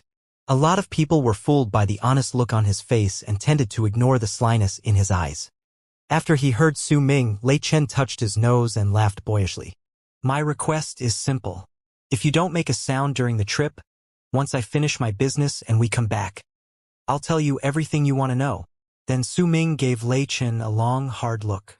Lei Chen froze as if his entire body was petrified. He did not move, but his eyes were wide open as he stared at Su Ming. Lei Chen. Su Ming laughed wryly. He played together with his friend growing up. He was not going to be fooled by his little trick. You were the one who told me to be quiet. I wanted to nod my head, but if I did then there'd be rustling sounds. I'm just fulfilling my end of the promise. I'm not even moving and I'm not making any sound. It completely suits your idea of silence. Aren't I being quiet enough? You're asking me to be quiet, right? Don't worry. I'll be like this during the entire journey. I won't make any sound. But if I make any sound when I run, you can't blame me. Stop. Enough. Just keep quiet. Su Ming pinched the bridge of his nose. He saw a hint of playfulness in Lei Chen's eyes and he knew his friend was doing it on purpose. Fine, I'll tell you. I have a berserker body, but it's hidden by the Elder's berserker art. Don't tell anyone about this. As he spoke, Su Ming's face became deadly grave. Lei Chen was stunned, but he soon nodded solemnly. If I knew, I wouldn't have asked. I just wanted to know whether you've become a berserker practitioner. Now, I'm no longer worried. Haha. From now on, we'll become the future guardians of Dark Mountain Tribe. Su Ming laughed as well. They took a moment to replenish their strength and continued on their way. The sky gradually darkened. The moon rose in the sky and the stars shone. The snow on the ground became thicker, too, and the winter wind blew against their faces. Still, they continued their journey without stopping. They even talked to each other on the way, creating an amiable atmosphere. I saw Beiling today. I feel so frustrated when I see him, especially when he has Xianxia by his side. He knows that Xianxia likes you. Lei Chen grumbled angrily. He's changed so much. He just went to Wine Stream Tribe for a few years. Has he already forgotten that he's from of Dark Mountain Tribe? You didn't see his face that time. He even nagged me about all sorts of things. Su Ming was silent. Su Ming, I'll definitely surpass him. Lei Chen clenched his fists as he ran. He's Bei Ling, our older brother. He took care of us when we were younger. Don't you recall him teaching you all he knew about training in the ways of the berserkers last time? He was even punished by the elder for that. He even taught me how to use the bow. Su Ming spoke calmly. As for Xianxia, I already told you ages ago. I only see her as a sister, nothing else. Why are you still thinking about all these weird things? Su Ming's voice was still calm. Lei Chen wanted to continue speaking, but he saw how calm Su Ming was so. He swallowed all his words back. He understood Su Ming just as much as Su Ming understood him. He knew that Su Ming was a grateful man. Su Ming, people change. Lei Chen spoke softly after a long while. As we grow up, as we experience more things, we will change. Perhaps one day, I will change. And I think, you will as well. Lei Chen muttered. Will I? As Su Ming ran, he fell silent. When the sky became dark completely, Su Ming and Lei Chen stopped. Traveling at night was exceptionally troublesome. Besides, there was still some distance left before they reached the square. As such, they set up camp under a big tree for the night. They took shifts so that one of them could sit down to train while the other kept watch. Su Ming leaned against the tree and his gaze fell upon Lei Chen, who sat down with his legs crossed. His body began glowing red and he could see a lot of red lines emerging from his body. After watching Lei Chen for some time, Su Ming looked at the dark sky. The moon shone brightly and it looked beautiful as it hung in the sky with a curtain of stars. Yet, it made people feel small and insignificant when they lifted their heads and looked up. People change. Will I change too?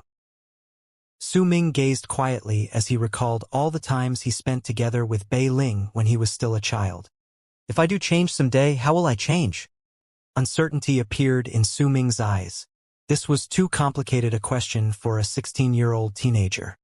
Perhaps I'll be like the elder and become a really strong berserk healer.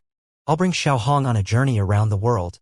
We'll go to places we have never been, we'll go to all the tribes in the world and cure lots of the members of the berserker tribe. Perhaps I'll even become an elder. Then I'll find a girl I like and live with her. She'll go on a journey with me until we grow old together. Xiaohong will become Old Hong by then. I'll talk about all of my experiences with the La Sus in the tribe, just like how the elder spoke to us about his life. Su Ming smiled. It was a pure, honest and happy smile. Or perhaps, I'll get to know my parents. Su Ming sighed as he smiled. Lei Chun, I won't change. Su Ming took a deep breath and spoke firmly under the moonlight on the vast plains belonging to the Berserker tribe. He did so even though he was the only one who could hear it. He was certain of his words, just like any young man who still believed in a bright future. Night went by. When dawn arrived, Su Ming and Lei Chun woke up as light gradually lit up the sky. They washed their faces with the snow. The cold snow made them shiver and wide awake. If we travel according to our original route, we'll reach the square by noon. Lei Chen had already gone to the square a few times. He rubbed away the snow on his face as he spoke to Su Ming. Su Ming nodded. After they washed up, they continued running in the forest as they welcomed the first rays of sunlight. Their journey went on without problems. When noon arrived, Su Ming saw a lot of houses made of grass and wood at the edge of the forest. There were also a lot of noises coming from the tribal settlement. Some berserkers from the tribe were also patrolling the vicinity. We're here. Lei Chun looked towards Su Ming, particularly at the woven basket on his back. However, the basket was covered firmly with hides. He could not tell what was in there. Su Ming looked at the tribe square before him. It was big. Its size was comparable to the size of a small tribe, but there were no fences around it. There were only several strong-looking men patrolling the area in full alertness. They maintained the peace in the area and prevented wild beasts from attacking. At the center of the square was a gigantic purple tent made of beast skins. The security was extremely tight and no one was allowed near it. That house belongs to the owner of the square. I heard that he's a really strong berserker. He will only appear to welcome tribe leaders from other tribes. Lei Chen spoke to Su Ming softly as they moved out of the forest towards the square. Su Ming only cast a glance at the purple tent before looking away. He stepped into the unfamiliar place under the guard's scrutinizing eyes. At that moment, a girl's voice called out to them coldly. Lei Chun. Su Ming paused in the middle of his footsteps and discovered that Lei Chun immediately shuddered when he heard the voice. Su Ming could clearly sense that Lei Chun was not acting normally right then. It was as if he was afraid and could do nothing about it. Su Ming looked towards the direction of the voice subtly. Su Ming was stunned. The person who spoke was a girl. She wore a small shirt made of mink fur and she seemed to be slightly taller than the frail-looking Su Ming. Her tall stature and her shirt managed to show off the curves of her body. Her skin was not rough like her fellow members of the Berserker tribe but fair. She possessed a sort of beauty that would make others attracted to her. Her black hair was held together by a red string made of grass. There were 2 little braids by her ears and the rest of her hair was left flowing behind her head. It swayed along with the wind as it blew, adding to her beauty. Her eyes were like puddles of clear water, and there was a cold fierceness within her eyes.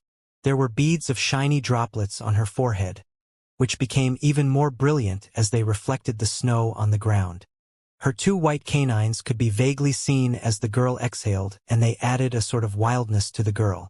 She was not a normal girl. She was just like Su Ming, a berserker.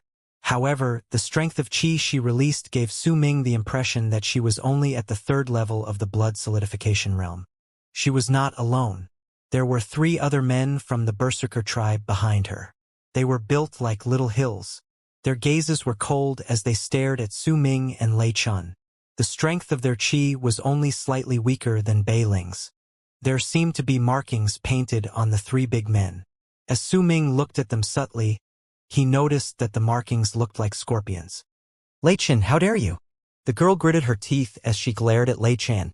Lei Chun touched his nose and the usual honest, simple-minded look settled once more on his face as he laughed in a silly manner.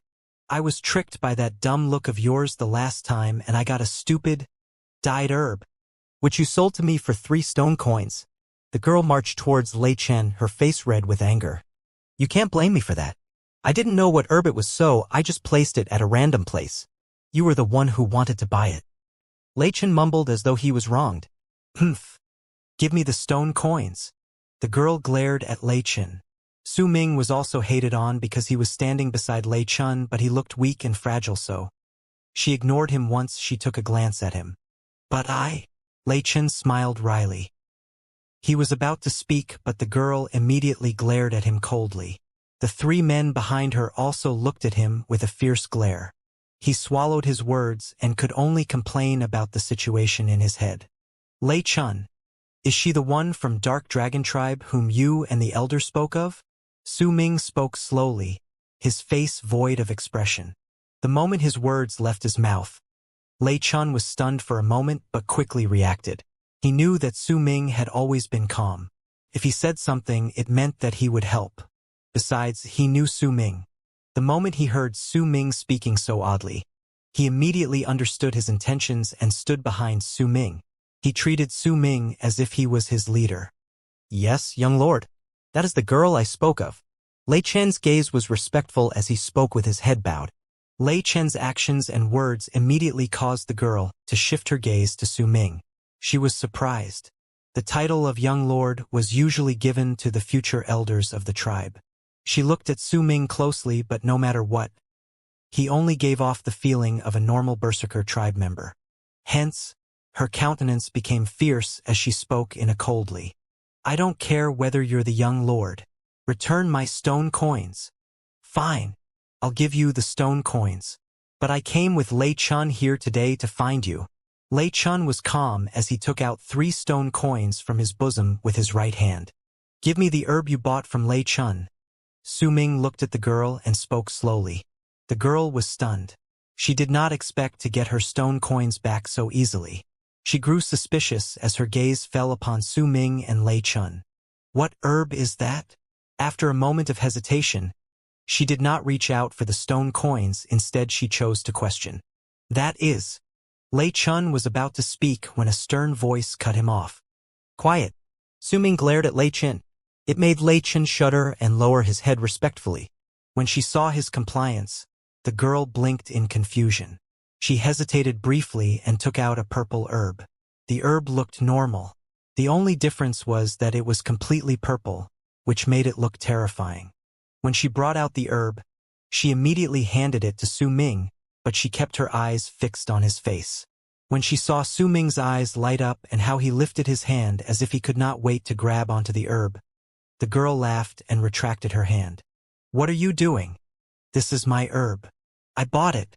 Are you trying to snatch my herb? The girl wrinkled her nose and clicked her tongue. Girl, do you still want the stone coins? Su Ming was surprised, but he quickly frowned. Why wouldn't I want it? But I just thought about something. If you can show me proof that you are Dark Mountain Tribe's young lord, then I'll return the herb to you. The girl's eyes were cunning. Her slyness only made her wild presence stronger.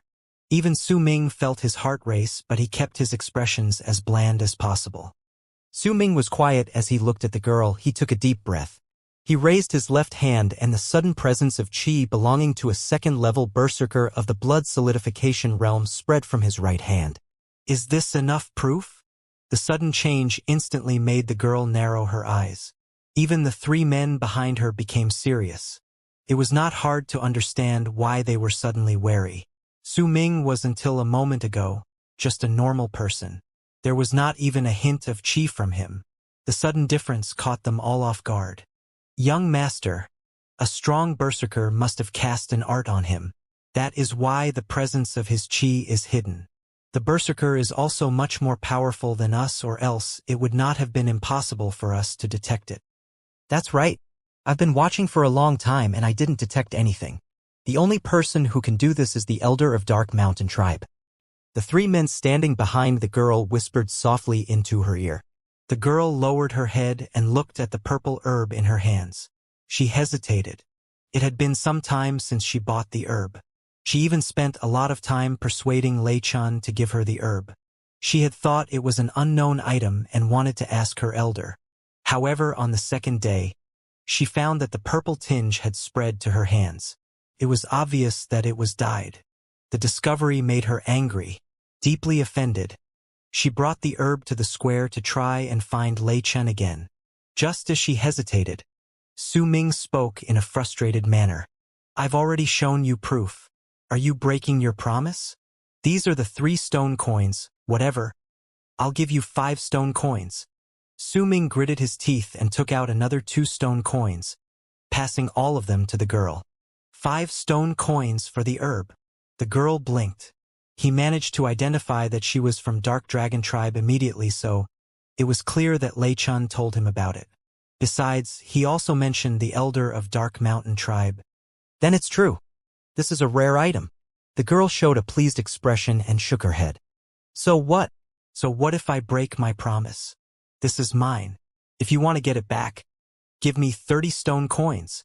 When she saw the bitter look on Su Ming's face and the dismal look on Lei Chen's face, she became even more proud of herself. She turned around, snorted, and quickly left the place. The three men quickly followed her and left the square. When the four of them went away, the dismal look on Lei Chen's face disappeared almost instantly. He smiled boyishly at Su Ming and touched his nose. Su Ming, how did you know she was from Dark Dragon Tribe? So you had 3 stone coins? There's still one more, right? Give it. Su Ming looked at Lei Chun and put away the stone coins as he spoke slowly. No way. I bought something with that stone coin last time. I still have something to do. Let's leave it for now. We'll split up for now.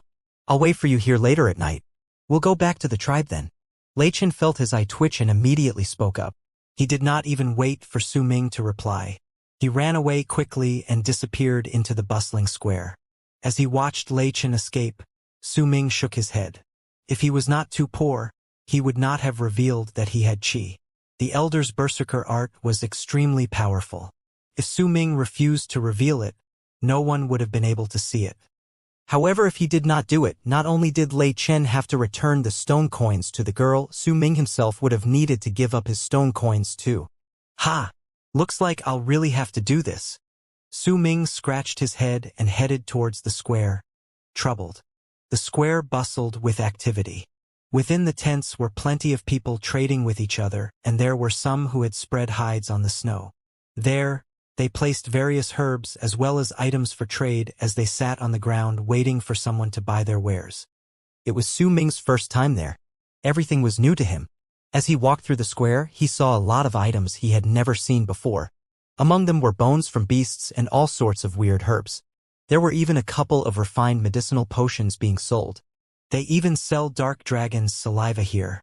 1 bottle is worth 1 stone coin. Su Ming faltered in his footsteps when he saw that Dark Dragon's saliva was sold as an item. It was on one of the hides on the ground beside him. He blinked in surprise. I've been drinking Dark Dragon's saliva since I was young. Just how many stone coins was that worth? Xiao Hong also drank a lot of it. Su Ming was just about to leave, mumbling when he caught the glimpse of something on one of the hides not far away. That is. Su Ming took a deep breath and went towards it. He cast a glance at the owner of the stall. He was an old man in his 50s. He wore a loose hide shirt and sat still with his legs crossed atop the snow. When he felt someone coming towards him, the old man opened his eyes and looked at Su Ming. There was a hint of shock in his eyes, but after he looked at him carefully, he closed his eyes again. Su Ming eyed a blue object placed on the hide. The object was shaped like a plate. The edges were sharp, but there were a few cracks on it. There was even a deep cut like the object had been pierced through. It laid quietly on the mat but would let out a faint glow occasionally. Anyone who saw it would have thought that it was alive. The cracks seemed to form a drawing. It was the drawing of a terrifying face, and it was frightening to look at. This is an incomplete berserker vessel. You won't be able to afford it. As Su Ming was looking at it, he heard an old and wizened voice. Su Ming lifted his head and looked at the old man, who spoke. Berserker vessel? Su Ming sucked in a breath. He had suspected it. He had read about it before in the beast skin scrolls. Berserker vessels were extremely rare items. Only the powerful berserkers in the Transcendence realm could obtain and make one. As for the people in the blood solidification realm, it was difficult for them to obtain it. Even if they had one, it was usually an inheritance within the tribe. There also had to be people in the tribe who were capable of guarding the vessel from being taken away by berserkers in the Transcendence realm. This vessel is already broken. You can't use it.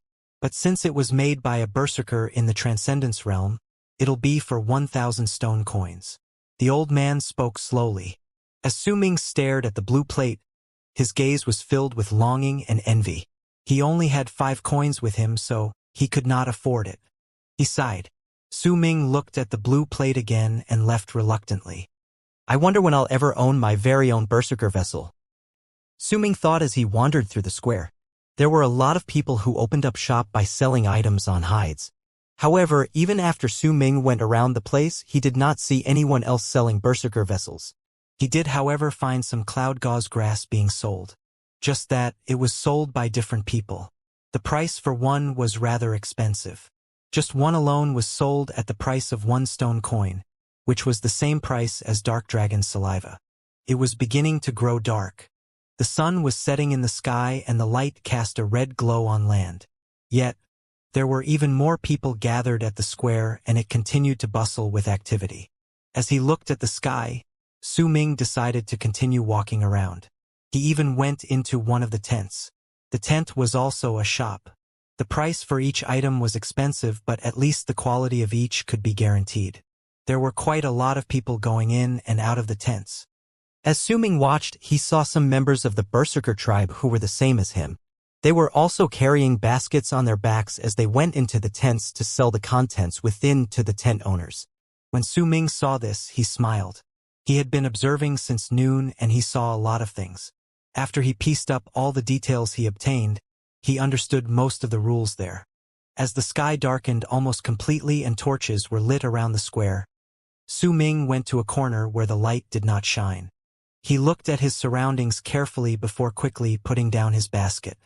He wrapped the hides on the basket around his body and put on all the other hides he had prepared in the basket. Finally, he brought out a black beast skin that looked like a robe and wore it, covering up his whole body. Su Ming's face could no longer be seen. From the size of his body, he looked swollen. He looked completely different from his frail self. He shook his limbs slightly. Then he wrapped the beast's skins even tighter around himself. Su Ming took a look at the basket. There was still one more thing in the basket. It was something he prepared specifically for this trip. It was heavy, but it had its uses. He swung the basket over his back and lowered his head. He stopped after taking a few steps forward. Then he hunched his back. He then quickly walked towards a tent he had chosen a while ago. The light in the tent was dark. Since noon, the people who went into this tent were mostly like Su Ming. They hid their faces so that no one could recognize them. It may have been Su Ming's first time at the square, but he had been observing the proceedings since noon. As such, he had already understood most of the rules of the square. He did not immediately enter the tent he chose. Instead, he paced about outside the tent for a while as he looked at the tent occasionally. Before long, a person dressed in a similar fashion as Su Ming came out from the tent and left the square in a hurry. Su Ming had seen a lot of people like this since noon. He was somewhat certain that once he left, no one would chase after him. He opened the flap and went into the then empty tent quickly without any hesitation. Once he entered the tent, he felt a gaze fall upon him. The person looking at him was a middle-aged man. He was half nude and sitting cross-legged. There was a bonfire before him. As it lit up the tent, it crackled as it burned. One of the man's eyes was empty, but the other gave off a sharp glint. He was watching Su Ming closely without a word. The fire is quite dazzling. Since Su Ming was covered up by hides, he was not worried about the man seeing his face. He also spoke slowly with a hoarse voice, and it was completely different compared to his normal one. The one-eyed man looked at Su Ming for a while before looking away. He felt no chi from Su Ming, and he did not look any different from the rest who came. He may not have felt chi from Su Ming, but one who could enter the tent and seem so familiar with the rules could not have been just any person. He raised his right hand and pressed it on the bonfire. The bonfire immediately grew dimmer. The light from the bonfire became darker as well. Take it out. If it's good stuff, I'll give you a fair price. The man put out his right hand and spoke slowly. Su Ming scrutinized the man behind the hides that hid his face. Then all of a sudden he laughed. His laughter was also hoarse as it echoed in the tent. It made the man frown. Just as he frowned, Su Ming raised his right hand. Immediately, a round object was thrown at the man as a medicinal scent spread in the air. The man caught it in his hands. When he saw it, his right eye shone brilliantly as he took in a sharp breath. How much does this thing cost? Su Ming spoke hoarsely. What is this? Where did you get it? What are the effects of this thing? The man stared at the object in his hand for a while before looking at Su Ming seriously. A flash of curiosity appeared in his eyes. When I was on the way to the square, I saw this beast.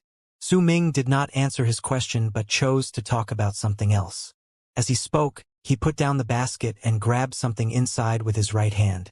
Immediately, the basket shook and Su Ming took out a mink raccoon that was tied up before placing it on the floor.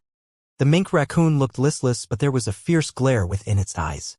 There were wounds on its body that had not healed. It also could not escape as it was tied up. The man was stunned. It was clear that he did not know what Su Ming meant.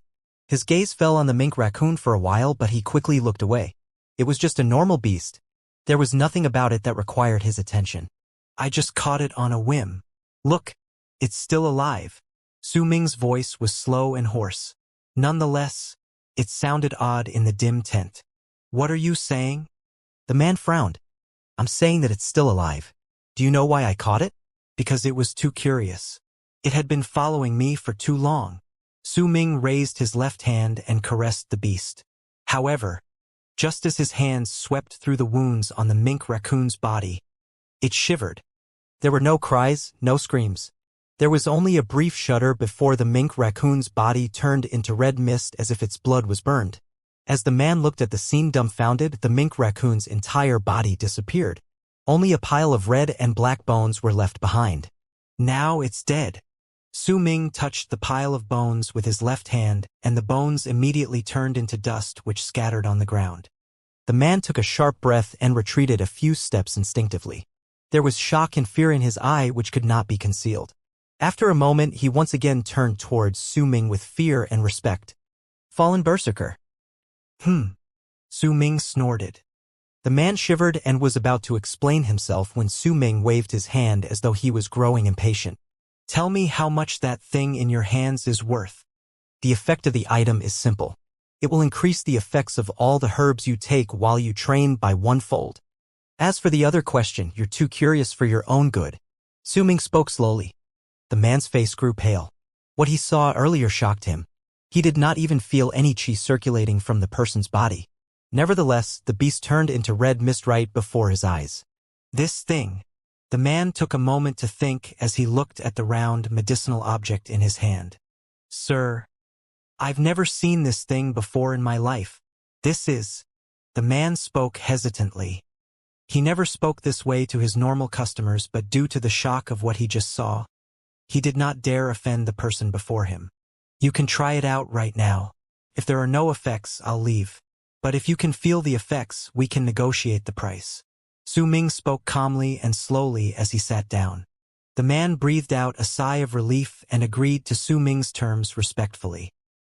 He took out a bell from his bosom and shook it lightly. Immediately, the ringing of the bell filled the tent. There was an indescribable look in Su Ming's eyes. He stole a glance at the bell and he tightened his left hand, which he kept hidden within the robe. There was still a bit of scattering blood powder left in his left hand. Su Ming was nervous. The chi within the man standing before him felt stronger than Lei Chen's. He was probably around the 5th or 6th level of the blood solidification realm. Su Ming could not hope to win against such a person. If the man decided to attack him, Su Ming would have had a hard time dodging it. However, he needed a large number cloud gauze grass, which would require a lot of stone coins. Due to this, he had to take a risk. Besides, after he killed Yu Chi in the forest, he felt that his mindset had changed somewhat. The knowledge he obtained by reading the beast skin scrolls he got from the elder were now deeply ingrained in his mind. Somewhere in his mind, he thought that if he could not overpower the other party with his chi, he could at least make his opponent hesitate. Then his opponent would not act rashly. That was why he chose to disguise himself before going into the tent at first. Secondly, he brought the wild beast with him. All of it was to create shock at the right time. It seemed that his actions produced pretty good results, but Su Ming was still nervous. He did not dare let his guard down. In truth, Su Ming was not the only nervous one in the tent. The man was possibly even more nervous than Su Ming. He would occasionally glance at the spot where the creature died. When he saw the pile of dust, his heart would race, not out of excitement, but out of fear. In the man's sight, the person before him, covered entirely in hides, gave off an enigmatic air. It put a lot of pressure on the man, especially with the shocking scene that happened just moments ago. The anxiety and nervousness he felt towards Su Ming was far stronger than what Su Ming felt towards him. This man is very experienced. He speaks calmly, but he is a ruthless man. He must be a fallen berserker who went into hiding in one of the mountains, but from his mannerisms he seems to be someone reasonable. But I don't think this weird medicine will be very strong. As the man was drowning in his own fears, there were footsteps outside the tent. Then the flaps of the tent were lifted and a man walked in. The man's face was blank. When he walked into the tent, he did not say a word. He stood by the side waiting for the one-eyed man's orders. When the other man came in, Su Ming only cast him a glance. The presence of his qi was not thick. He was the same as Su Ming. They were both practitioners at the second level of the blood solidification realm. Eat this and this as well. The one-eyed man did not hesitate and handed the pill along with an herb to the other man who just came in. The other man took the pill and the herb, his face still blank, and swallowed it after a few bites. Then he sat down with his legs crossed, circulating the qi in his body. Very soon, his whole demeanor changed as if he was surprised. He opened his eyes before long and looked at the one-eyed man with uncertainty. There aren't really any major effects. I just felt the effects of the prime spirit grass increase, maybe about 1-fold. When the one-eyed man heard his words, he immediately narrowed his eyes as his heart hammered against his chest. He knew what the increase of effects for any herbal medicine by 1-fold would bring. If it was just a normal herb, the effects would not be obvious. However, if it was the sort of herb taken by berserkers above the 8th level of the blood solidification realm, the value of the pill would practically be immeasurable. For a normal herb worth 10 stone coins, this item would only be worth 1 stone coin. But if it were an herb that was worth 100 or 1,000 stone coins, the increased effect. The one-eyed man grew more excited as he thought of the possibilities, but he could not be sure that the item would have the same effect for higher-leveled herbs. It's a pity I don't have a lot of stone coins on my person. He quelled his excitement and sent the other man away. Then he stood respectfully before Su Ming and forced a smile. Sir, this medicine of yours is really mysterious. I'll give you 30 stone coins in exchange for 1. How does that sound? The one-eyed man did not dare offend Su Ming. To him, Su Ming was a fallen berserker. If he could produce such a powerful medicine, he was definitely not a common berserker practitioner. 30 coins. The price offered made Su Ming's heart pound in excitement, but he spoke with a colder voice instead. This, sir, 30 coins is my final offer. I can't even be sure whether this medicine works the same for higher-leveled herbs. The one-eyed man immediately explained himself, but before he could finish, Su Ming cut him off. If you consume this medicine, no matter what herb you take, the effects will increase by 1-fold. If I didn't want to buy a berserker vessel, I wouldn't even sell this. The one-eyed man struggled internally for a while before he gritted his teeth and nodded at Su Ming. How many do you have? Besides the one you just ate, there's still one more. As Su Ming spoke, he produced a small bottle from his chest. There was only 1 scattering dust pill in the bottle. When the man heard this, he felt his heart twisting in pain at the loss of the first pill. As he hesitated, he saw Su Ming standing up and putting away the bottle. Then Su Ming lifted his hand, which turned the small creature into red mist earlier. He was also glaring at him from behind the layers of hides that covered his face. The man immediately remembered that he wasted a pill as an experiment and quickly spoke up. Sir, This, 50 coins. This is really all I can give you. Su Ming did not want to linger around for too long, so he spoke flatly. Fine. Along with the pill you used just now, that'll be 100 stone coins. The one-eyed man only hesitated for a short while before producing a beast skin pouch from his chest. He handed it to Su Ming respectfully. There were 2 white stone coins inside. The value of the stone coins were decided by their color. The gray ones were worth 1 each, and 1 black coin was equivalent to 10 gray coins. As for the white coin, it was equivalent to 50 gray coins. If it was a purple coin, it was worth 100 gray coins. Give me black coins. Su Ming only glanced at the 2 coins before he spoke all of a sudden. The one-eyed man was taken aback, but only for a moment. He did not ask any questions instead. He produced 10 black stone coins and gave them to Su Ming. After placing the stone coins into his pouch, Su Ming threw the little bottle to the man.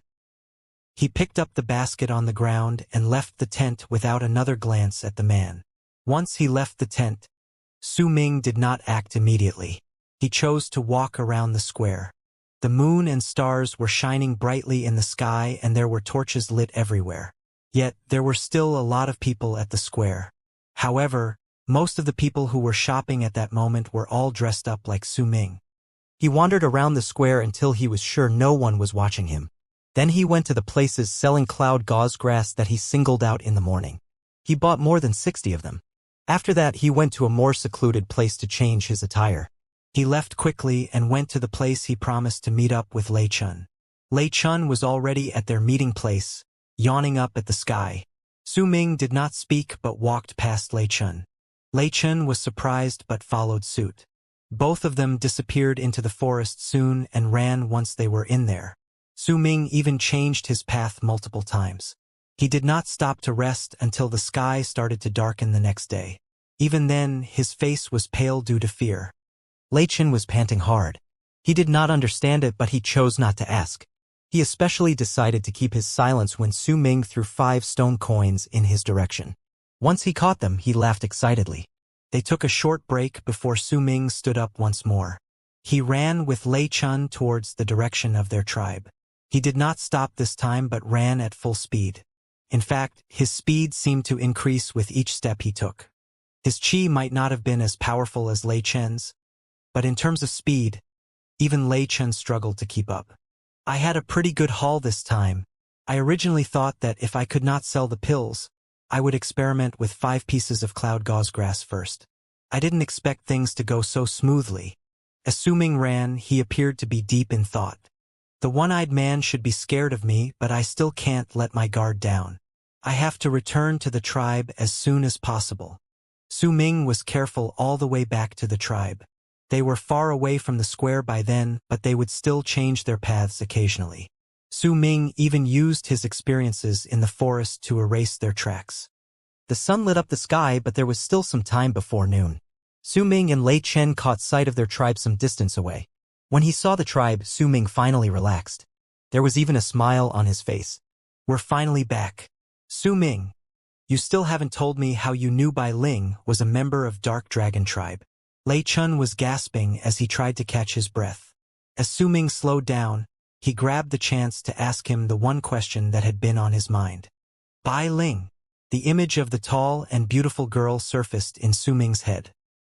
He thought especially of the girl wrinkling her nose and looking at them with her bright eyes.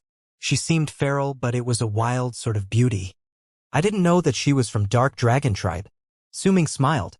The girl named Bai Ling was the prettiest girl he had ever seen since he was young. No way. If you didn't know, how did you manage to get it right in one go? Lei Chen had been thinking about it for a long time, but he still could not get an answer. Now that Su Ming did not intend to tell him the answer, he became desperate. Su Ming took one look at Lei Chun and laughed out loud. Lei Chun, you like her? Nonsense.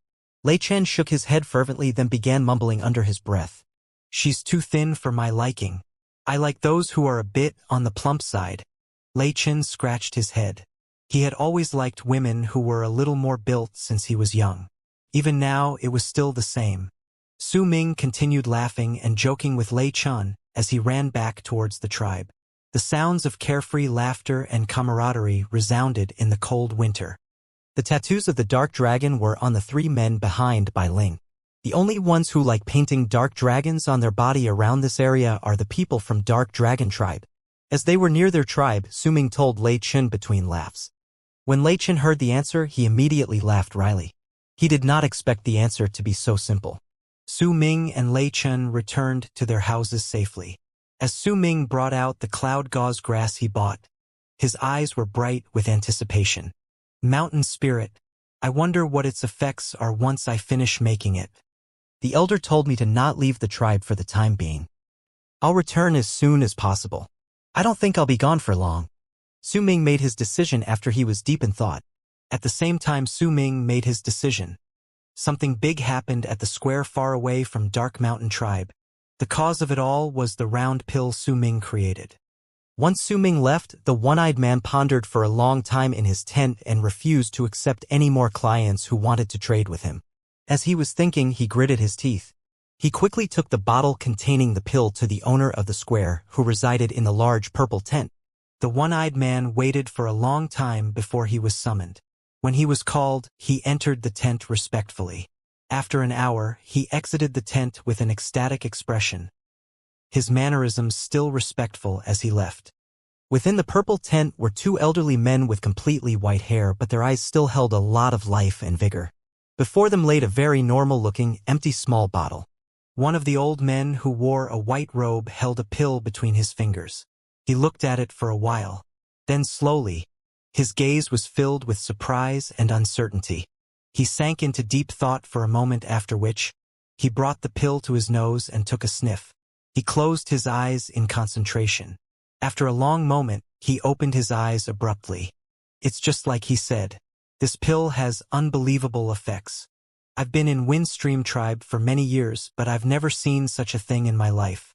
By the looks of it, it doesn't seem to be a medicine made from a long time ago either. There isn't any sign of age on it, so it's clear that it has just been made recently. Just what is this? It's a pity a long time has passed since the trade took place. The fallen berserker is not an easy person to deal with either, or else we might get to know how this pill was made.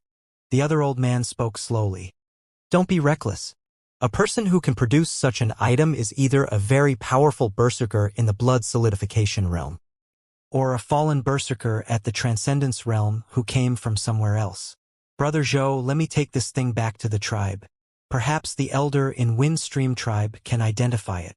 As the old man in white spoke, he carefully placed the pill back into the small bottle. Then he waved his right hand and the small bottle disappeared. You do that. The old man sitting before him nodded his head. This item is too important. I'll be taking my leave first. If I get any information, I'll tell you. The old man in white stood up. He then held his fist and palm together as a salute towards the old man called Zhou. He quickly left the purple tent. The moment he stepped out of the tent, the outline of his body became distorted. He turned into white mist and rose into the sky. Instantly, he disappeared. Daylight had almost arrived. On the vast plains some distance away from the square was a big tribe. The size of the tribe was almost equivalent to the size of a city. It was surrounded by 6 other tribes the size of Dark Mountain Tribe. In the very middle was a big city made of stone and dirt. The city looked magnificent, like a giant beast had arrived on the land. The citizens within the city alone numbered more than thousands. It was not something Dark Mountain Tribe could ever hope to overcome. The 6 surrounding tribes were affiliated with the city. Some of them were conquered by Windstream Tribe, while some sought protection when some sort of disaster befell them and they became part of Windstream Tribe. Windstream Tribe was a medium-sized tribe, but it was still considered weak for a medium-sized tribe. After all, Dark Mountain was located at a rather rural area in the world. However, it was precisely because of that, Windstream Tribe could rule over the entire area and accept tributes offered by numerous smaller tribes. It was also the only tribe in Dark Mountain that was qualified to contact members of the Berserker tribe belonging to the upper class. As the sun began to light up the sky, a white mist flew across the sky. It gathered outside the city and transformed into the old man in white. The old man looked solemn as he immediately walked into the city. On the way, he met other members of Windstream Tribe. All of them would stop and bow towards him respectfully. At the center of the city was a completely dark altar. The altar was built in the shape of a pentagon and was 100 feet tall. There was a drawing of a bird on it. The altar looked as if it was left behind since ancient times. The old man in white stood underneath the altar respectfully. After a moment, a gentle voice traveled from the top of the altar. Sure, hi. What is it? Elder, I was at Zhou Ranch Square and saw a medication I've never seen before. The effects of this herb are incredible. The old man in white took a deep breath and spoke in a low voice. Oh, let me see it. The gentle voice spoke slowly from atop the altar. The old man in white lifted his right hand and bright light appeared from his palm. A small bottle materialized itself instantly. Then, as if there was some mysterious force attracting the small bottle, it floated upwards slowly towards the altar. It was quiet around the area. The only sounds were that of the wind passing by. The wind caused the old man's robes to flutter. He stood there, as still as a statue, and waited silently. After a moment, the gentle voice spoke once again, but this time there was a tinge of surprise in it. "There's only one?" "Only one," the old man in white replied immediately. "I've never seen a medication like this before. The makeup of this medication is something I don't understand, and it's clear this was made not too long ago. Who brought this to the square?" The gentle voice spoke solemnly. "A fallen berserker," the old man in white spoke in a low tone. "Find him. Use all the resources we have and find him. Tell him to join Windstream Tribe and I will treat him as a permanent guest here," the gentle voice exclaimed almost immediately after the old man spoke the last syllable. The old man in white took a deep breath and complied to the order respectfully. He could identify that the medicine was out of ordinary, but he did not expect the elder to invite the person to Windstream Tribe as a permanent guest. The status of a permanent guest was treated with extreme respect. Besides the tribe leader, the elder, and few other people, they were treated almost with the same importance as the other leaders of the tribe. As the old man in white went away, he immediately had the entire Windstream Tribe carry out the elder's orders.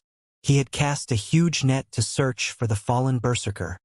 As for Su Ming, he had just made a decision at home in Dark Mountain Tribe.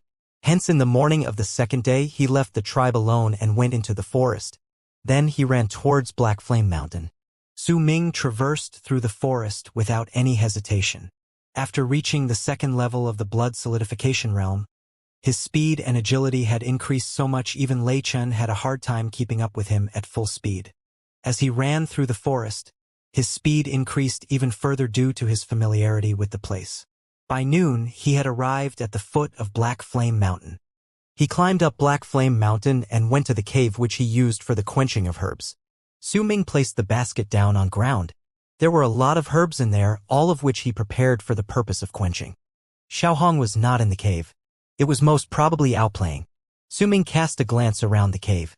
Once he was certain there were no signs of abnormality around, he sat down cross-legged on the ground. He concentrated on circulating the blood in his body until the 10 blood veins shone brightly on his body and his body reached the best condition possible. There were even vague signs of the 11th blood vein manifesting itself, which could allow Su Ming to reach the third level of the blood solidification realm. The elder helped me to truly awaken, and he did say I was about to reach the third level. Not a lot of time passed since then, but I feel that there's enough blood within me now. The ancient berserker art is truly amazing. Su Ming opened his eyes and the scene of the black substance oozing out of his body surfaced in his mind. I might as well put aside creating more pills for now and break through the second level. Su Ming only took a moment to make his decision and brought out the sky stone he pillaged the other day from his bosom. He took a look at the herb and swallowed a scattering dust before plucking a leaf from the herb and swallowing it as well. He closed his eyes and meditated once again. After a moment, Su Ming's body was covered in sweat and surrounded by blood-red light. The 11th blood vein showed signs of manifesting completely.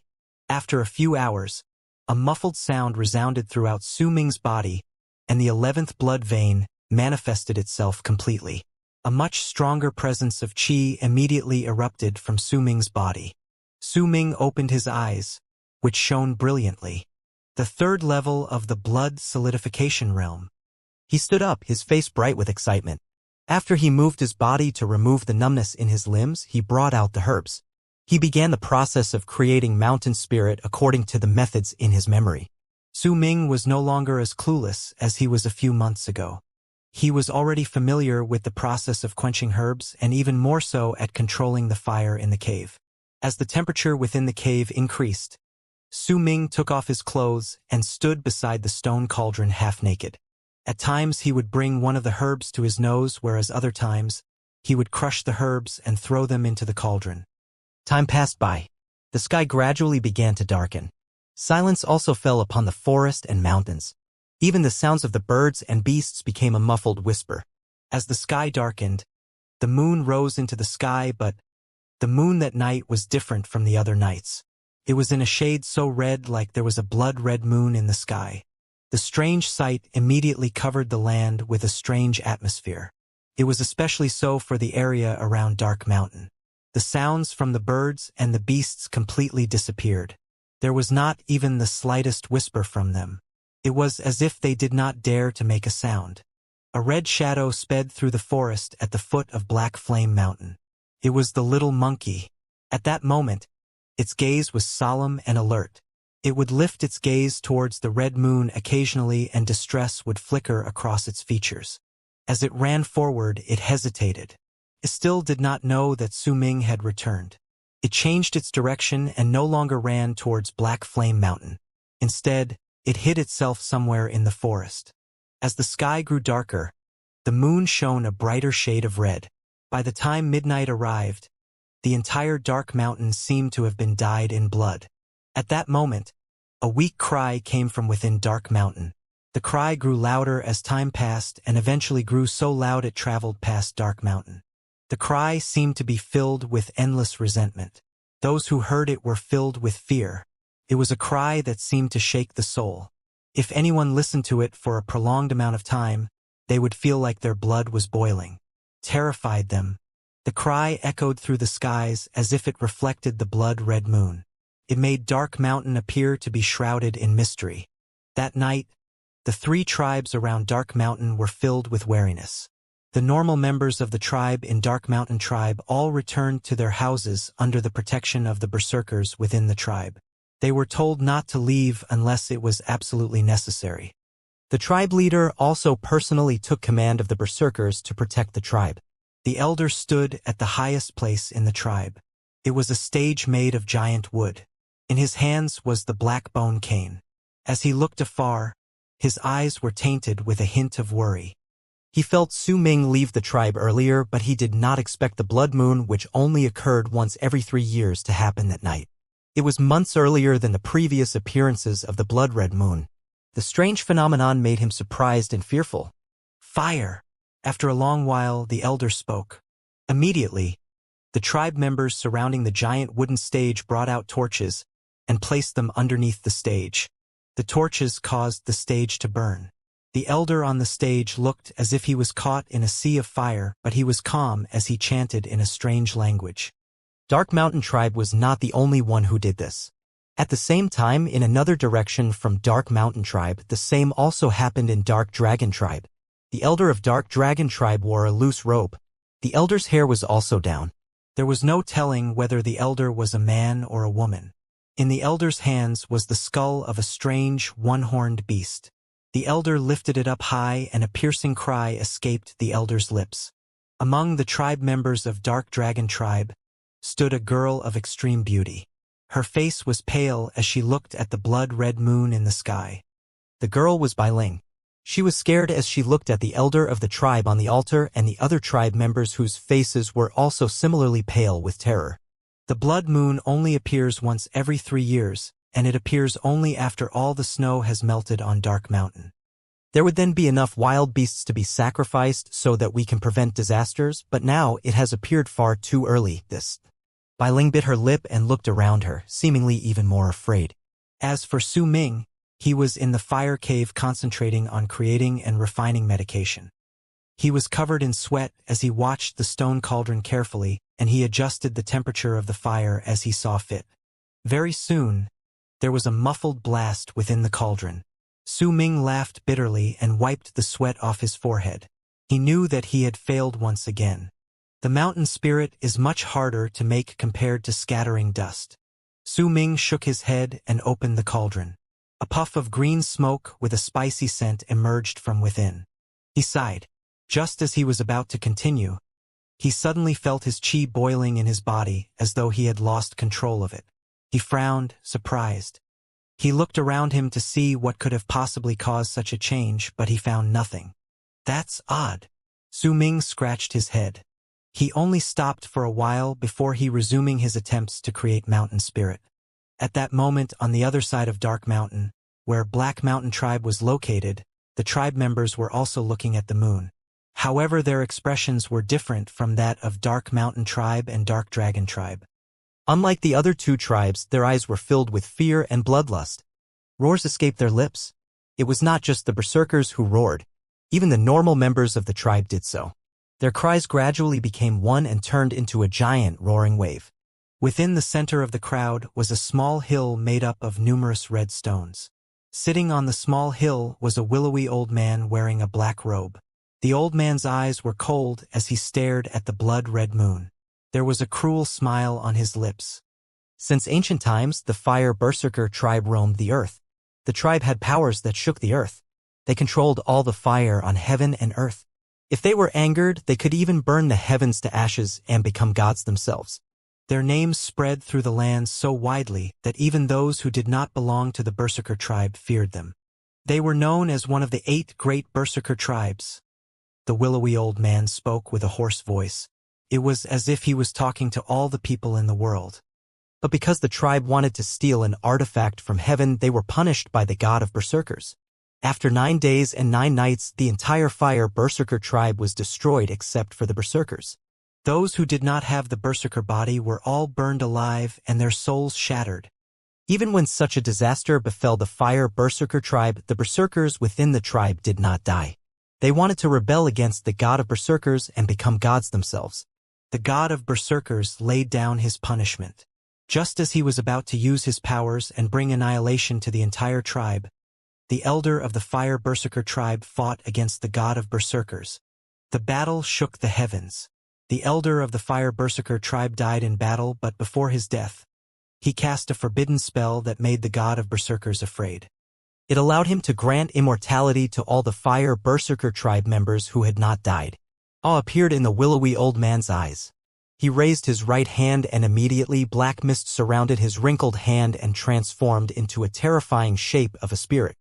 But he made a mistake. He may have allowed all the Berserkers in the Fire Berserker tribe to obtain immortality, but the god of Berserkers used the powers of creation and made them all lose their physical bodies. They became the wings of the blood moon. From then on, they became beings that could no longer see light. They lost their conscience and became the wings of the moon which lusted after blood. Their resentment, hate, anger, and sadness have turned into a monstrous grudge that turns the moon red once every 3 years. When the moon is dyed in blood, they will return once more. Tonight, I, by 2 elder of Black Mountain tribe, will help you. The willowy old man laughed darkly and bit his tongue. As he spat out a mouthful of fresh blood, the blood-red stones underneath his feet exploded and floated in midair. The elder of Dark Mountain tribe, by 2, also levitated in the air. He spread his arms out. His eyes were filled with madness and excitement. The red stones began rotating quickly in midair and formed a gigantic picture. The picture was spherical in shape and there was a crescent moon within it. The entire thing was colored a bloody red. Wings of the moon, wake up! Awaken from your long slumber and come forth. By 2 spat out another mouthful of fresh blood, which instantly turned into bloody mist and fused into the giant picture in the sky. A roaring sound came from the picture and it exploded suddenly. It turned into a big patch of red mist which spread across its surroundings like rolling waves. At that moment, the entirety of Dark Mountain shook. The trembling could be clearly felt as if the land was moving and the mountains were shaking.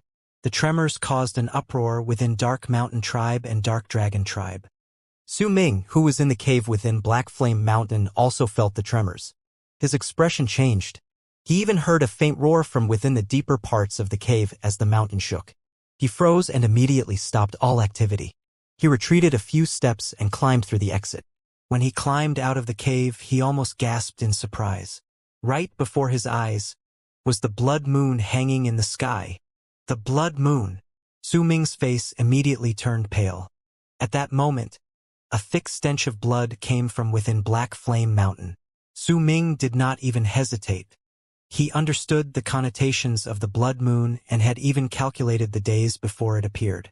However, he did not expect it to appear earlier. He immediately turned around and crawled back into the cave. He knew that he could not find a place to hide once he was outside. There was no time for him to return to the tribe either. Once he returned to the cave, he immediately took out his horn and quickly cut through the wall beside him. It was as if he was struck by madness. The roaring sound within the cave was becoming clearer, and there were even signs of other sounds amid the roar. Su Ming's eyes were bloodshot. Fortunately, he was used to the place and the horn was extremely sharp.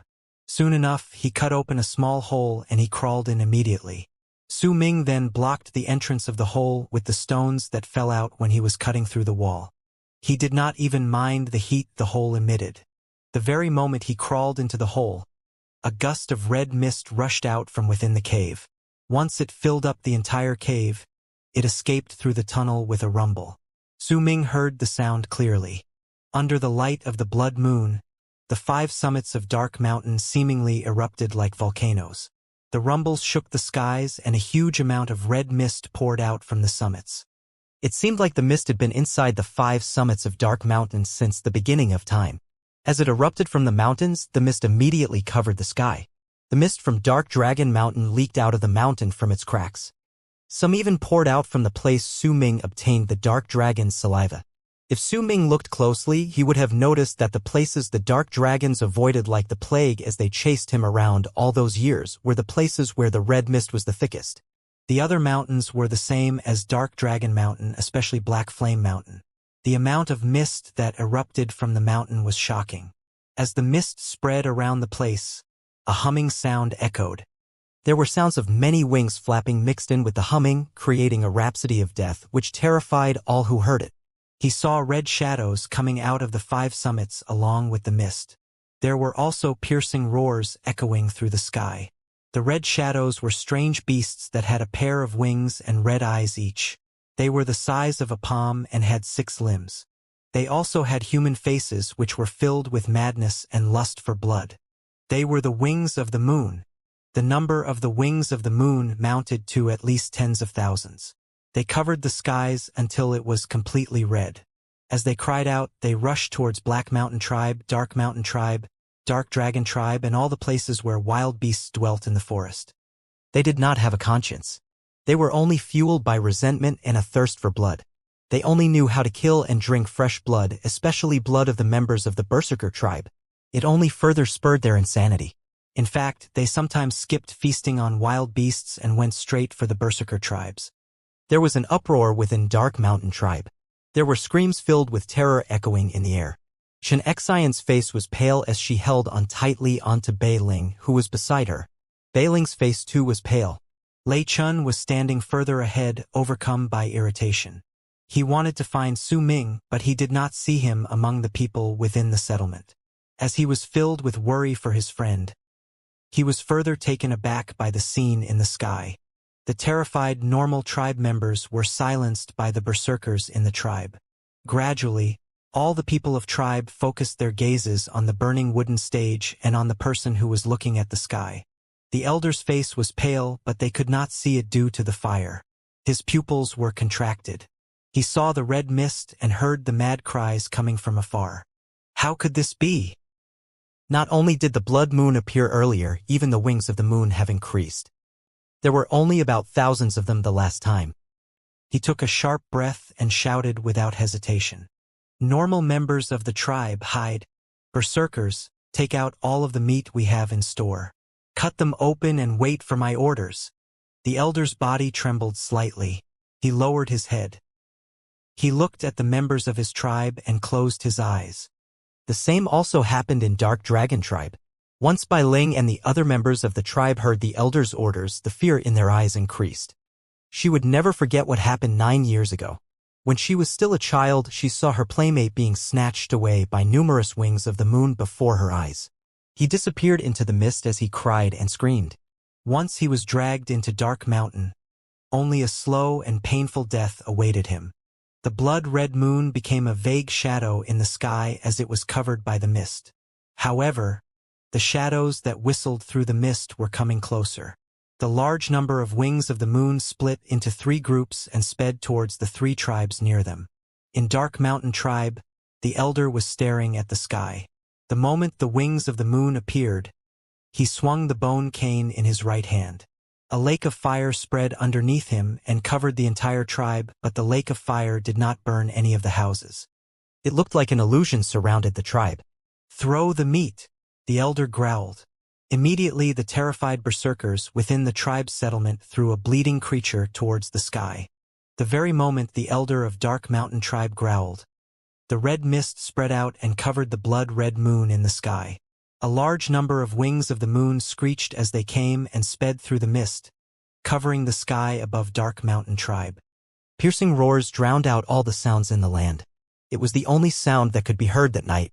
Dozens of beasts drenched in blood were thrown into the air by the tribe members. Before they fell back to the ground, they were immediately swarmed by the wings of the moon that gathered upon them like bloody clouds. Amid the cries, the beasts' bodies were entirely covered by the wings of the moon and their flesh pierced through by sharp teeth. They turned into dried-up carcasses in an instant. Their blood and living bodies were devoured by the wings of the moon. All that was left were only skin and bones. They crashed onto the ground and twitched helplessly before they all died. Some of the numerous wings of the moon in the sky even ignored the beasts tossed into the air. They plunged straight towards the tribe members. Their eyes were filled with ruthlessness and a thirst for blood. Their targets were the berserkers within the tribe. Screams, cries and roars collided with each other. They resonated with the screeches made by the wings of the moon on that strange night. The lake of fire that surrounded the entire tribe was like a solid barrier. It caused the wings of the moon that approached the tribe to retreat with a cry. It seemed that the fire, which could not even burn the houses, could actually cause them mortal damage. Again, the elder stood within the lake of fire and looked at the sky gravely. Immediately more tribe members tossed even more beasts into the air in the midst of their fear. It did look like they were feeding and offering sacrifices to the crazed wings of the moon in the sky. Time passed by. All of the creatures stored for winter had become food for the wings of the moon and fell back onto the ground like mummies. Driven by madness caused by their lust for blood, they started diving downwards. It seemed like an attempt to break through the lake of fire and descend upon the tribe to feast on the blood of the berserkers. The elder waved his right hand and the lake of fire turned into a giant vortex that spun rapidly in the sky. He was going up against the wings of the moon in the sky by himself. At the same time, arrows upon arrows pierced through the lake of fire and into the sky from the tribe to fight against the wings of the moon. To the wings of the moon that were pretty much immortal, this sort of injury was nothing to them. Their flapping wings and piercing cries made the people in Dark Mountain Tribe panic. Before long, some wings of the moon broke through the lake of fire and flew into the tribe, causing chaos within Dark Mountain Tribe. The same also happened in Dark Dragon Tribe. However, a strange sight happened within Black Mountain Tribe. All of the members of the tribe prostrated on the ground and remained still. In the sky, the elder of Black Mountain Tribe, Baitu, stretched his arms wide open. His face looked crazy with fanaticism as he stared at the sky, chanting. Numerous wings of the moon circled around him. There were also a large number of them on him. Their fangs sunk into his flesh and they drank his blood. Yet Baitu appeared to have lost all sense of pain. He did not resist. Instead, the crazed fanaticism on his face grew even more. As his face became paler due to the loss of blood, the strange chant became louder. I sacrifice my blood to you, O ancient fire berserker tribe. You have obtained immortality and have turned into wings of the moon. You feast upon the berserker blood, and now I will take the blood of the fire berserkers into my veins. Di he, Hong La Dong. Baitu bellowed, facing the skies, and immediately, a piercing black light erupted from his body. As the black light spread out from his body, the wings of the moon on his body screamed. Their bodies started shriveling and the light in their eyes started dimming. After a moment, they fell off Baitu's body as they lost all signs of life. It drove more wings of the moon wild. The process repeated itself. A large amount of blood from the wings of the moon was absorbed by Tuesday. His body began to swell at an alarming speed and a thick presence of qi erupted from his body. The moment they sensed the presence of the qi, not only did those wings of the moon become even more frantic, even the ones that went to Dark Mountain Tribe as well as Dark Dragon Tribe changed their direction and flew towards Black Mountain Tribe. Not far away from Black Mountain Tribe stood the figure of a person wrapped entirely in a black robe. He stood out among all the people of Black Mountain Tribe who lay prostrated on the ground. The black robe he wore was also not something that could be found in the small tribes around the area. As he stood there, he looked at the elder of Black Mountain Tribe in the air, his lips curling up into a dark smile. I gave you the way to find the moonstones necessary to summon the wings of the moon made of the fire berserker. I also taught you the way to summon them. I told you the quickest way to arrive at the awakening realm. Your success is up to you now. Compared to the chaos outside, Su Ming was relatively safe. He pushed away the stones that covered the hole in the cave and jumped out. There were several spots on his skin that had blistered due to the heat. His lips were dry and cracked as his heart pounded against his chest. I can't believe this is one of the resting places of the wings of the moon. Su Ming stared at the spot where the wings of the moon appeared in the cave. He heard many legends regarding the wings of the moon since he was young and knew just how terrifying they were. The legends about how they were almost immortal also made Su Ming narrow his eyes in fear. After a moment of silence, he crawled out of the entrance of the cave slowly. As he was near the exit, he stuck out his head quickly and looked around. The sight made him gasp. The sky was covered by red mist, and an uncountable amount of wings of the moon circled the sky, the sound of their roars echoing.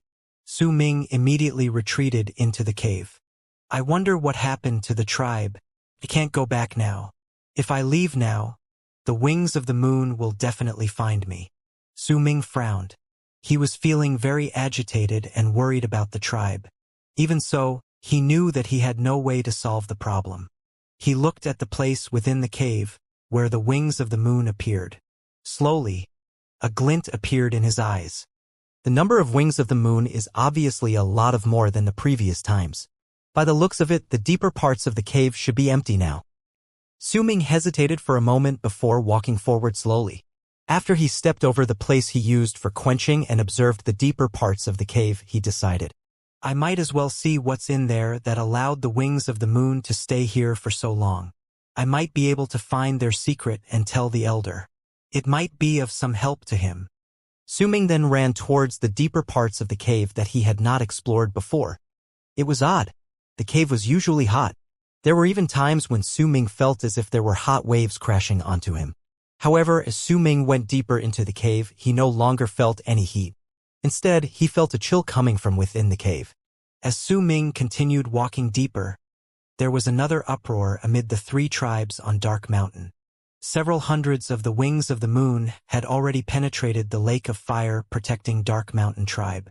They dived towards the tribe members and fought against the berserkers. Bei Ling's eyes grew cold as he protected Xianxia, who stood behind him. A cold wave spread out of his right hand, forming sharp icicles around them. There were a lot of wounds on his body and blood poured freely out of his body. Suddenly, he narrowed his eyes and focused on a point far away. He reached for the bow on his back with his right hand without any hesitation. As Bei Ling took the bow, a strong killing intent came forth. He drew the bow with his left hand and the tip of the bow gleamed. Immediately, the snow around them gathered at the tip of the bow, and he shot an ice arrow towards the direction he was looking at. Some distance away, Lei Chun was overwhelmed by a lust for blood. There were numerous wings of the moon on his body, but he did not care.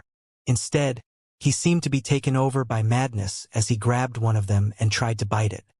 You want to suck my blood? Fine, I'll suck yours too.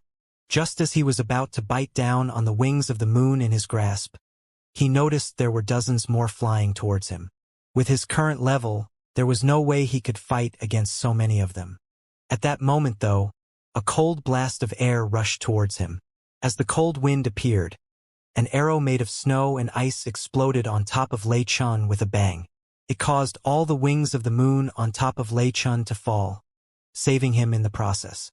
Lei Chun was surprised. He turned and looked at Bei Ling, who was coolly putting aside his bow. An indescribable expression appeared across Lei Chun's eyes. The chi of the tribe leader of Dark Mountain tribe was rolling off his body like waves. In his hands was a long silver spear. Every time he threw the spear, cries would echo throughout the sky as numerous chi waves hit the air, causing the wings of the moon to spread out. Even so, the number of wings of the moon that rushed down was too many. Some of the normal members of the tribe were even nearly captured by some of them. That moment, the elder acted. He swung the bone cane in his hands and the entire tribe trembled. An illusion of a giant statue of the god of berserkers formed in midair. The statue's eyes were filled with ruthlessness as if it was alive. The dragon in its hands even lifted its head and roared. Then it flew into the sky and swept through its surroundings. As time passed, the night of the blood-red moon slowly went by, but the battle in the tribe became even more intense. Some wings of the moon captured a few members of the Berserker tribe alive instead of sucking their blood near the end of the battle. They intended to bring the members back to their lair and suck out their blood. As light started to brighten up the sky, a piercing cry sliced through the air from Dark Dragon tribe. Among the numerous wings of the moon was a white figure. Her beautiful face was pale and filled with despair as she was captured along with her other tribe members by the wings of the moon. They were flying back towards Dark Mountain. Behind them, an old woman wearing sackcloth chased after them desperately. As their cries of terror continued traveling away from Dark Dragon tribe, the old woman's eyes became bloodshot and were filled with despair before long. She turned around and gave up on the chase. She chose instead to go back and defend her tribe. When the person in white saw this, tears escaped her eyes. As her tears fell, they disappeared without anyone noticing. As daylight arrived and the blood-red moon disappeared, the tens of thousands of wings of the moon let out a huge cry and flew back towards Dark Mountain from all directions. Some of them carried the girl in white and her other tribe members towards Black Flame Mountain. They entered through the cracks. Su Ming walked forward into the deeper parts slowly and carefully. He remained alert on the way and regularly made sure the coast was clear before he moved further. As he moved, he also held onto the horn and activated the chi in his body. He prepared himself to fight with the power of all 11 blood veins at all times. He also searched for possible hiding places along the way so that he could hide himself when there was any danger or when the wings of the moon suddenly returned. Su Ming was filled with curiosity towards the unknown, but his cautiousness kept his curiosity in check. It was especially so in such a dangerous place. As he moved forward, the cave colder. As the crossroads increased, Su Ming's speed also increased. It was completely dark around him. There were also a lot of cracks on the walls. By the looks of it, they were caused by years of heating. However, Su Ming noticed that some cracks were just recently formed. The color on those walls were different from the others. That's odd. These cracks must have just been formed recently. Just what kind of energy could have caused the walls to form new cracks? An answer began to form in Su Ming's head. Could it be because of the sudden cooling of the strong heat, causing an unimaginable force of energy to explode? Su Ming scratched his head. He did not think too deeply into it, but he remembered it. He did not know how long he walked, but it felt like a long time. Suddenly, he stopped. The cave before him had obviously become much bigger. In fact, the deeper he went, the wider it became. Have I arrived at the deeper parts of the cave? Su Ming scrutinized his surroundings and walked forward slowly. Before long, the cave before him grew wider. When he arrived at the end, Su Ming took a deep breath and started thinking as he absorbed the sights before him. Before him was a cave the size of his tribe. There were dozens of other small holes around the cave. The hole Su Ming exited from was one of them. In his silence, Su Ming went forward, his eyes bright. He looked at the other small holes in the cave. Then he narrowed his eyes and leapt forward, stopping at the entrance of each hole in the cave to take a sniff. Once he went through all the small holes, Su Ming stared at one of them. Without any hesitation, he crawled in. Among the small caves, only this one had a faint stench of blood. It was obvious that the wings of the moon flew out from this hole. As he ran, Su Ming stopped at times to think. As he did so, he would slice off a big chunk of rock from the walls around him using the horn. The rock was about as tall as the tunnel. It was bothersome, but Su Ming insisted on doing it. Su Ming cut out a few rocks of the same size as he moved forward. Each time he sliced them out, he would place them aside once he positioned them properly. Gradually, Su Ming's speed increased. He still kept his guard up. He could tell that he was going towards the bottom of the mountain. That was why the area was becoming bigger. Su Ming continued running downwards. It was not until he felt that he had run a long distance before he gradually saw a red light before him. The red light was like fire, but he could not determine what it was. When he saw the fire-like red light, Su Ming slowed down. His heart pounded against his chest. Somewhere in his mind, he felt that he was near the end. As he drew near, he had a hunch that the blood in his body was going to boil. It was not a feeling he was unfamiliar with. The rocks on the walls had numerous scratches. There were also some bite marks on the rocks. Created a strange atmosphere that made Su-Ming nervous. Nonetheless, he did not stop. Alternatively, he walked towards the red light. It was indeed the end of the tunnel. Instead of a road ahead, there was a giant fire cave in its place. Su-Ming remained alert. He stood at the exit and looked downwards.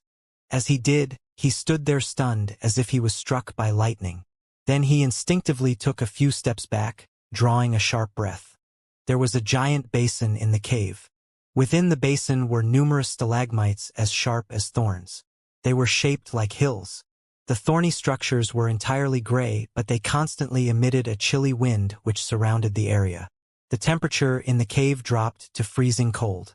That did not really affect Su-Ming. No, what astonished Su-Ming was what he found covered by the cold thorns within the basin. It was a tribe. There were numerous houses made of stone, a barricade and a watchtower made of stone. Su-Ming even saw stone pots used to cook rice scattered everywhere in the tribe. On the walls outside of each house was a picture of what looked like a blazing fire. All of the houses made of stone were huge and built in an orderly manner. They looked much more luxurious compared to the houses in Dark Mountain Tribe. Su-Ming even saw roads made of stone. There were a large number of protruding stones on some of the smaller paths as well. Su-Ming took a long time observing them, but he still had no clue what the small pavements were for. It was not a normal tribe or a complete tribe. Su-Ming's gaze fell upon some of the houses at the edge of the tribe's settlement. Those houses seemed to be split apart by a mysterious force. Only half of them remained within the basin. As for the other half, no one knew where they went. It was especially so on the tribal grounds. Besides the stone pavements, the other parts looked like dirt, forming a clear difference between the stones in the mountain. Su-Ming's breathing quickened. As he marveled at the sight before him, he remembered what the elder once said, the legend of the Fire Berserker tribe. Gradually, a picture began forming in his head. In this picture, he saw a gigantic tribe which seemed to span endlessly across the land. All the houses in the tribe were made of stone, and on their walls were the emblems of a blazing fire. The emblem represented the name of the tribe. However, one day, a change occurred within the tribe. It was split apart by an unknown force like it was shattered. The unknown force also scattered the tribe and its members along with the land it was built upon. They were all forced apart. A small part of the tribe and the land shifted into Dark Mountain. That wasn't a legend. Su-Ming looked at the bizarre and incredible sight before him. He swept his gaze across the tribe, and when he looked at the center of the tribe, he narrowed his eyes.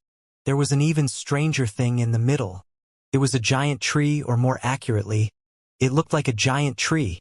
The entire thing was blazing red, and it emitted a light which looked like fire. The light Su-Ming saw from the tunnel was from this giant tree. The tree was as thick as dozens of grown men. Its roots had penetrated the ground and looked as if they went deep into the ground. No one knew how deeply they went. Only the tree trunk was visible.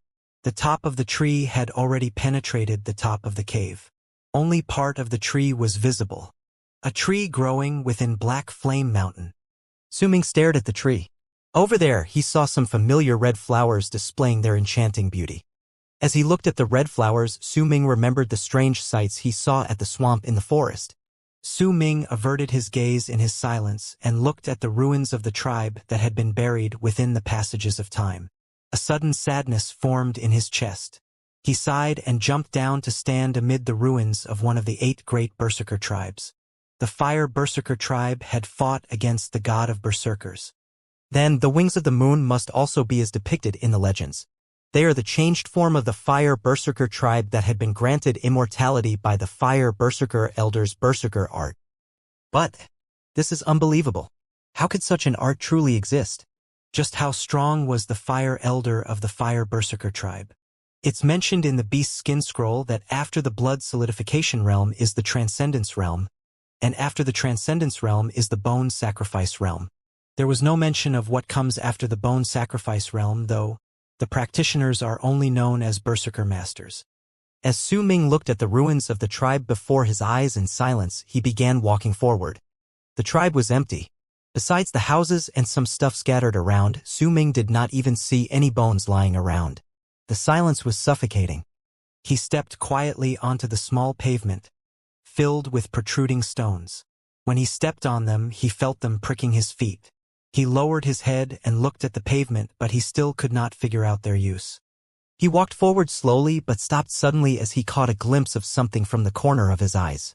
He turned his head towards the direction and saw a corpse hanging on the wall. It was at the border where the tribe had been cut away. The corpse was hidden by some of the houses, which was why Su Ming did not see it initially.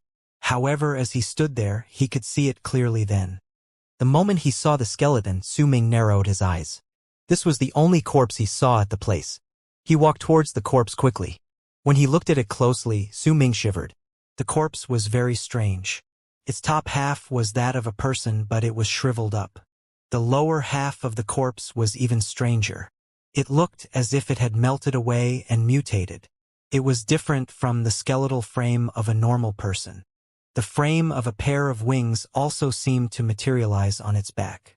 Looking at the corpse, it even looked similar to the wings of the moon. It was as though the person experienced a change in his form before his death. He imagined the pain of a person changing into wings of the moon, but there was no shred of pain in the corpse's face. Instead, there was only mockery and pride on his face. It was unknown who he was mocking. The index finger on his right hand had pierced into the stone wall by his side. Su Ming lifted his head to look at the stone wall by the corpse's side, and he saw a clear string of words on the wall. They were the words of the Berserker tribe. The moment Su Ming looked at them, the sound of wings flapping traveled through the entrance of the tunnel. There were bone-chilling roars mixed in between. Su Ming could even vaguely hear cries of despair among the sounds of flapping and roaring. The wings of the moon have returned. Su Ming's expression immediately changed. The sound of the wings flapping seemed about ready to cause a storm in the otherwise silent cave, housing the ruins of the tribe. Su Ming's eyes were bright with trepidation, but he did not move. Sounds of flapping wings and piercing shrieks echoed in his ears, but Su Ming knew just how long the tunnels were.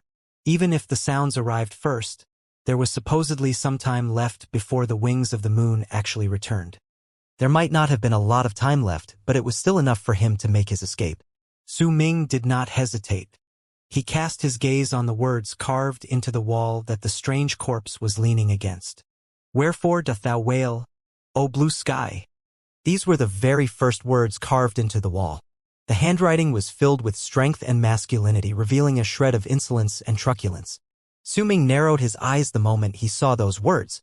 Su Ming did not truly understand their meaning and could only grasp the basic gist of it. Despite that, he could still feel the sadness and aloofness in the words. "Wherefore doth thou cry, O blue sky?" Su Ming mumbled. Then he looked at the other lines on the wall. The desire to obtain berserk spreads to all corners of the earth. "Let fire burn in mine blood. Let mine thoughts burn the skies. Let fire burn heaven into ashes. If T be true, the moon of fire appears from the clouds on the endless earth.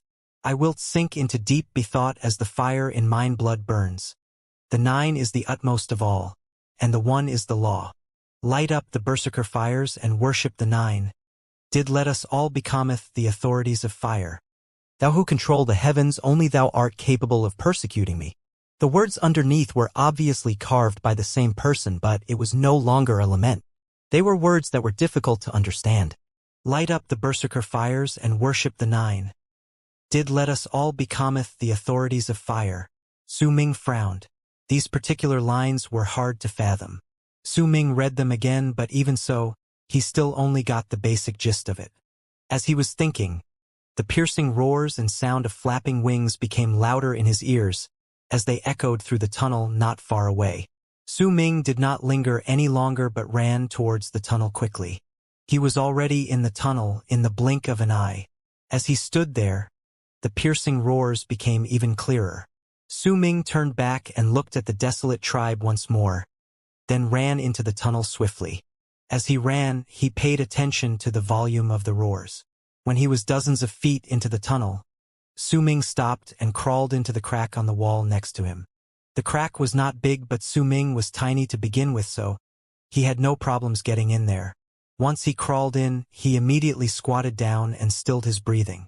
Using the wall as a hiding spot, Su Ming peeked out of the crack and waited silently as his heart pounded against his chest. Su Ming counted the time by his breaths. After 10 breaths, he felt goosebumps covering his entire body. He saw thick red mist rolling into the tunnel like an explosion. Within the mist were red shadows flying past as it let out thunderous roars. The red shadows were wings of the moon. Looking at the wings of the moon at such a close distance made Su Ming's heart beat even faster, but he did not move an inch. He even narrowed his eyes to a slit to avoid any light reflecting off his eyes. A huge number of wings of the moon kept swarming into the tunnel. One of them even crashed into the edges of the crack, and it was just about half a feet away from where Su Ming squatted down. Su Ming held onto the horn so tightly with his right hand that his knuckles turned white. At that moment, he could not even feel his own heartbeat. It was as if he had calmed down completely despite the extremely stressful situation he was in. He stared at the wings of the moon that crashed into the wall. As he looked at its horrifying face and flapping wings, it flew out of the crack. Su Ming did not let his guard down. If anything, it made him even more wary. At that moment, he heard cries filled with despair. Su Ming peeked out of the crack and saw the silhouette of a few people captured by the wings of the moon in the mist, being brought back to the tribe. There were 9 of them. Su Ming could not see all 9 of them clearly, but, as he swept his gaze across them, he saw a person in white, her beautiful face filled with despair and desolation. It's her. Su Ming narrowed his eyes. The person in white was the girl from Dark Dragon Tribe he and Lei Chun met at the square Bai Ling. Su Ming fell silent. Time trickled by slowly. Before long, the sounds in the tunnel gradually dispersed. Even the mist had largely dissipated. It was as though all the wings of the moon had returned to their nests as the blood-red moon left the sky, as though they were all about to return to slumber. A hot wave of heat immediately spread throughout the tunnel, replacing the cold. Even the crack in the wall was beginning to heat up swiftly. Su Ming heard crackling sounds, and right before his eyes, he saw new cracks forming on the walls of the mountain cave. So this is how the cracks are formed. Su Ming stood up quickly and approached the cracks. As he stood in the tunnel, he could feel the mist becoming thinner. Waves of heat crashed into him from where the tribe was, causing him to be covered in sweat.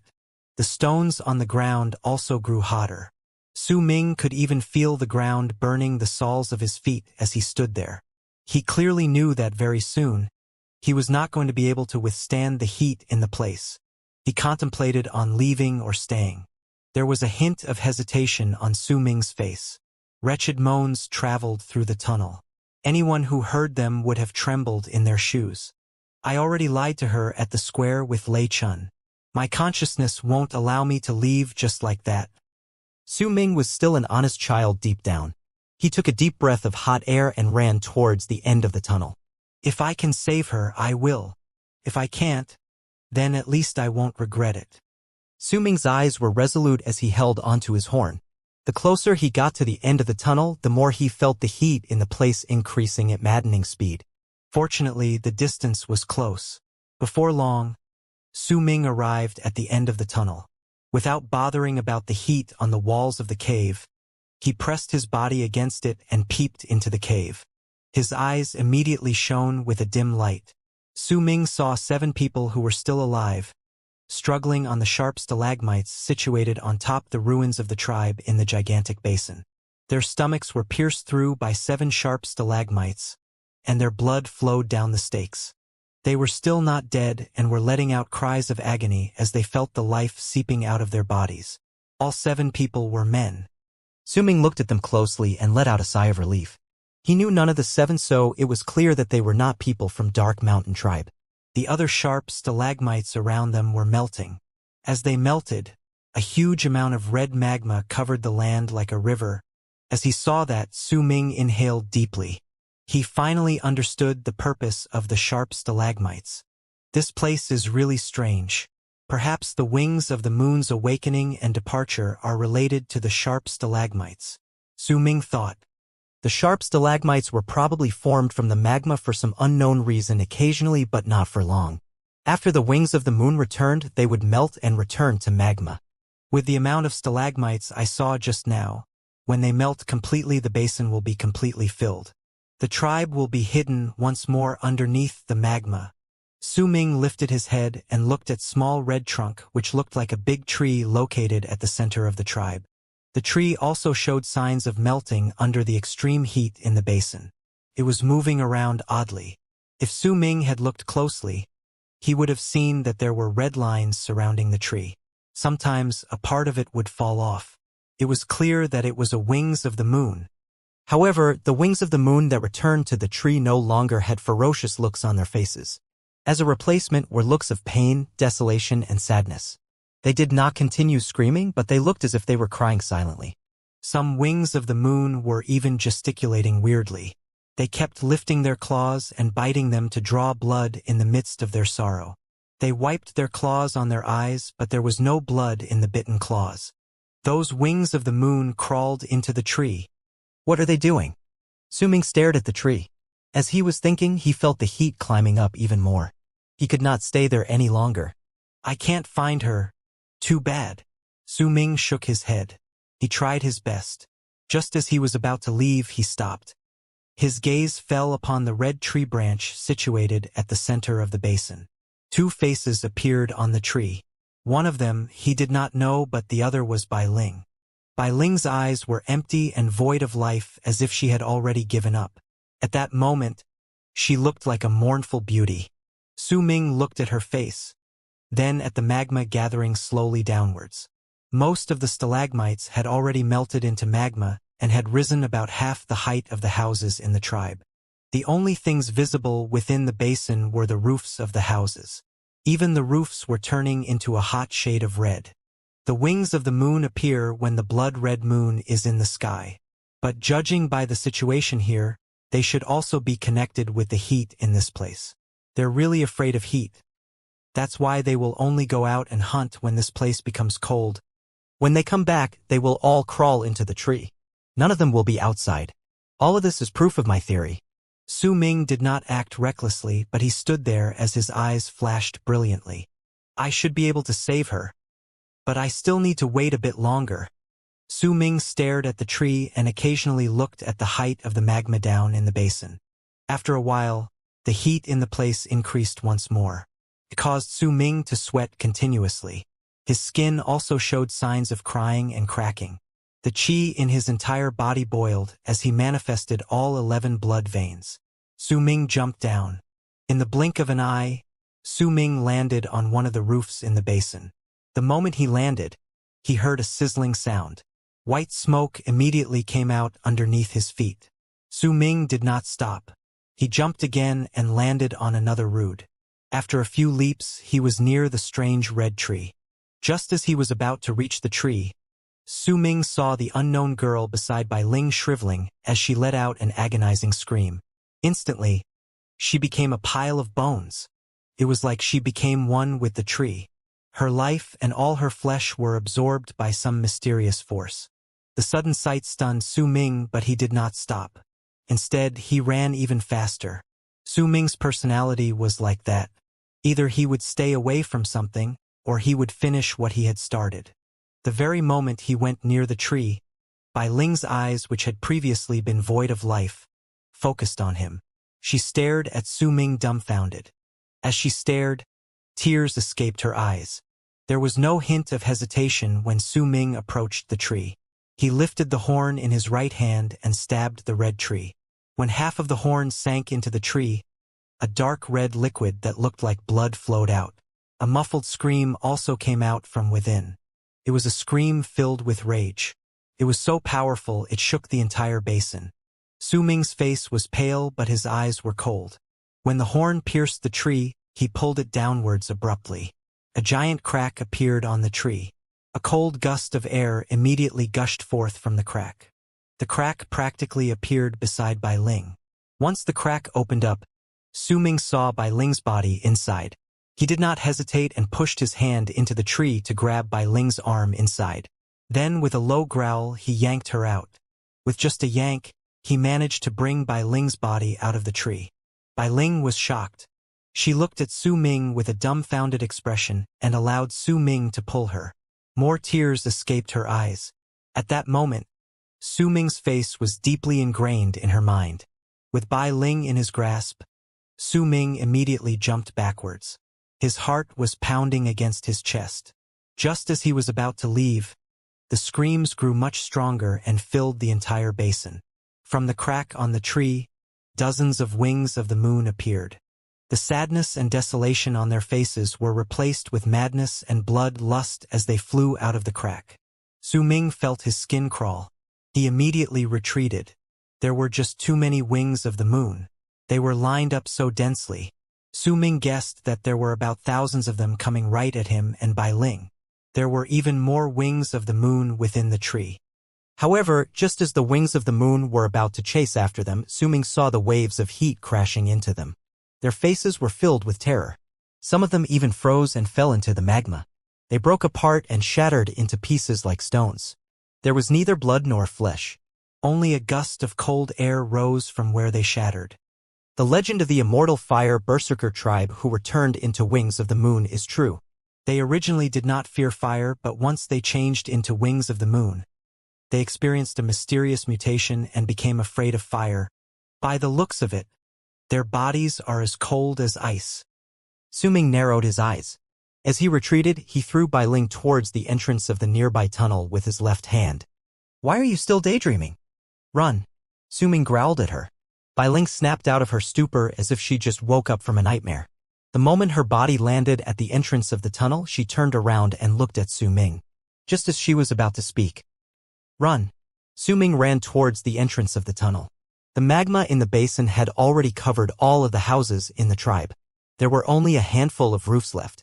Bai Ling's face was pale. She hesitated no longer. She turned and ran into the tunnel. Her legs were in pain, but she ignored it. The only thought in her mind right then was to escape from the place. Su Ming jumped on the few rooftops left and headed straight for the tunnel.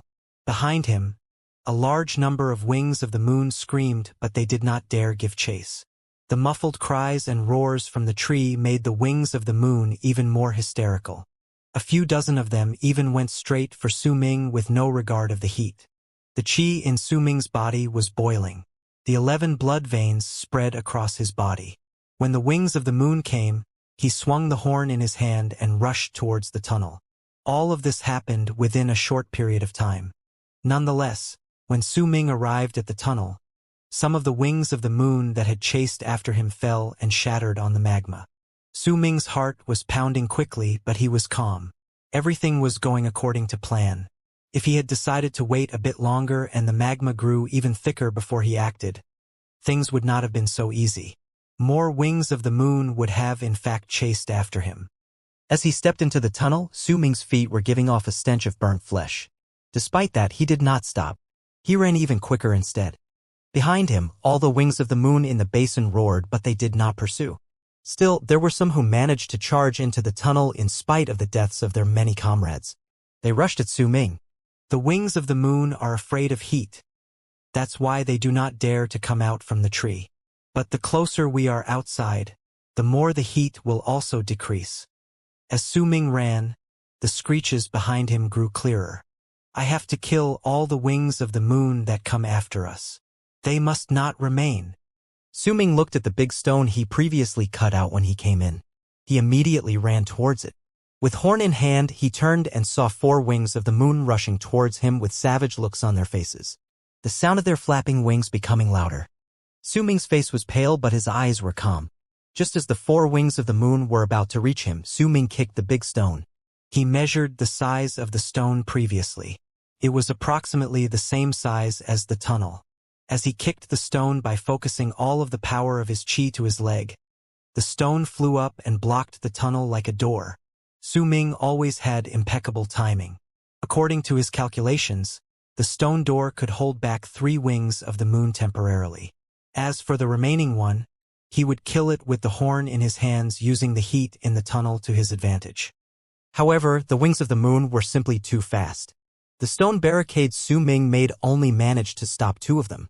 The other 2 made it past the barricade and rushed towards him. Su Ming frowned and immediately ran forward. Even if he could kill the 2 wings of the moon, he would be injured. Besides, he still had a better plan. As he ran, the speed of the wings of the moon's pursuit increased. Less than 100 feet away from him was another stone of the same size. As he ran past the stone, Su Ming used his previous experience and kicked the stone. With a loud crash, the stone flew up and blocked the tunnel. It held back one of them while the other escaped. Just as the other one rushed towards Su Ming, the cold glare in Su Ming's eyes thickened. He did not retreat any longer but chose to charge forward with the horn in his hand.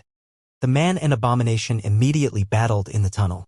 If Su Ming did not walk in the ways of the berserker, he would not have been able to resist, much less fight. However, he had already manifested 11 blood veins. He was also equipped with an extremely sharp horn. He had a complete upper hand in the battle against the wings of the moon.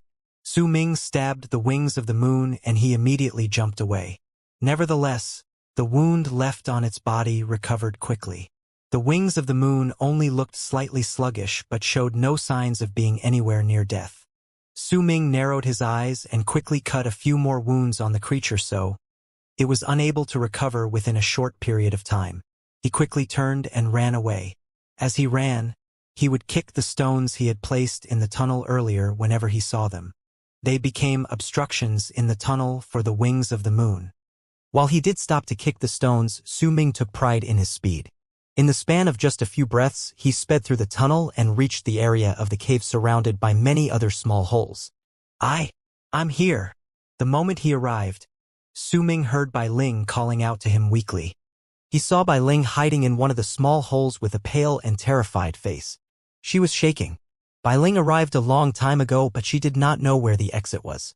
She did not dare move around recklessly, afraid that she would run into the wings of the moon again. The Bai Ling before Su Ming's eyes was not the proud and witty girl in the square. She was like a frightened little animal. When he saw the anxiety in her eyes, Su Ming laughed. "You. How can you still laugh?" Bai Ling was very nervous. She was about to continue speaking when Su Ming approached her quickly and grabbed her arm, running towards one of the many holes nearby. "This is the exit," she whispered softly to him. For some reason, after Bai Ling looked at Su Ming, her fears decreased. Su Ming nodded his head. He did not speak. Instead, he grabbed Bai Ling's arm and ran towards the tunnel at full speed. He could hear Bai Ling panting. The sound was very pleasant to the ears. Su Ming's heartbeat quickened. He did not know whether it was due to the running or the soft skin he was touching in his hand. Bai Ling did not speak again. She let Su Ming hold her hand as they ran through the dangerous tunnels. Her heart pounded against her chest and gradually, she felt the same way as Su Ming. The emotion allowed her fears and despair to dissipate. However, the silence did not last long. Soon, Su Ming brought Bai Ling back to the place he used for the quenching of herbs. When they arrived, Su Ming released her hand and he cut through the tiny holes on the ground using the horn. They seemed to be lighting up with fire. In the middle of it, he would sometimes frown as if he was thinking about something.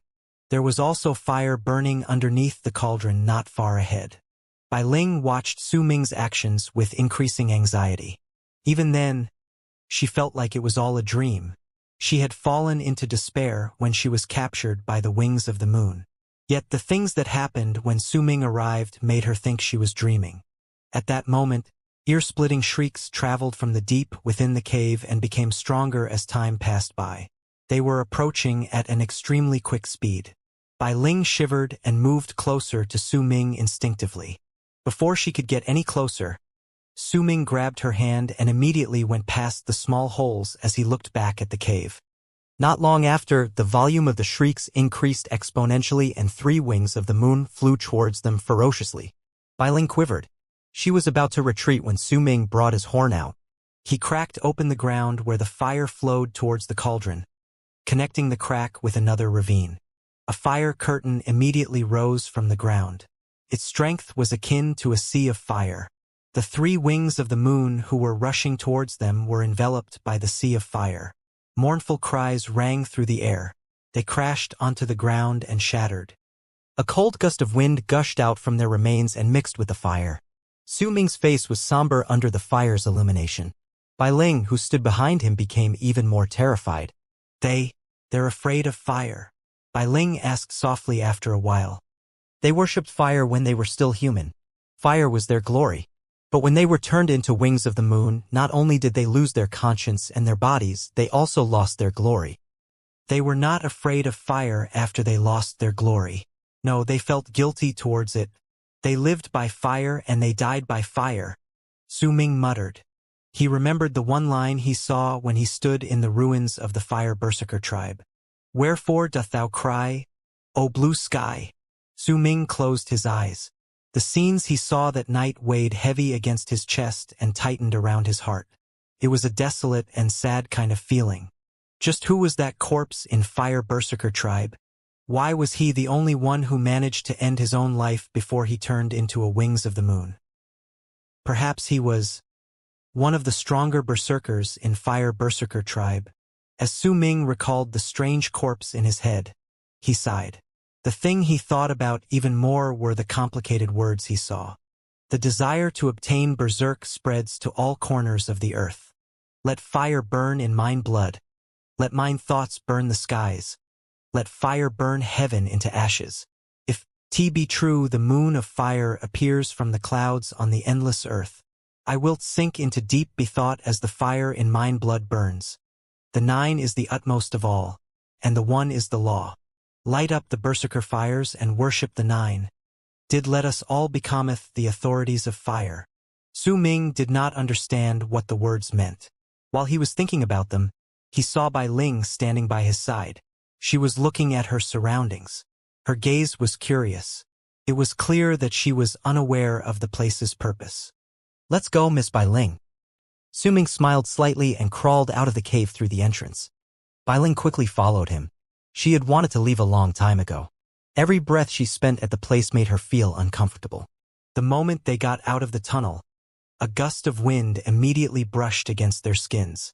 They felt like they were about to be blown away by the storm. Bai Ling's face was pale as she held onto a rock next to her. She had been pampered as she grew up in the tribe and practically never climbed such a mountain before. Even if she gritted her teeth to endure it, her increasingly ashen face exposed her fears. Su Ming looked at Bai Ling. He had never seen a girl of her beauty before. Her pale face especially made her look delicate. It's fine, I'll carry you. Su Ming scratched his head, but his heart was starting beat quicker. You! Bai Ling hesitated for a moment, then looked at the bottom of the mountain. It looked like an endless abyss. Finally, she nodded her head. Su Ming's spirits were lifted, and he squatted down in front of Bai Ling. Bai Ling blushed as she climbed onto Su Ming's back silently. Her arms found their way around Su Ming's neck instinctively. Su Ming blinked. She felt soft on his back. He could also clearly smell a nice fragrance wafting into his nostrils. He took a deep breath as an indescribable feeling blossomed in his chest. Hey, hold on tight. If you fall, don't blame me, Su Ming said instinctively. However, he did not hear any sound coming from his back. After a moment of hesitation, he shifted his focus on climbing down the mountain. With his agility and familiarity with the mountain, carrying someone would not have affected his speed too much. Yet, for some reason today, Su Ming only took the steep paths. Sometimes he would even jump down, making the person on his back scream. Then he would grab onto some rocks or vines as he fell. When he felt the delicate person on his back holding onto him tighter, a pleased expression appeared on Su Ming's face. The time required to descend from the top to the foot of Black Flame Mountain was actually quite short, but Su Ming spent an entire 2 hours to climb down. When Bai Ling got off his back, her face was entirely red and her eyes were filled with fear. Su Ming felt a slight hint of pity that it had ended. He coughed into his hand and looked at Bai Ling. We're in the forest now. The snow is very thick here. There are also quite a lot of traps placed here. There's also some distance left before you can reach Dark Dragon Tribe. It'll be dangerous for you go back alone. How about this? I'll escort you to Dark Dragon Tribe first, then I'll go back home. Su Ming spoke slowly and kept an eye on Bai Ling's expression. When he saw that Bai Ling hesitated, joy blossomed in his chest and he quickly spoke again. But the road back to your place is rather difficult to travel. Look, I don't mind carrying you on my back again. This way we can save time and I can go back home faster too. Su Ming frowned and spoke once he looked at the sky. Then, Bai Ling bit her lip as her cheeks flushed red again. She could tell he did everything earlier on purpose when they were descending from Black Flame Mountain. If it continued, her eyes flashed with anger due to the embarrassment she felt. Hey, I saved you, you know? Su Ming widened his eyes. He saw the anger in Bai Ling's eyes and felt a little guilty. Nonetheless, when he remembered that had he saved her, he felt his actions were justified. You don't want to? Fine, you're a berserker anyway. There may be a lot of wild beasts and traps here, maybe even some wings of the moon. But, if you're careful, you should be fine. Alright, I'll be taking my leave. Su Ming yawned and turned towards the direction of his tribe. However, before he could even take a few steps forward, he heard a gentle voice speaking anxiously. Then thank you. I don't know the way, please send me back to my tribe. Su Ming's spirits immediately lifted, but he kept a straight face. He even frowned a little, looking as if he was extremely reluctant to escort her back. He cast a glance at Bai Ling, then squatted down and spoke impatiently. Hurry up. We'll see whether we can get back before night falls. If we can't, we'll have to find a place to spend the night. Bai Ling widened her eyes and stared at Su Ming. She was beginning to somewhat understand the person before her. When she thought of the incident that happened at the square, she did not know what to say to him. More importantly, he appeared when she had given up all hope. She would never forget the resolution and determination in his eyes when he appeared in the cave. Blushing, Bai Ling gently walked to Su Ming's side and climbed onto that frail back of his once more. She could hear her heart beating rapidly against her chest, but she could not identify the emotion she was experiencing at that moment. Su Ming ran through the forest like a monkey with Bai Ling on his back. He really liked the sweet smell she exuded. As he ran, he changed his path and circled around the forest. After a while, Bai Ling's eyes glinted with an odd expression. She started to wrap her arms tighter around Su Ming's neck. We've walked through this place 3 times. She spoke softly as she looked at a withered tree not far from their location. What? Really? Am I lost? Wait, I'll go check. Su Ming faltered in his footsteps. He looked surprised and scrutinized his surroundings before he nodded his head gravely. You're right. I've never come to this place before. There was no hint of awkwardness on his face as he changed direction and started running once again. Time passed by slowly. They only managed to cover about half the distance to Dark Mountain Tribe by sunset, a destination they should have arrived at by twilight. However, Su Ming brought Bai Ling to Dark Mountain Tribe on the way back. He looked at his tribe from afar. When he saw no signs of abnormality from within the tribe, he felt at ease and left. When Bai Ling saw the sky darkening, the expression in her eyes became even odder. Once the sky became completely dark, Su Ming stopped at a part of the forest and looked at Bai Ling helplessly. Looks like we'll have to spend the night here. The forest is dangerous at night. We can only move ahead tomorrow morning. The cunning look Su Ming saw, the first time he met Bai Ling, had returned. She watched Su Ming quietly and did not speak. Under her gaze, Su Ming felt increasingly guilty. All right then, let's spend the night here. After a while, Bai Ling smiled. Her smile was really beautiful and her wild vibe resurfaced. Su Ming touched his nose and smiled as well. He got up and built a temporary resting place on a big tree. Then he sat there with Bai Ling. Both of them fell silent. It was as though they did not know what to say to each other. I still don't know your name. After some time, Bai Ling looked at Su Ming. Her eyes were even brighter under the moonlight. I'm Su Ming. I know your name is Bai Ling, Su Ming said as he looked at Bai Ling and smiled. You lied to me at the square, right? Humph. I thought it was odd when I went back to the tribe, said Bai Ling as she blinked and wrinkled her nose. It was really adorable. That is? You're also not the young lord of Dark Mountain Tribe, right? Bai Ling looked around with her bright eyes and spoke while chuckling softly. Su Ming scratched his head, not knowing what to say. At that moment, snow started falling from the sky. The entire sky was decorated with white flakes of snow. Oh, it's snowing.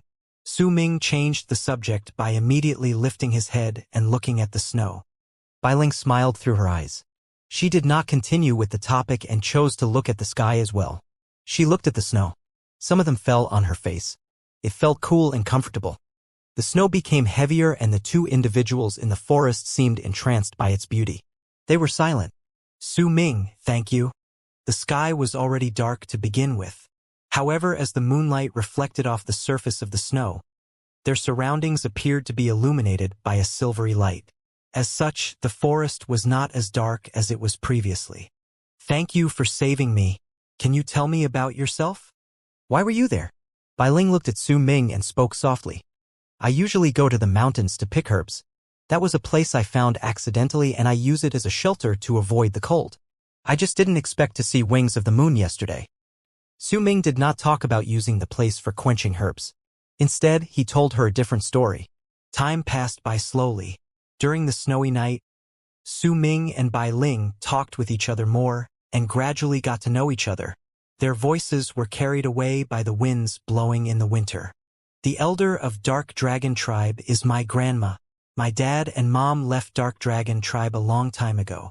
I heard from my grandma that they went to a tribe bigger than Windstream. They haven't been back for a long time."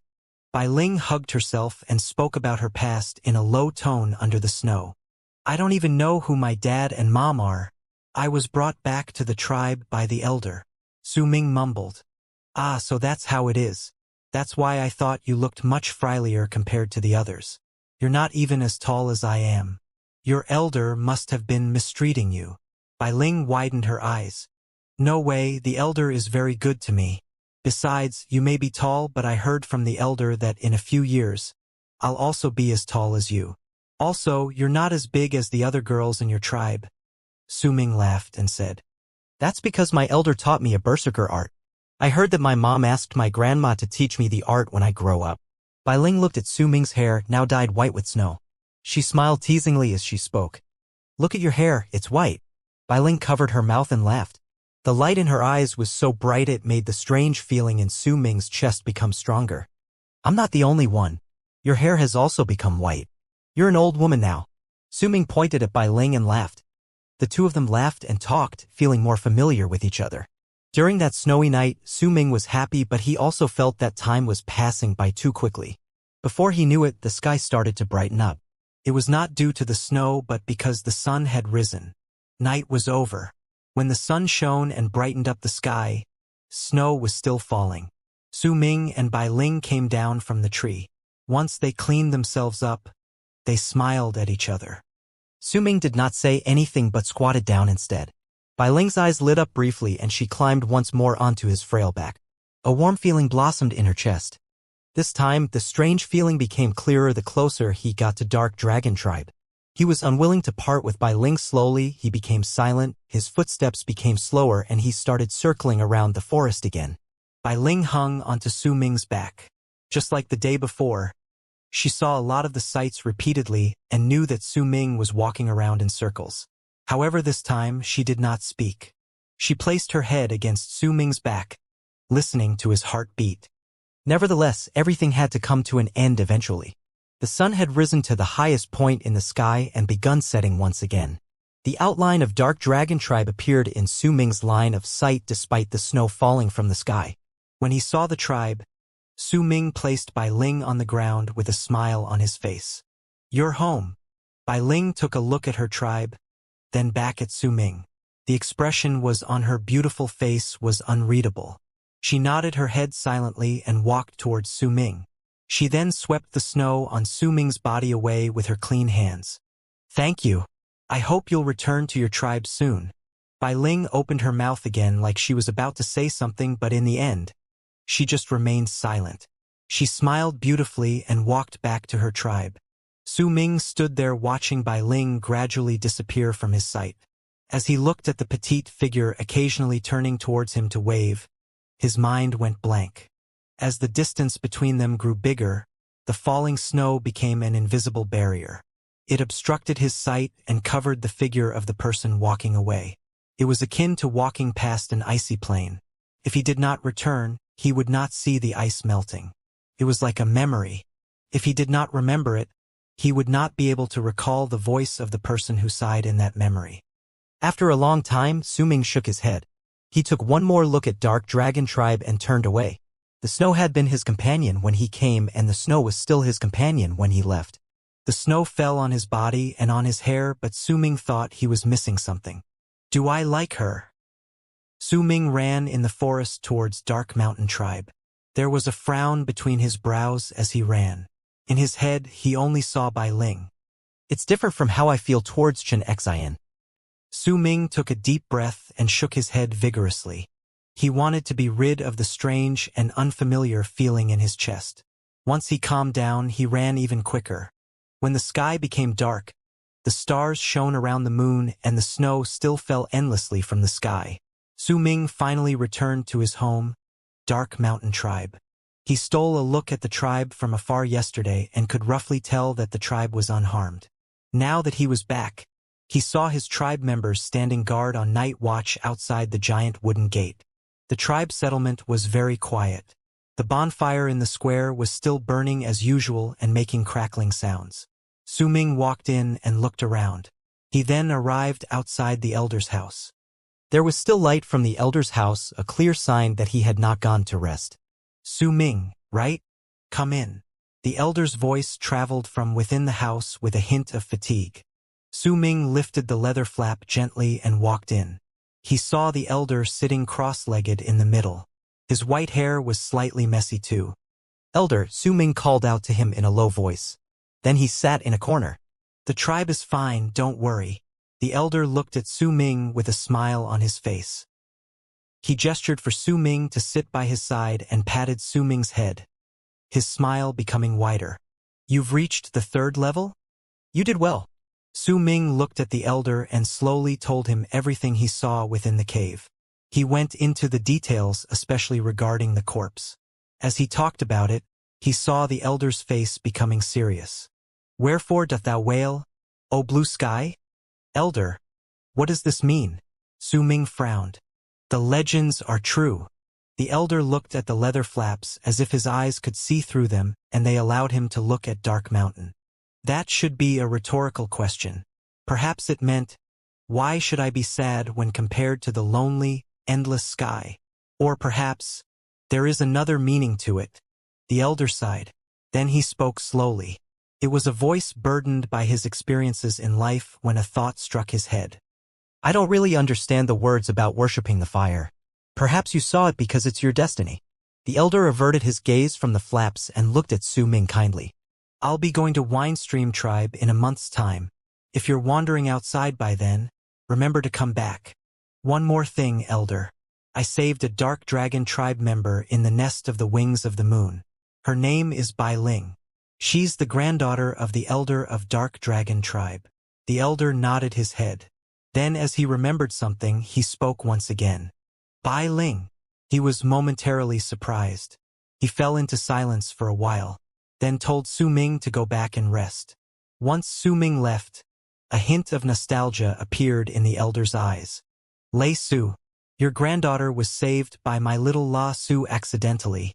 Perhaps this will allow you to reduce your hatred towards me a little. The elder sighed and the hint of nostalgia in his eyes grew thicker.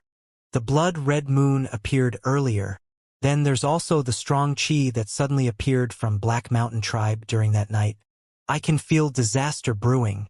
The elder closed his eyes as he mumbled. His voice was filled with worry. Su Ming left the elder's house and walked around the tribe.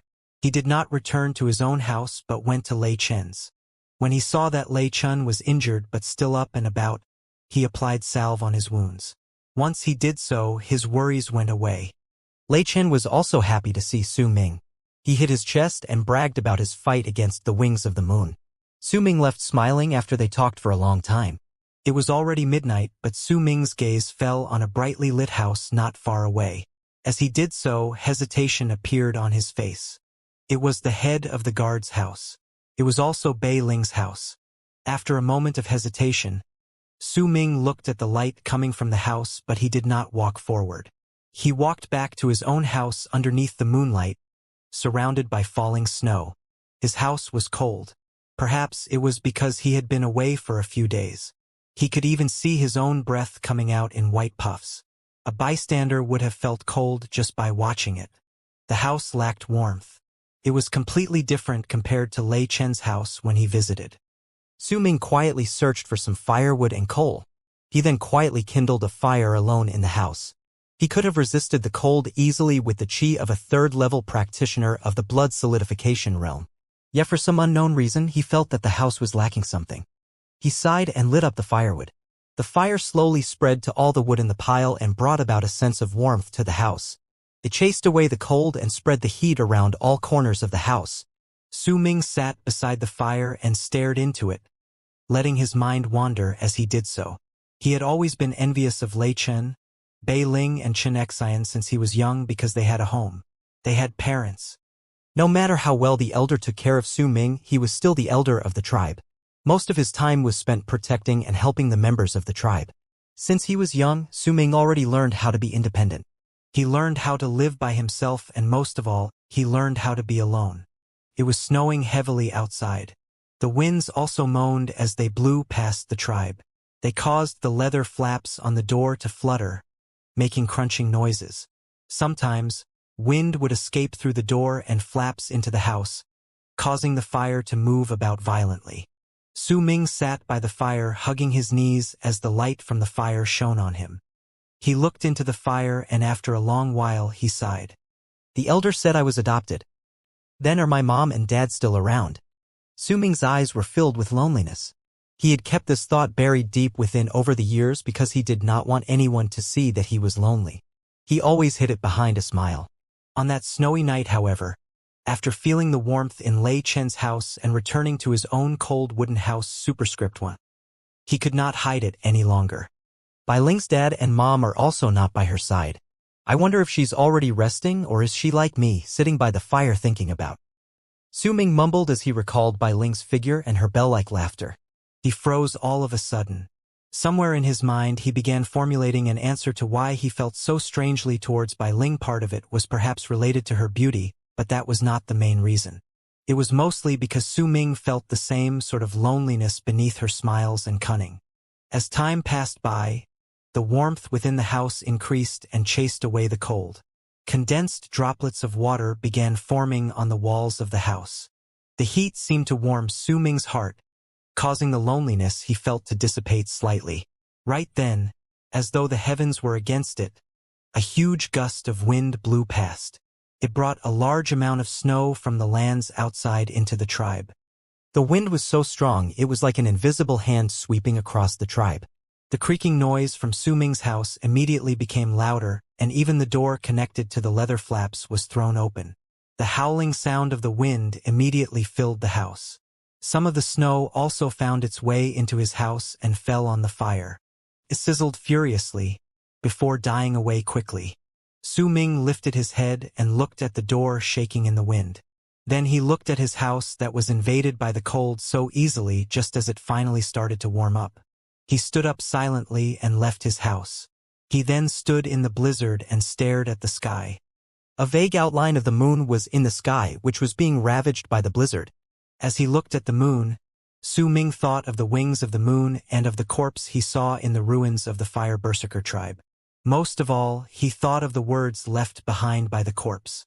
The desire to obtain berserk spreads to all corners of the earth. Let fire burn in mine blood, let mine thoughts burn the skies, let fire burn heaven into ashes.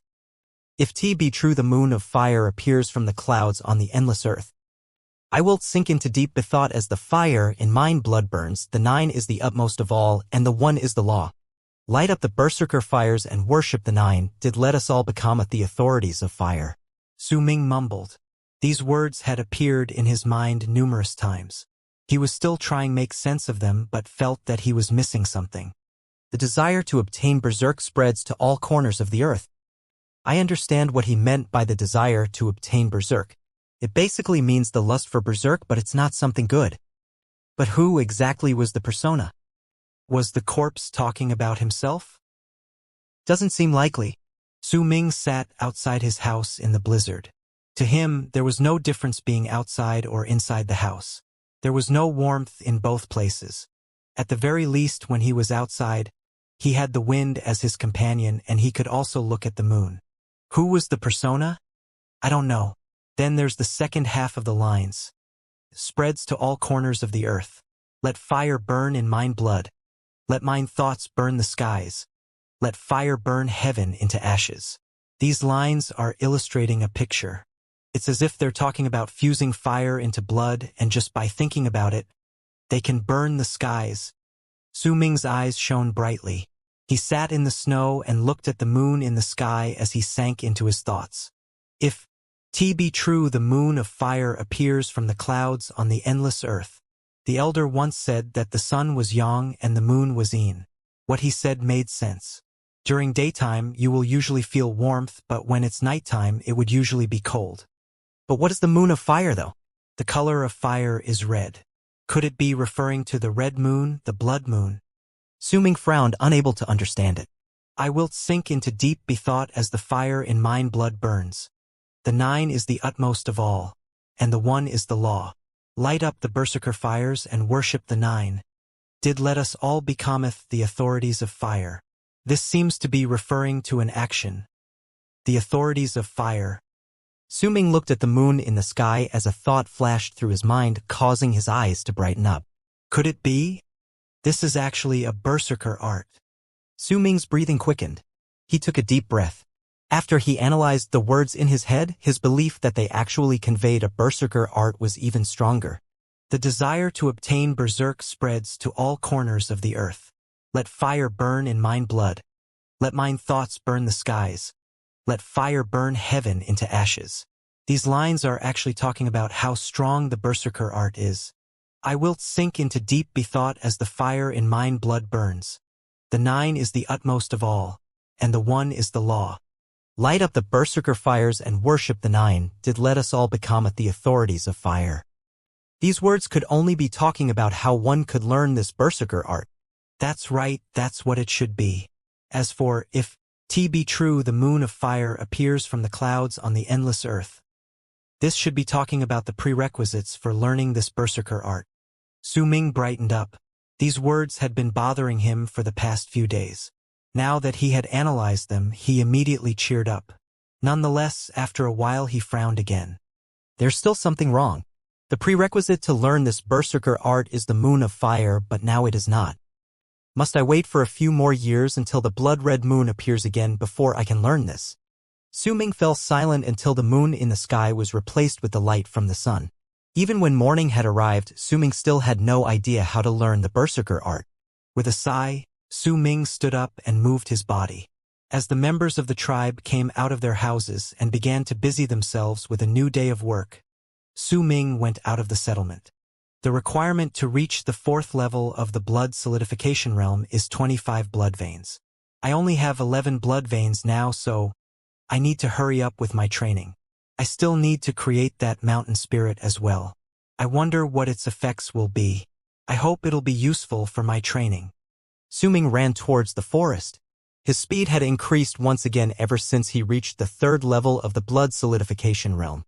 He arrived at Black Flame Mountain by noon and climbed towards the cave. Halfway up the mountain, a smile appeared on his face. He heard Xiao Hong's voice. He lifted his head and saw a red silhouette lying beside the entrance of the cave. In its paws was a wild fruit, which it was eating away at lightning speed. As it ate, its eyes kept wandering around. When Su Ming saw the monkey, it also saw Su Ming. Its eyes lit up and it ran towards Su Ming as it threw away the half-devoured fruit. It even climbed onto Su Ming's back and let out a few cries of excitement. A joyful smile appeared on Su Ming's face and he continued climbing. Not long after, he arrived outside the cave. He took in a deep breath of the mountain air before climbing into the cave with the little monkey. Time passed by peacefully. Su Ming once again returned to his daily life of quenching herbs and training. During the night, he would also look at the moon in the sky and think about the true meaning of the moon of fire. He even spent some effort to create some small holes on the walls of the cave he used for quenching herbs. This was so that he could observe the moon outside through the little holes even if he was sitting in the cave. Muffled sounds came out from the cave, and as time passed by, the sounds gradually became much less. On the 7th day, Su Ming finally managed to create Mountain Spirit. It was a dark blue pill. The medicinal scent from the pill was not strong, but when he placed it under his nose to sniff it, it was like sniffing mountain air. There was also an indescribable feeling roaming about his entire body. Mountain Spirit. Su Ming squatted down outside the cave and looked at the pill in his hands as he welcomed the sunset. The creation of this pill was much harder for him than scattering dust. The chances of failure were very high. He had already used half of the cloud graze grass he bought back but only managed to create 2 of them. Due to the difficulty in creating the Su Ming was reluctant to even use one of them for an experiment. It should not be poisonous. Su Ming sniffed the medicinal scent coming from the pill. He took a long time observing it, trying to decide what their effects could be based on his experiences. Gradually, the sky darkened. When it became completely dark, Su Ming's eyes became resolute. He placed the pill into his mouth. The pill was different from scattering dust. It did not melt when he placed it on his tongue. Su Ming frowned. He chewed it a few times before the pill was crushed. Then he swallowed it. Nonetheless, he felt nothing after waiting for a while. Su Ming touched his stomach and waited a little longer. He even went back into the cave to activate and circulate the blood in his veins. Even so, it was just like before. There was no difference. That's strange. Su Ming sank into deep thought. After a moment, his eyes brightened up and he took a small bottle containing scattering dust from his bosom and swallowed one of the pills. The scattering dust immediately melted in his mouth and a shred of heat spread through his entire body. Yet at that moment, a sudden astonishing burst of heat erupted from his body. The wave of heat came too suddenly. It was as if the heat had always been inside Su Ming's body and was only activated due to the scattering dust he took. Su Ming shuddered. He felt as though his entire body was about to burn. It even made him think of the man from Black Mountain tribe who died due to his scattering blood. Su Ming did not panic. Instead, he remained calm. While he did feel like he was burning, in his state of calm he discovered the difference slowly. The burning sensation did not come from his blood. In fact, the blood in his body was flowing and circulating around his body at a frightening speed. The fact that Su Ming felt as if he was burning was because his blood was circulating too quickly. He could even feel his own heartbeat increasing at a maddening speed. Felt like exploding. What a strong medicine! Su Ming's face was red. But still he never lost his calm in the slightest. As he mumbled to himself, he closed his eyes.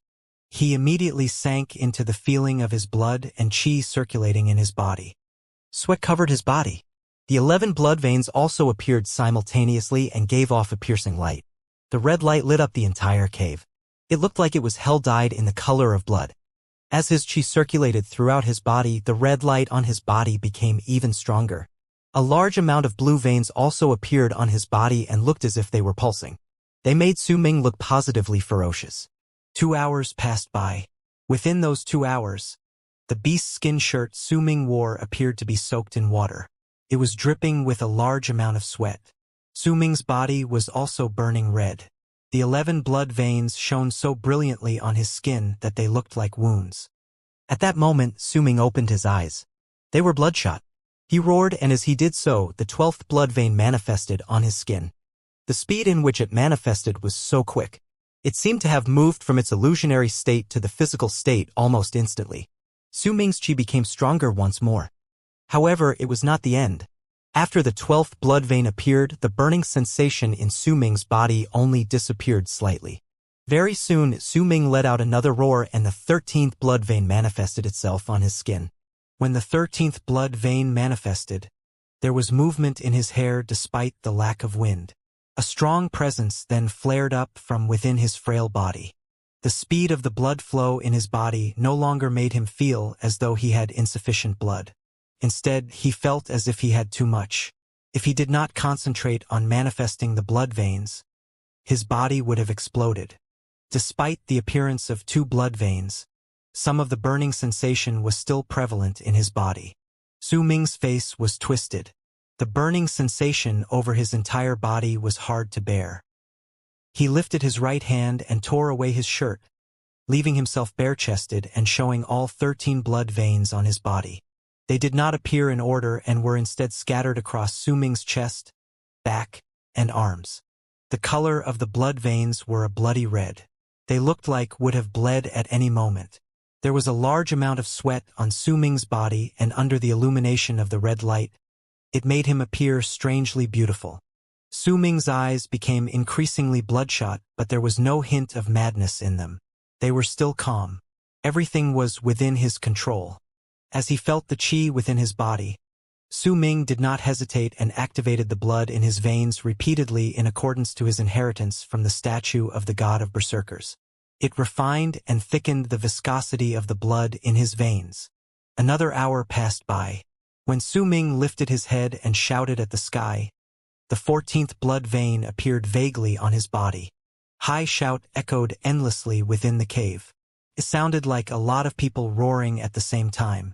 Come out, 14th blood vein. Su Ming's body trembled as the strong presence within his body became even more intense.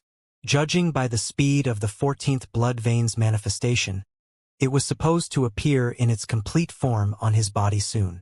Yet even after 15 minutes passed by, the 14th blood vein continued to struggle as though there was something missing. Su Ming could feel his qi slowing down within his body. The heat in his body had almost dissipated completely. If it ended, he would have failed to manifest the 14th blood vein and he would have had to wait for the next time to do so. Without any hesitation, Su Ming grabbed the other mountain spirit lying by his side. Su Ming immediately placed the pill in his mouth and bit down furiously, swallowing it once he crushed it.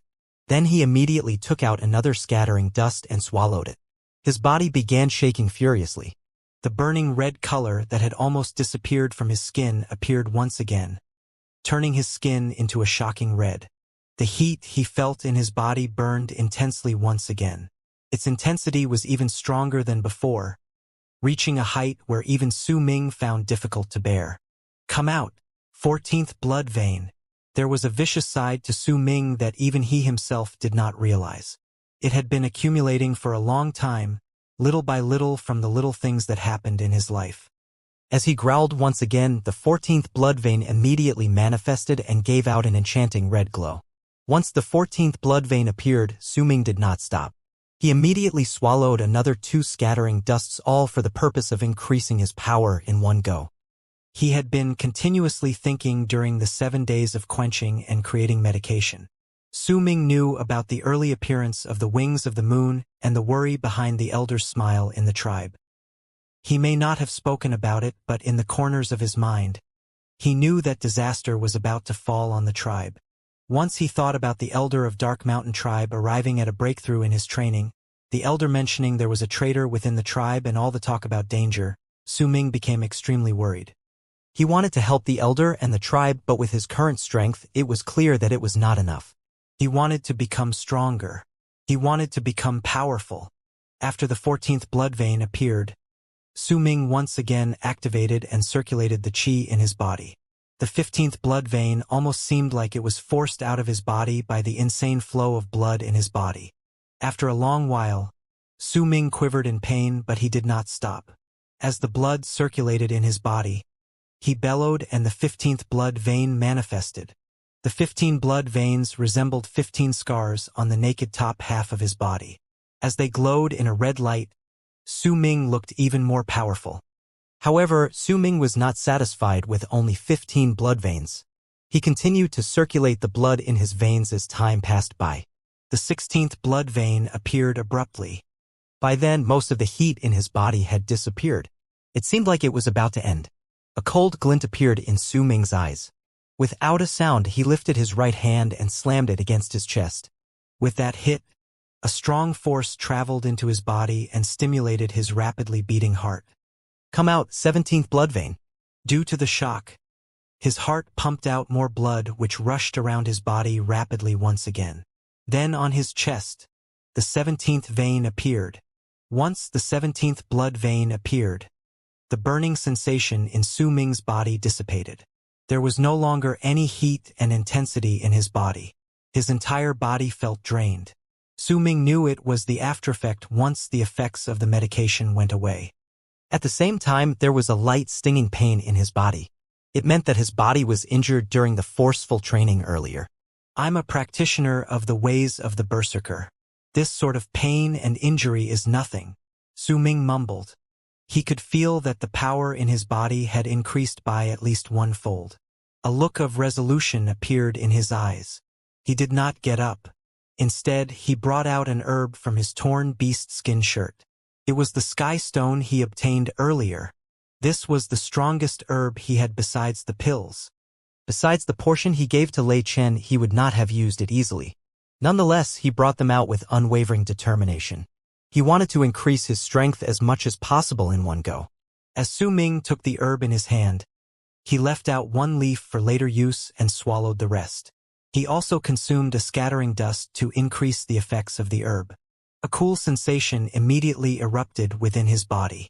The residue of the heat immediately fused with the cold.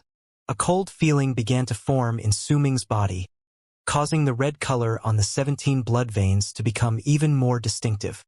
Su Ming's body began to turn blue in the cold, but his blood once again circulated in his body rapidly. 2 hours passed by, then another 4 hours. When the sky started to turn bright white, Xiaohong came back from playing outside. Su Ming still sat there cross-legged without moving. Xiaohong knew Su Ming was training. It lay down by his side and looked at him for a moment. Then it yawned and fell asleep. Morning became noon, then noon became dusk. Soon, the sky was dark once more. Only the light from the moon which fell on the snow scattered all over the land. There were no longer just 17 blood veins on Su Ming's body, but 19. The 2 extra blood veins appeared on his arms and glowed red. Midnight came. The red light Su Ming's body lit up the entire cave. He slowly opened his eyes and let out a shaky breath.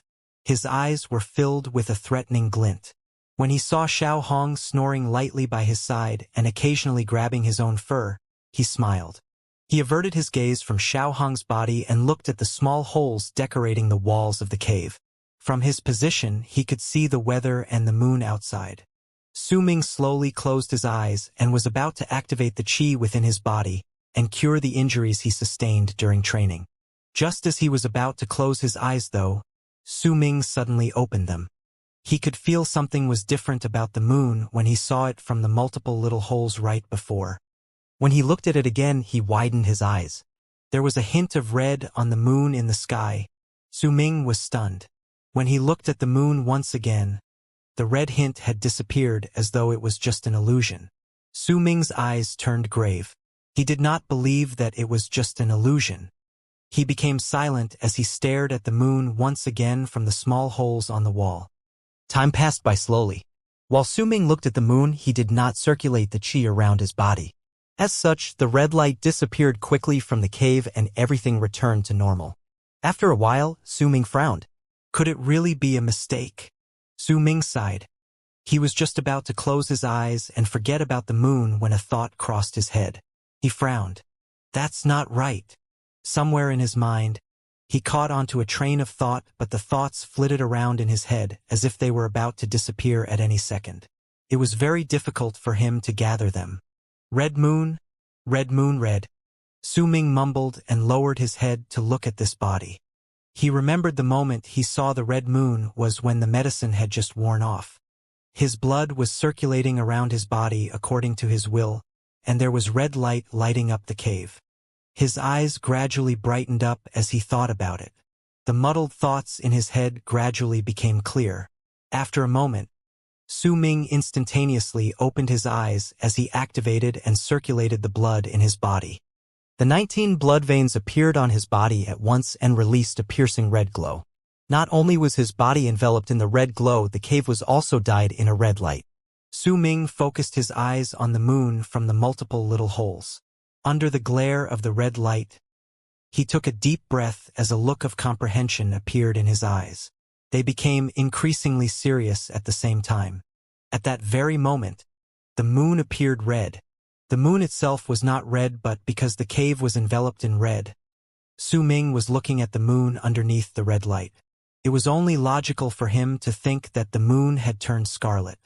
The desire to obtain berserk spreads to all corners of the earth. Let fire burn in mine blood, let mine thoughts burn the skies, let fire burn heaven into ashes. If T be true, the moon of fire appears from the clouds on the endless earth. I wilt sink into deep bethought as the fire in mine blood burns, the 9 is the utmost of all, and the 1 is the law. Light up the berserker fires and worship the 9. Did let us all becometh the authorities of fire. Su Ming looked at the red moon and mumbled. I wilt sink into deep bethought. I wilt sink into deep bethought. The meaning of this line should be, The moon of fire will only appear if you think about it calmly and imagine it. But what am I imagining? As the fire in mine blood burns, the 9 is the utmost of all, and the 1 is the law. Light up the berserker fires and worship the 9, did let us all become at the authorities of fire. No, these lines don't have much relation to imagination. It should be related to an action instead. Su Ming frowned. As of then, he was still controlling the circulation of blood in his body. It caused the red glow to become thicker. The red tint on the moon became clearer in his eyes. Imagination. Su Ming's eyes lit up abruptly as a thought struck him like thunder roaring in the sky. Could it be that I have to chant these lines? If T be true, the moon of fire appears from the clouds on the endless earth, I will sink into deep bethought. If that's the case, then the meaning is different. It doesn't mean that I should only start imagining when the moon of fire appears, but I have to imagine the moon of fire appearing. Su Ming trembled. He felt that he had just caught onto something important. He breathed in sharply and began thinking about the moon turning red in the sky quietly in his heart. The image kept repeating itself as time passed by. He even forgot about controlling the circulation of blood in his body once all his attention was focused on imagining the moon turning red. He also did not notice the blood-red light in the cave had already faded away, and the cave had returned to its normal shade of color. He lifted his head and looked at the moon from the numerous holes on the wall. The image in his head was projected onto the moon. Red moon, burning moon. Su Ming mumbled. In his mind, the moon was red and the shade of red was becoming thicker, gradually turning the entire moon blood red. At that moment, Su Ming's entire body seemed to relax. He could feel a thin thread of red light falling down from the moon before his eyes. It floated through the little holes and fused into his eyes. Bit by bit, it flowed into his body and mixed with his blood. There was a cold sensation in his entire body and it assimilated into his blood, causing his qi to slowly circulate on its own in his body. Su Ming did not realize it. He felt as if the entire world had disappeared. The only thing that existed was the red moon, and it was becoming bigger and clearer in his sight. That red in the moon seemed to have some sort of mysterious force. As it shone, the light seeped into his body. Time passed by slowly. Xiao Hong had already woken up a long time ago, and it was watching Su Ming with a dumb expression not far away. There was a puzzled look in its eyes. It also looked at the moon outside from the little holes, but the moon looked just the same as it always did. It scratched its head and could not understand why Su Ming was daydreaming. No one noticed that at that very moment, amid the 5 summits on Dark Mountain, a mysterious change was also happening where all the wings of the moon were sleeping. It was especially so in the deeper parts of Black Flame Mountain. On the giant red tree within the magma-covered basin, numerous lion-like creatures were floating about. Sometimes, the faces of the wings of the moon would be visible. There were no looks of viciousness or sadness on their faces. Instead, there were expressions of obsession and excitement on their faces. No one knew what they were excited about, but judging by the speed of their movements, they were extremely excited. It was as if they were struggling to fly out of the tree but were prevented from doing so by some unknown force. It also seemed like they felt something, as though they were being summoned, or they were worshipping something, or perhaps they felt the berserker powers they had lost since ancient times. Within the fire berserker tribe that existed during ancient times, the corpse lying at its borders seemed to remain unchanged even though it was soaked in the fiery magma. However, the wall where its finger pointed at was empty. The words that Su Ming read the last time were gone. There was nothing there, but the words were not erased by anyone. It was as though they never existed. Even though the corpse was just a pile of bones, the look of mockery and aloofness on its face was even more distinct. Perhaps he was not mocking what happened during his death, but what happened after. It was nighttime. As the moon showed signs of leaving and the first rays of sunlight appeared, a person covered entirely in black walked into the deeper parts of Dark Mountain. It was the same person who appeared in Black Mountain Tribe the night of the blood-red moon. He was walking very slowly. With each step he took, his body seemed into something like an apparition. He would walk straight through the numerous dried trees in the forest. It's not here either. Just where is it? The person sighed and spoke in a hoarse voice as he walked into the distance. As the sun appeared in the sky, he disappeared. The night was over. The last shreds of darkness were being chased away by the rays of morning sun. The moon in the sky turned into a crescent moon and was about to disappear. Su Ming, who was still in the cave on Black Flame Mountain, shivered and finally lowered his head. There was confusion, bafflement, and most importantly, a shred of emptiness in his eyes. When Xiao Hong saw the expression on Su Ming's face, it immediately puffed its fur up and retreated quickly until its back was pressed against the wall of the cave. Fear and shock appeared across its face. He saw the faint shadow of the blood-red moon slowly disappearing from Su Ming's eyes. The vague shadow of the blood-red moon finally disappeared completely from Su Ming's eyes after a long time, and he snapped out from his trance. Xiao Hong watched Su Ming by his side for a while with a dumbfounded expression. Bewilderment slowly edged itself onto its face. Su Ming took a deep breath. To him, the entire night had passed by in the blink of an eye. Now that his mind was clear, the memories of the night only served to make him even more confused. Once he checked his body, however, all his confusion turned into shock. "My injuries are all cured," Su Ming mumbled. His body had been injured when he forcefully trained himself. The injuries were not serious. With his experience, he knew he only needed to meditate for a few days to recover. Yet he recovered in one night. After a long while, Su Ming took a breath and lifted his head. He only saw the clear sky and sun from the numerous holes in the wall. That was indeed a berserker art, an art belonging to the Fire Berserker tribe. This art has an incredible power. I only needed to sink into my thoughts for one night, and all my injuries have healed. Su Ming's eyes lit up and he immediately activated the qi in his body. Soon, all 19 blood veins appeared on his body. However, when the 19 blood veins emerged, an odd expression appeared on Su Ming's face. He could faintly feel some leftover strength within himself. His expression became serious, and once again, he began circulating the qi around his entire body. When the qi went through a few cycles around his entire body, the 20th blood vein appeared suddenly on his chest. Su Ming widened his eyes in shock. Once the qi in his body dispersed, he became even more surprised with what happened the previous night. His heart pounded against his chest. The incredible effects from Mountain Spirit had caught him by surprise. In addition to the discovery of the mysterious effects of the Fire Berserker art, a new path seemed to have opened itself right before Su Ming's eyes. Transcendence. Perhaps I can reach the Transcendence realm and become a powerful berserker in the Transcendence realm. Su Ming took a deep breath and quelled the excitement in his chest. Xiao Hong ran towards him from where it was not far away and climbed onto Su Ming's shoulders. It stared into Su Ming's eyes with a confused expression. It even brought its paws up to pinch Su Ming's cheeks. Su Ming laughed and pushed the little monkey away. They played around for a while. Then Xiao Hong hissed at Su Ming as if it remembered something. It raised its right paw and sniffed it. An elated expression appeared on its face. It even licked its paw a few times and placed it right before Su Ming like it wanted Su Ming to sniff it. Su Ming was momentarily surprised. He noticed Xiao Hong doing the same thing for the past few months and had a few theories about it. However, he always thought there was something off about his theories. Now that he saw it again, he looked at Xiao Hong's right paw in his face with hesitation. He then sniffed it as Xiao Hong looked at him expectantly. A foul smell wafted its way into his nose. It made him push the paw away. He found Xiao Hong's actions funny and annoying at the same time. Xiao Hong immediately glared at him.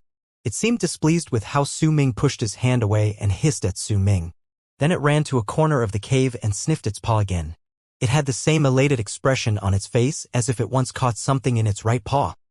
It never had that habit before. Su Ming looked at Xiao Hong's expression and became even more surprised. As a thought flickered in his mind, he decided on something.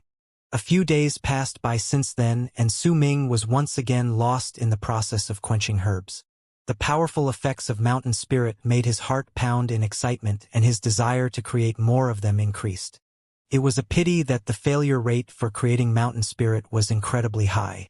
Su Ming had only managed to create 2 pills after he used half of the cloud gauze grass he had in stock.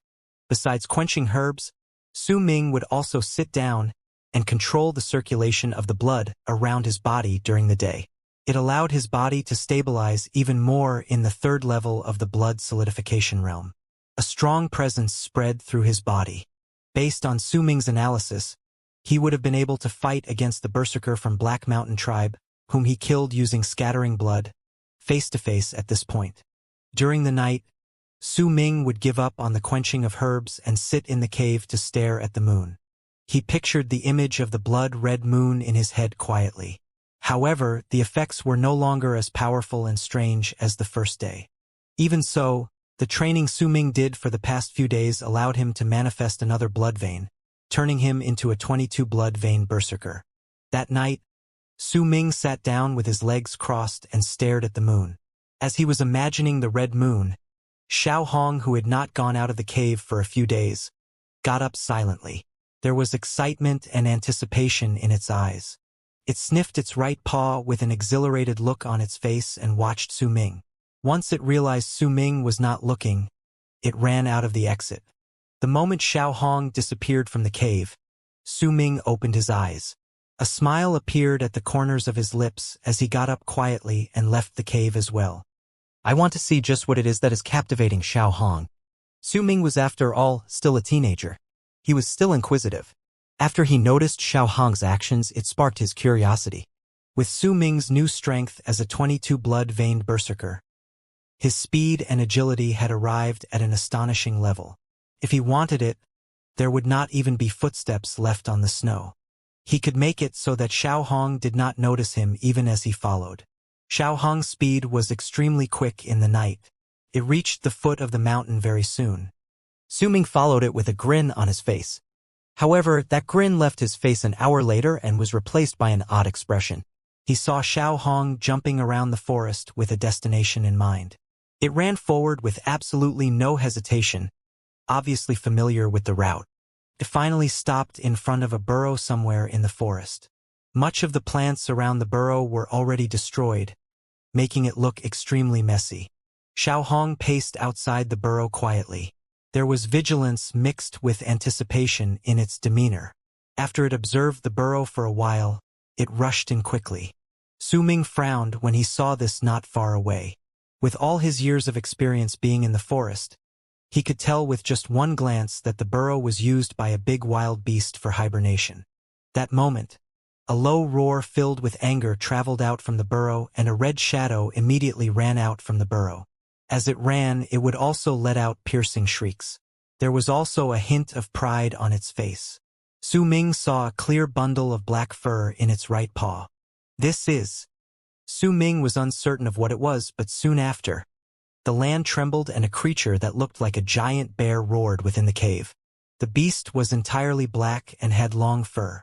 Its eyes were bloodshot with anger. When Su Ming saw the creature, a weird expression settled on his face. He saw that there was only a handful of fur left on a huge portion of the angry beast's groin. It looked positively stark, and clearly it was not the first time the fur over that part was plucked. It must have happened multiple times. When he remembered what Xiao Hong held in its hands, he could not help but also recall the time Xiao Hong asked him to sniff its paw just a few days ago. Su Ming widened his eyes abruptly. The wild beast roared and chased after Xiao Hong furiously, but it did not have Xiao Hong's speed. Before long, it whimpered as if it had given up. Then it returned to the burrow looking very downcast.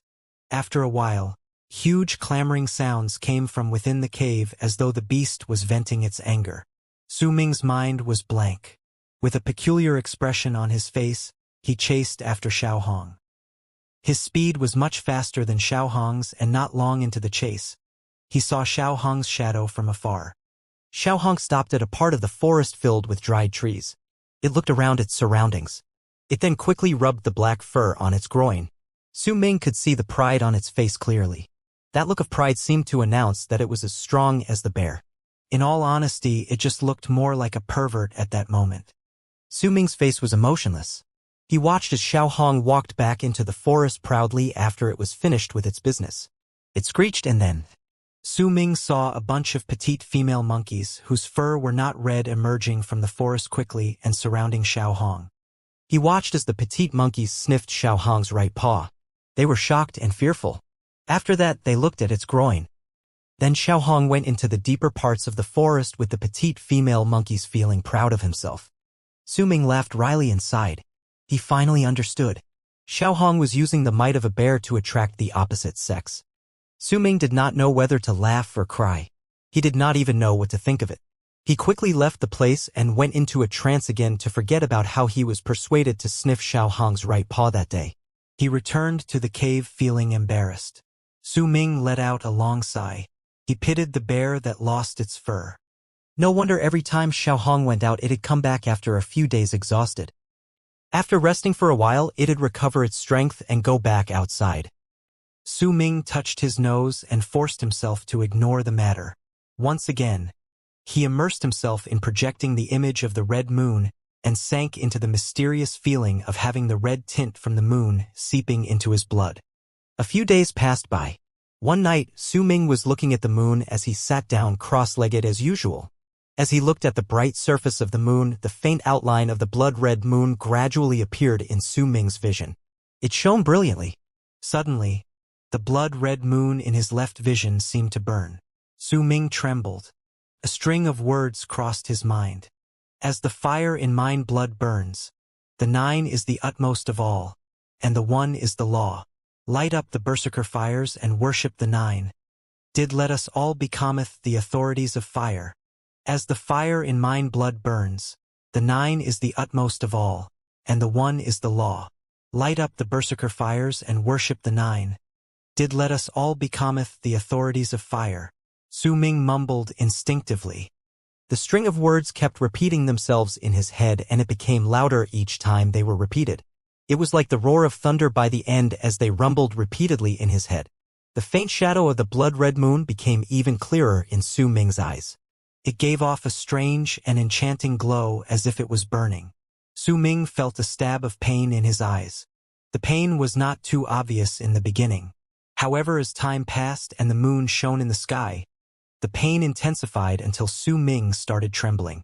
It seemed as though he could no longer bear it. He wanted to close his eyes and stop looking at the moon.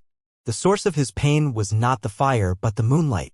At the same time, he had a strong feeling that somehow it all happened because it was the right time for him to learn this strange art. If he closed his eyes, he would be giving up on learning the art. He also had a feeling that if he gave up then, he would lose the right to learn it ever again. As the fire in mine blood burns. But how do I make it burn? Su Ming's eyes were bloodshot. The veins in his eyes surrounded the shadow of the blood-red moon which had substituted his pupils. It made Su Ming look especially ghastly at that moment. The burning image of the blood-red moon also burned away all the moisture in his eyes. His eyes looked dried up and bloodshot at the same time. It was like his eyes were about to wither away at any moment. Su Ming lifted his eyes and roared. His face was twisted as he controlled the circulation of blood in his veins. Yet, no matter how hard he pushed the blood towards his eyes, there were no signs of alleviation from the dryness in his eyes. If anything, it only made the withering sensation in his eyes even worse. Gradually, the moon began to fade from Su Ming's sight. If there was anyone besides Su Ming then, they would have clearly seen that Su Ming's eyes were still burning with red fire. The fire looked like blood and it was burning rapidly. How am I supposed to make my blood burn? Just how am I supposed to make my blood burn? Su Ming struggled. He could not understand the underlying meaning of the strange berserker art. As most of his field of vision faded away, he slowly closed his eyes. He knew that if he did not close his eyes by then, it was highly possible that he would no longer see light. Yet, at the very moment before his eyes closed completely, a strange picture appeared in Su Ming's head like a flash of lightning. It was something he saw before he saved Bai Ling. It was the pain and sadness on the wings of the moon's faces residing on the red branch in the fire cave. The wings of the moon repeatedly bit through their claws and wiped their eyes with them. Su Ming was startled. He understood something. That very moment before he completely closed his eyes, he opened them once again and brought his right hand to his mouth. He bit down resolutely. Immediately, blood flowed down from his fingertips. The moment his blood stained his entire finger, he raised his hand and smeared his eyes with the blood on his finger. The moment Su Ming smeared his eyes with blood, something like a bellow came out from between his eyebrows. His eyes immediately felt refreshed. Black Flame Mountain also seemed to quake lightly, but strangely, not a single fleck of snow moved.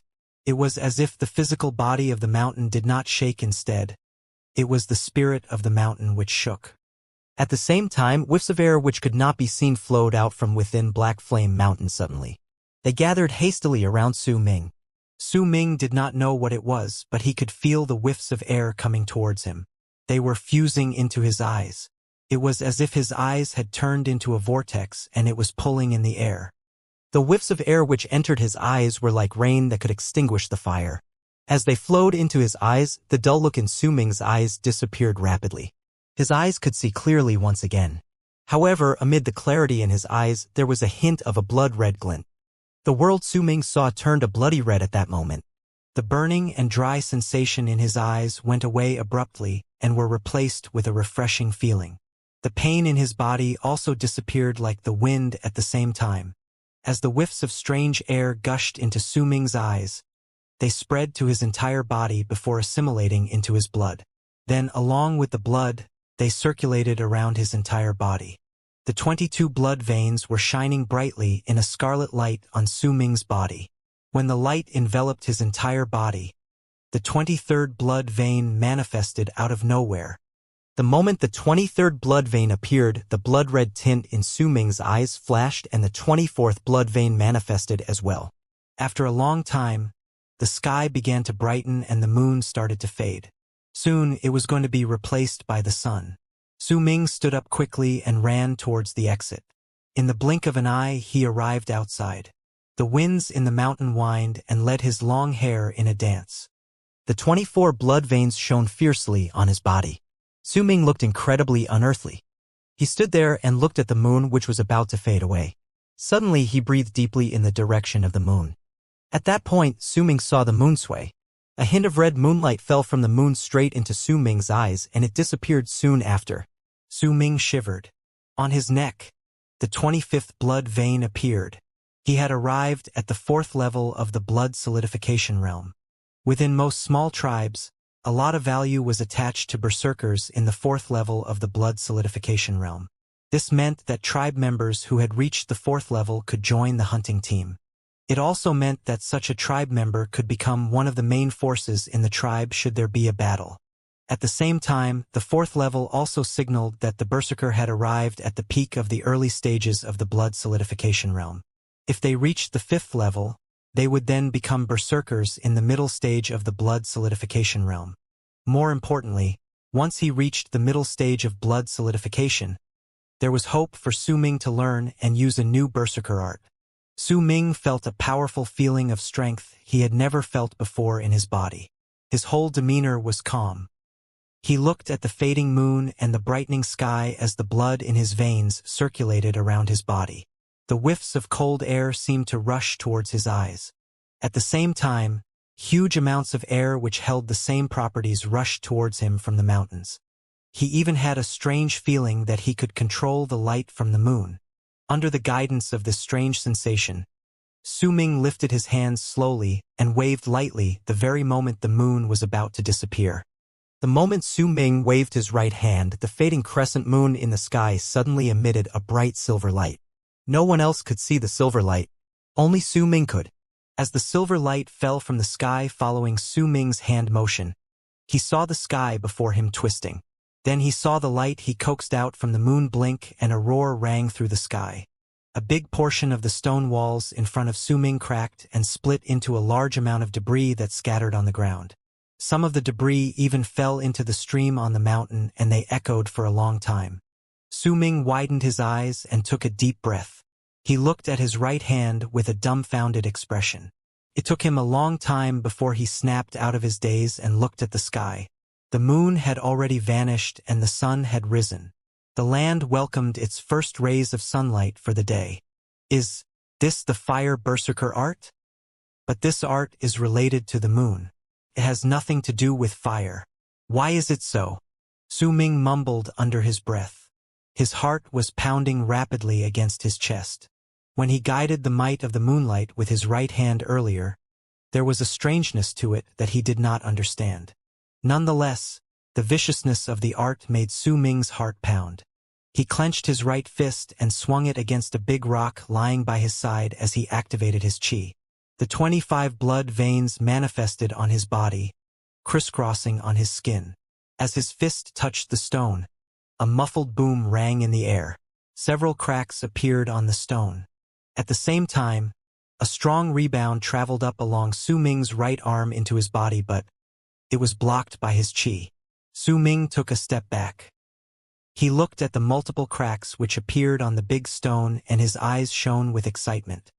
I can only make the stone crack even with my strength as a 4th-level berserker in the blood solidification realm. If I cast Spirit Devourer and I find a suitable animal spirit, perhaps I can make the stone shatter. But this is already my full strength. If I compare this with that small ray of moonlight, then there's a huge difference. If one small ray of moonlight already had such powerful effects, if I had more. Su Ming took a deep breath and laughed happily. He could feel his own body change and the power stored within his body. He began to look forward for night to arrive. It's a pity I can only use the power of the moonlight at night. Su Ming went back into the cave. Su Ming had never looked forward for night to come so strongly before. He would lift his head and look out the holes to check the sky occasionally. He felt as if the day was passing by too slowly. Gradually, the day darkened once again and moonlight lit up the land. Su Ming quelled the excitement in his heart and looked at the moon. He took a deep breath as his eyes glinted. From the inheritance he obtained from the god of berserkers, Su Ming clearly knew that once he reached the 5th or even higher level of the blood solidification realm, he would be able to cast 2 extremely powerful berserker arts. They had been passed down the Dark Mountain tribe when it was still a middle-sized tribe hundreds of years ago. Dark Blood Dust and Execution of the 3 Evils. Dark blood dust gathers a drop of berserker blood within the body and allows the caster to obtain an astonishing burst of strength for a short period of time. As for Execution of the 3 Evils, every time Su Ming thought about it, his heart pounded in excitement. Dark blood dust could only be cast by berserkers who had manifested more than 50 blood veins. It was even harder for Execution of the 3 Evils. The caster needed to manifest 200 blood veins to be able to cast the very first stage of the art. They could only then cast the first strike. To arrive at the 5th level of the blood solidification realm, he needed 53 blood veins. If he wanted to become a berserker at the 6th level, he needed 109 blood veins. As for the 7th level, he needed 243 blood veins. The peak of the middle stage of the blood solidification realm was the 8th level, where he would require 399 blood veins. Every level above the 9th level until the 11th level was considered the final stage of the blood solidification realm. At the 11th level, the number of blood veins required was a normal berserker's limit. He or she needed to manifest all 781 blood veins. If more blood veins were manifested, not only would the berserker become stronger, the chances of arriving at the transcendence realm would also be higher. Su Ming's eyes shone. He looked at the moon in the sky and the anticipation within his eyes grew. As he imagined the moon turning red in his head, the red moon gradually appeared in his eyes. He also felt the burning sensation in his eyes again. This time, Su Ming did not hesitate and bit through the skin on his finger and smeared his blood over his eyes. His whole body seemed to cry out, and the strange sight which unfolded within Black Flame Mountain the day before occurred once more. I want to become stronger. The 25 blood veins manifested on Su Ming's body and shone in a blood-red glow as they absorbed the air from the mountain. Air was rushing towards him from all around. At the same time, as image of the blood-red moon shone in his eyes, Su Ming lifted his right hand and smeared the blood on his fingers across his eyes once again. The desire to obtain berserk spreads to all corners of the earth. Let fire burn in mine blood. Let mine thoughts burn the skies. Let fire burn heaven into ashes. If T be true, the moon of fire appears from the clouds on the endless earth. I wilt sink into deep bethought as the fire in mine blood burns. The 9 is the utmost of all, and the 1 is the law. Light up the berserker fires and worship the 9, did let us all become at the authorities of fire. The 9 is the utmost of all. The 9 is the utmost of all.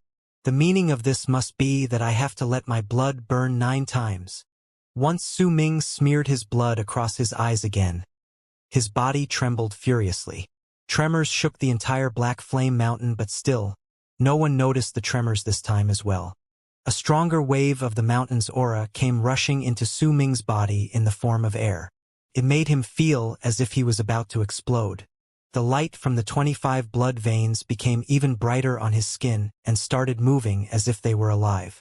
At that moment, the 26th blood vein manifested on Su Ming's body, but it did not stop there.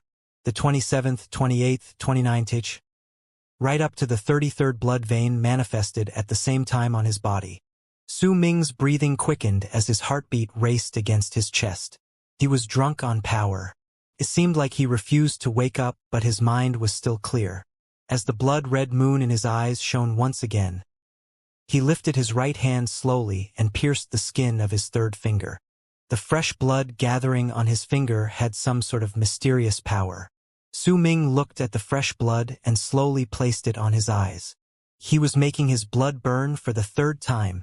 He had a strong feeling that if he could make his blood burn the third time, his power would increase exponentially.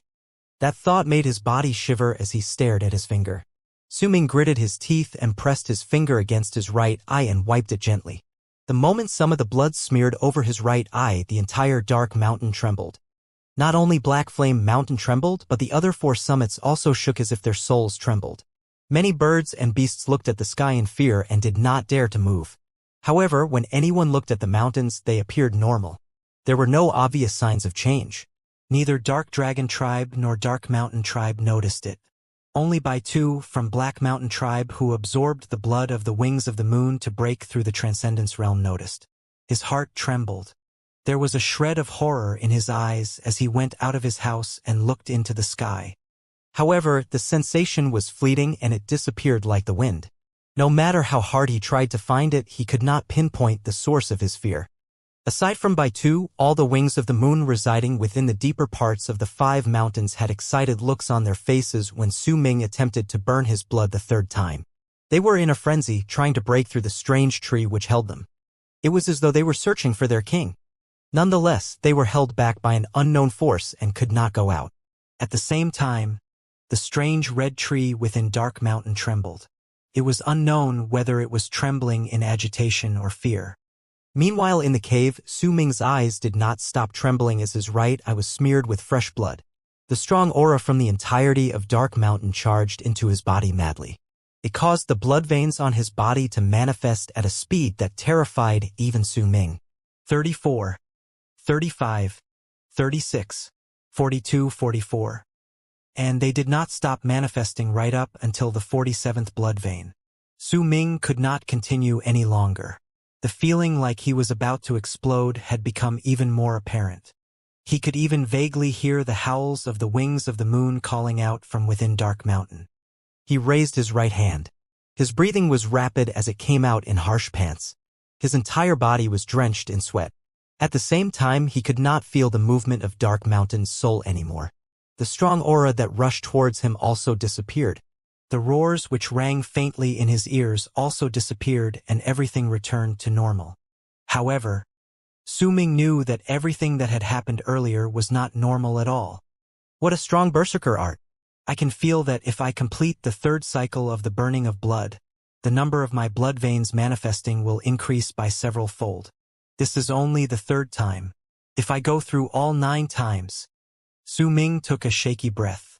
He began to feel a bit apprehensive about continuing with this method of training. It's not only 9 times of that. From what I understand, once I have burned my blood 9 times, I can then worship the moon of fire. Once I worship it 9 times, I can then obtain the power to control all fire. At that moment, Su Ming felt as if his body had become unbelievably powerful. After some time, he lifted his head and his eyes were bright with resolution. If I train with this art using the pills, I will be able to reach the Transcendence realm. Su Ming clenched his fists.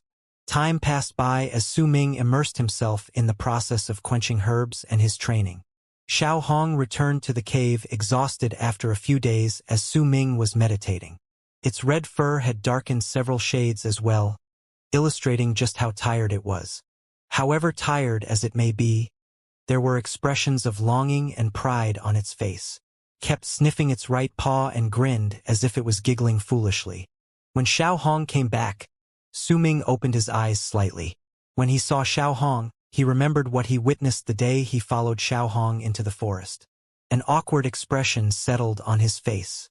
Xiao Hong noticed Su Ming's gaze and turned around to look at him.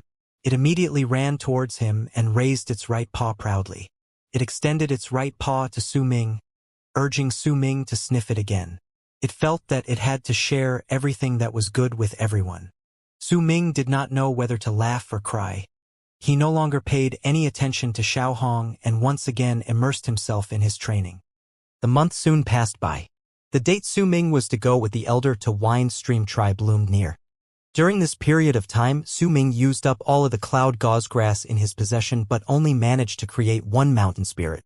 The high failure rate made Su Ming's spirits incredibly low. At the very least, his training had been pretty successful. He had completely settled into the 4th level of the blood solidification realm and managed to manifest 2 more blood veins, bringing the total blood veins he manifested up to 49 blood veins. He had also gradually adapted to the strangeness of the Fire Berserker art. However, the further down the path of the blood solidification realm, the harder it was to solidify more blood veins. Lately, no matter how hard Su Ming trained, he could no longer solidify any more of his blood. He understood that this was related to the incompletion of the 3rd burning of his blood. Moreover, when the moon was out at night, Su Ming acted according to his senses and tried to control the moonlight multiple times. However, the results were not obvious. It seemed like he could only control no more than a small ray of moonlight. Even though it was only a small ray of moonlight, in Su Ming's hands, it was incredibly sharp, even more so than his horn. Most importantly, Xiao Hong could not see the ray of moonlight. From that observation alone, Su Ming believed that he was the only one who could see the moonlight, no one else. It was daylight. Su Ming stood up and looked around the fire cave. After a moment of silence, he pushed his barren cauldron aside. He did not know how long he would stay at Windstream Tribe. He needed to make preparations. On the walls of the fire cave were numerous fine ravines decorating the walls densely. Those ravines were created during the days Su Ming learned how to control the moonlight. Once he packed up, Su Ming left the cave. Xiao Hong had already woken up. When it saw that Su Ming was about to leave, it followed him quickly. When they arrived outside the cave, it climbed onto Su Ming's shoulders, too lazy to descend the mountain on its own. It's a pity mountain spirit is too hard to make. There were 8 holes underneath the picture of mountain spirit on the 2nd door, so it's obvious I have to offer 8 of them. I wonder how long it'll take for me to offer up 8 mountain spirits without forsaking my own training. Besides, I also need to offer the pills called Fire of the South for the 2nd door to open, but I've never seen the herbs required for the pills before. Thank the heavens for the bamboo slip the elder gave me. At least there are some descriptions of herbs there. Su Ming stood outside the cave and looked at the sun rising from the horizon. He breathed in the refreshing cold air around him. I can only open the 2nd door after I have gathered enough mountain spirit and Fire of the South. At the very least, there is no need for me to create the welcoming of deities. Still, it just shows how rare the welcoming of deities is. As Su Ming was deep in his thoughts, Xiao Hong, who was sprawled across his shoulders, grabbed his hair and hissed impatiently. Su Ming patted the little monkey's head and jumped down the mountain peak. The wind blew against him. It made his shirt and hair flutter. It also made Xiao Hong clutch onto Su Ming's hair tightly as it screamed in terror. Su Ming laughed. He grabbed onto a stone within his right hand's reach as he fell. Once he regained his momentum, he jumped down again. With his current abilities, Su Ming arrived at the foot of Black Flame Mountain before long. Snow still covered the forests. They were really soft under his feet as well. He sank when he stepped on them. Su Ming then ran into the distance. He originally intended to return to the tribe, but when he arrived at a crossroads, his footsteps faltered and he hesitated for a moment. Xiao Hong was sitting on Su Ming's shoulders. It seemed to be in a comfortable position. Occasionally, it would sniff its right paw with an exhilarated expression. It was slightly surprised when it saw Su Ming stop. The right path led back to his own tribe, whereas the left path. Su Ming gazed at the path. It led to Dark Dragon Tribe. I'll just go and take a look. Xiaohong, have you ever seen Bai Ling? Oh, that's right, you've never seen her. Do you want to see her? Su Ming asked softly. Xiaohong widened its eyes. It scratched the fur on its face and did not make a sound. All right, Since you want to see her, I'll let you look at her from afar. Su Ming spoke as if he suddenly had a perfectly logical reason to go to Dark Dragon Tribe. He smiled and patted Xiaohong's head. When Xiaohong looked at him with an unamused expression, Su Ming ran down the left lane quickly. Su Ming arrived at the spot where he parted with Bai Ling when dusk arrived. The sun had turned red as it began to set. He squatted there and looked at the silhouette of Dark Dragon Tribe. He saw the other members of Dark Dragon Tribe moving in there, but he did not see Bai Ling. After a long time, Su Ming sank into his thoughts. He did not know what he was thinking. He only thought that Bai Ling was pretty. She was the prettiest girl he had ever seen in his life, and he wanted to look at her a few more times. After a moment of hesitation, he sat down quietly and chose not to take any action. Instead, he looked at the sky. When the sun was about to set and the sky about to darken completely, he stood up and walked forward briskly. He still kept a hint of awareness to his surroundings as he approached Dark Dragon Tribe. Nonetheless, he did not dare go too near the tribe. It was, after all, not Dark Mountain Tribe. If he was discovered, there was a possibility he would be in danger. While the relationship between Dark Mountain Tribe and Dark Dragon Tribe was not as tense as Dark Mountain Tribe and Black Mountain Tribe, it did not mean that they were at peace with each other. If they met in the wild, they still regarded each other with hostility. It would have been even more so if they had discovered Su Ming, who had been lingering outside Dark Dragon Tribe. Ah, I shouldn't have done this, Su Ming mumbled as he continued walking forward. When he was about 10,000 feet away from Dark Dragon Tribe, he stopped walking. Su Ming grew up in the tribe and had been regularly going out into the wild to collect herbs. On occasion, he even ran into members from Black Mountain Tribe. Caution and vigilance was practically second nature to him. He had seen too much violence in his life. Even if most of the violence happened to beasts which the hunting team brought back, living in such conditions for years had already influenced him unconsciously as a child. Besides, he had already killed someone. Not even Lei Chen had stained his hands with human blood before. As such, even if Su Ming wanted to see Bai Ling for some unknown reason, his instincts that were buried deep within told him to move only during the night. As an act of caution, Su Ming also chose to stop 10,000 feet away from the tribe. He squatted down and took a look at Dark Dragon Tribe. Then, he turned around resolutely without hesitation and left the area around Dark Dragon Tribe quickly. Yet just as he took a few steps forward, Su Ming felt goosebumps. A sense of danger far stronger than his meeting with the two berserkers from Black Mountain Tribe came crashing towards him. As he leaped forward, he twisted his body abruptly and covered his head with both hands. His entire body curled into a ball as he hugged Xiaohong tightly in his bosom, stopping in midair for a brief moment as if he was frozen. That moment, a sharp whistling sound sliced through the air. A long gigantic spear about 30 feet flew towards Su Ming like lightning from within the giant wooden fence surrounding Dark Dragon Tribe. It rushed past Su Ming's body and stuck itself into the ground, creating a loud noise. The ground shook and snow flew into the air. It also stirred up a wave of air which spread across a wide area around the spear. Su Ming was lucky he was cautious enough to avoid it beforehand. He landed on the ground as he moved along the air's wave current and ran forward at full speed immediately. Leaving? A cold voice traveled from afar. A man with long hair wearing a shirt made of sackcloth chased after him with a fierce look in his eyes. As Su Ming ran forward, he turned back and looked at him with a cold glare in his eyes.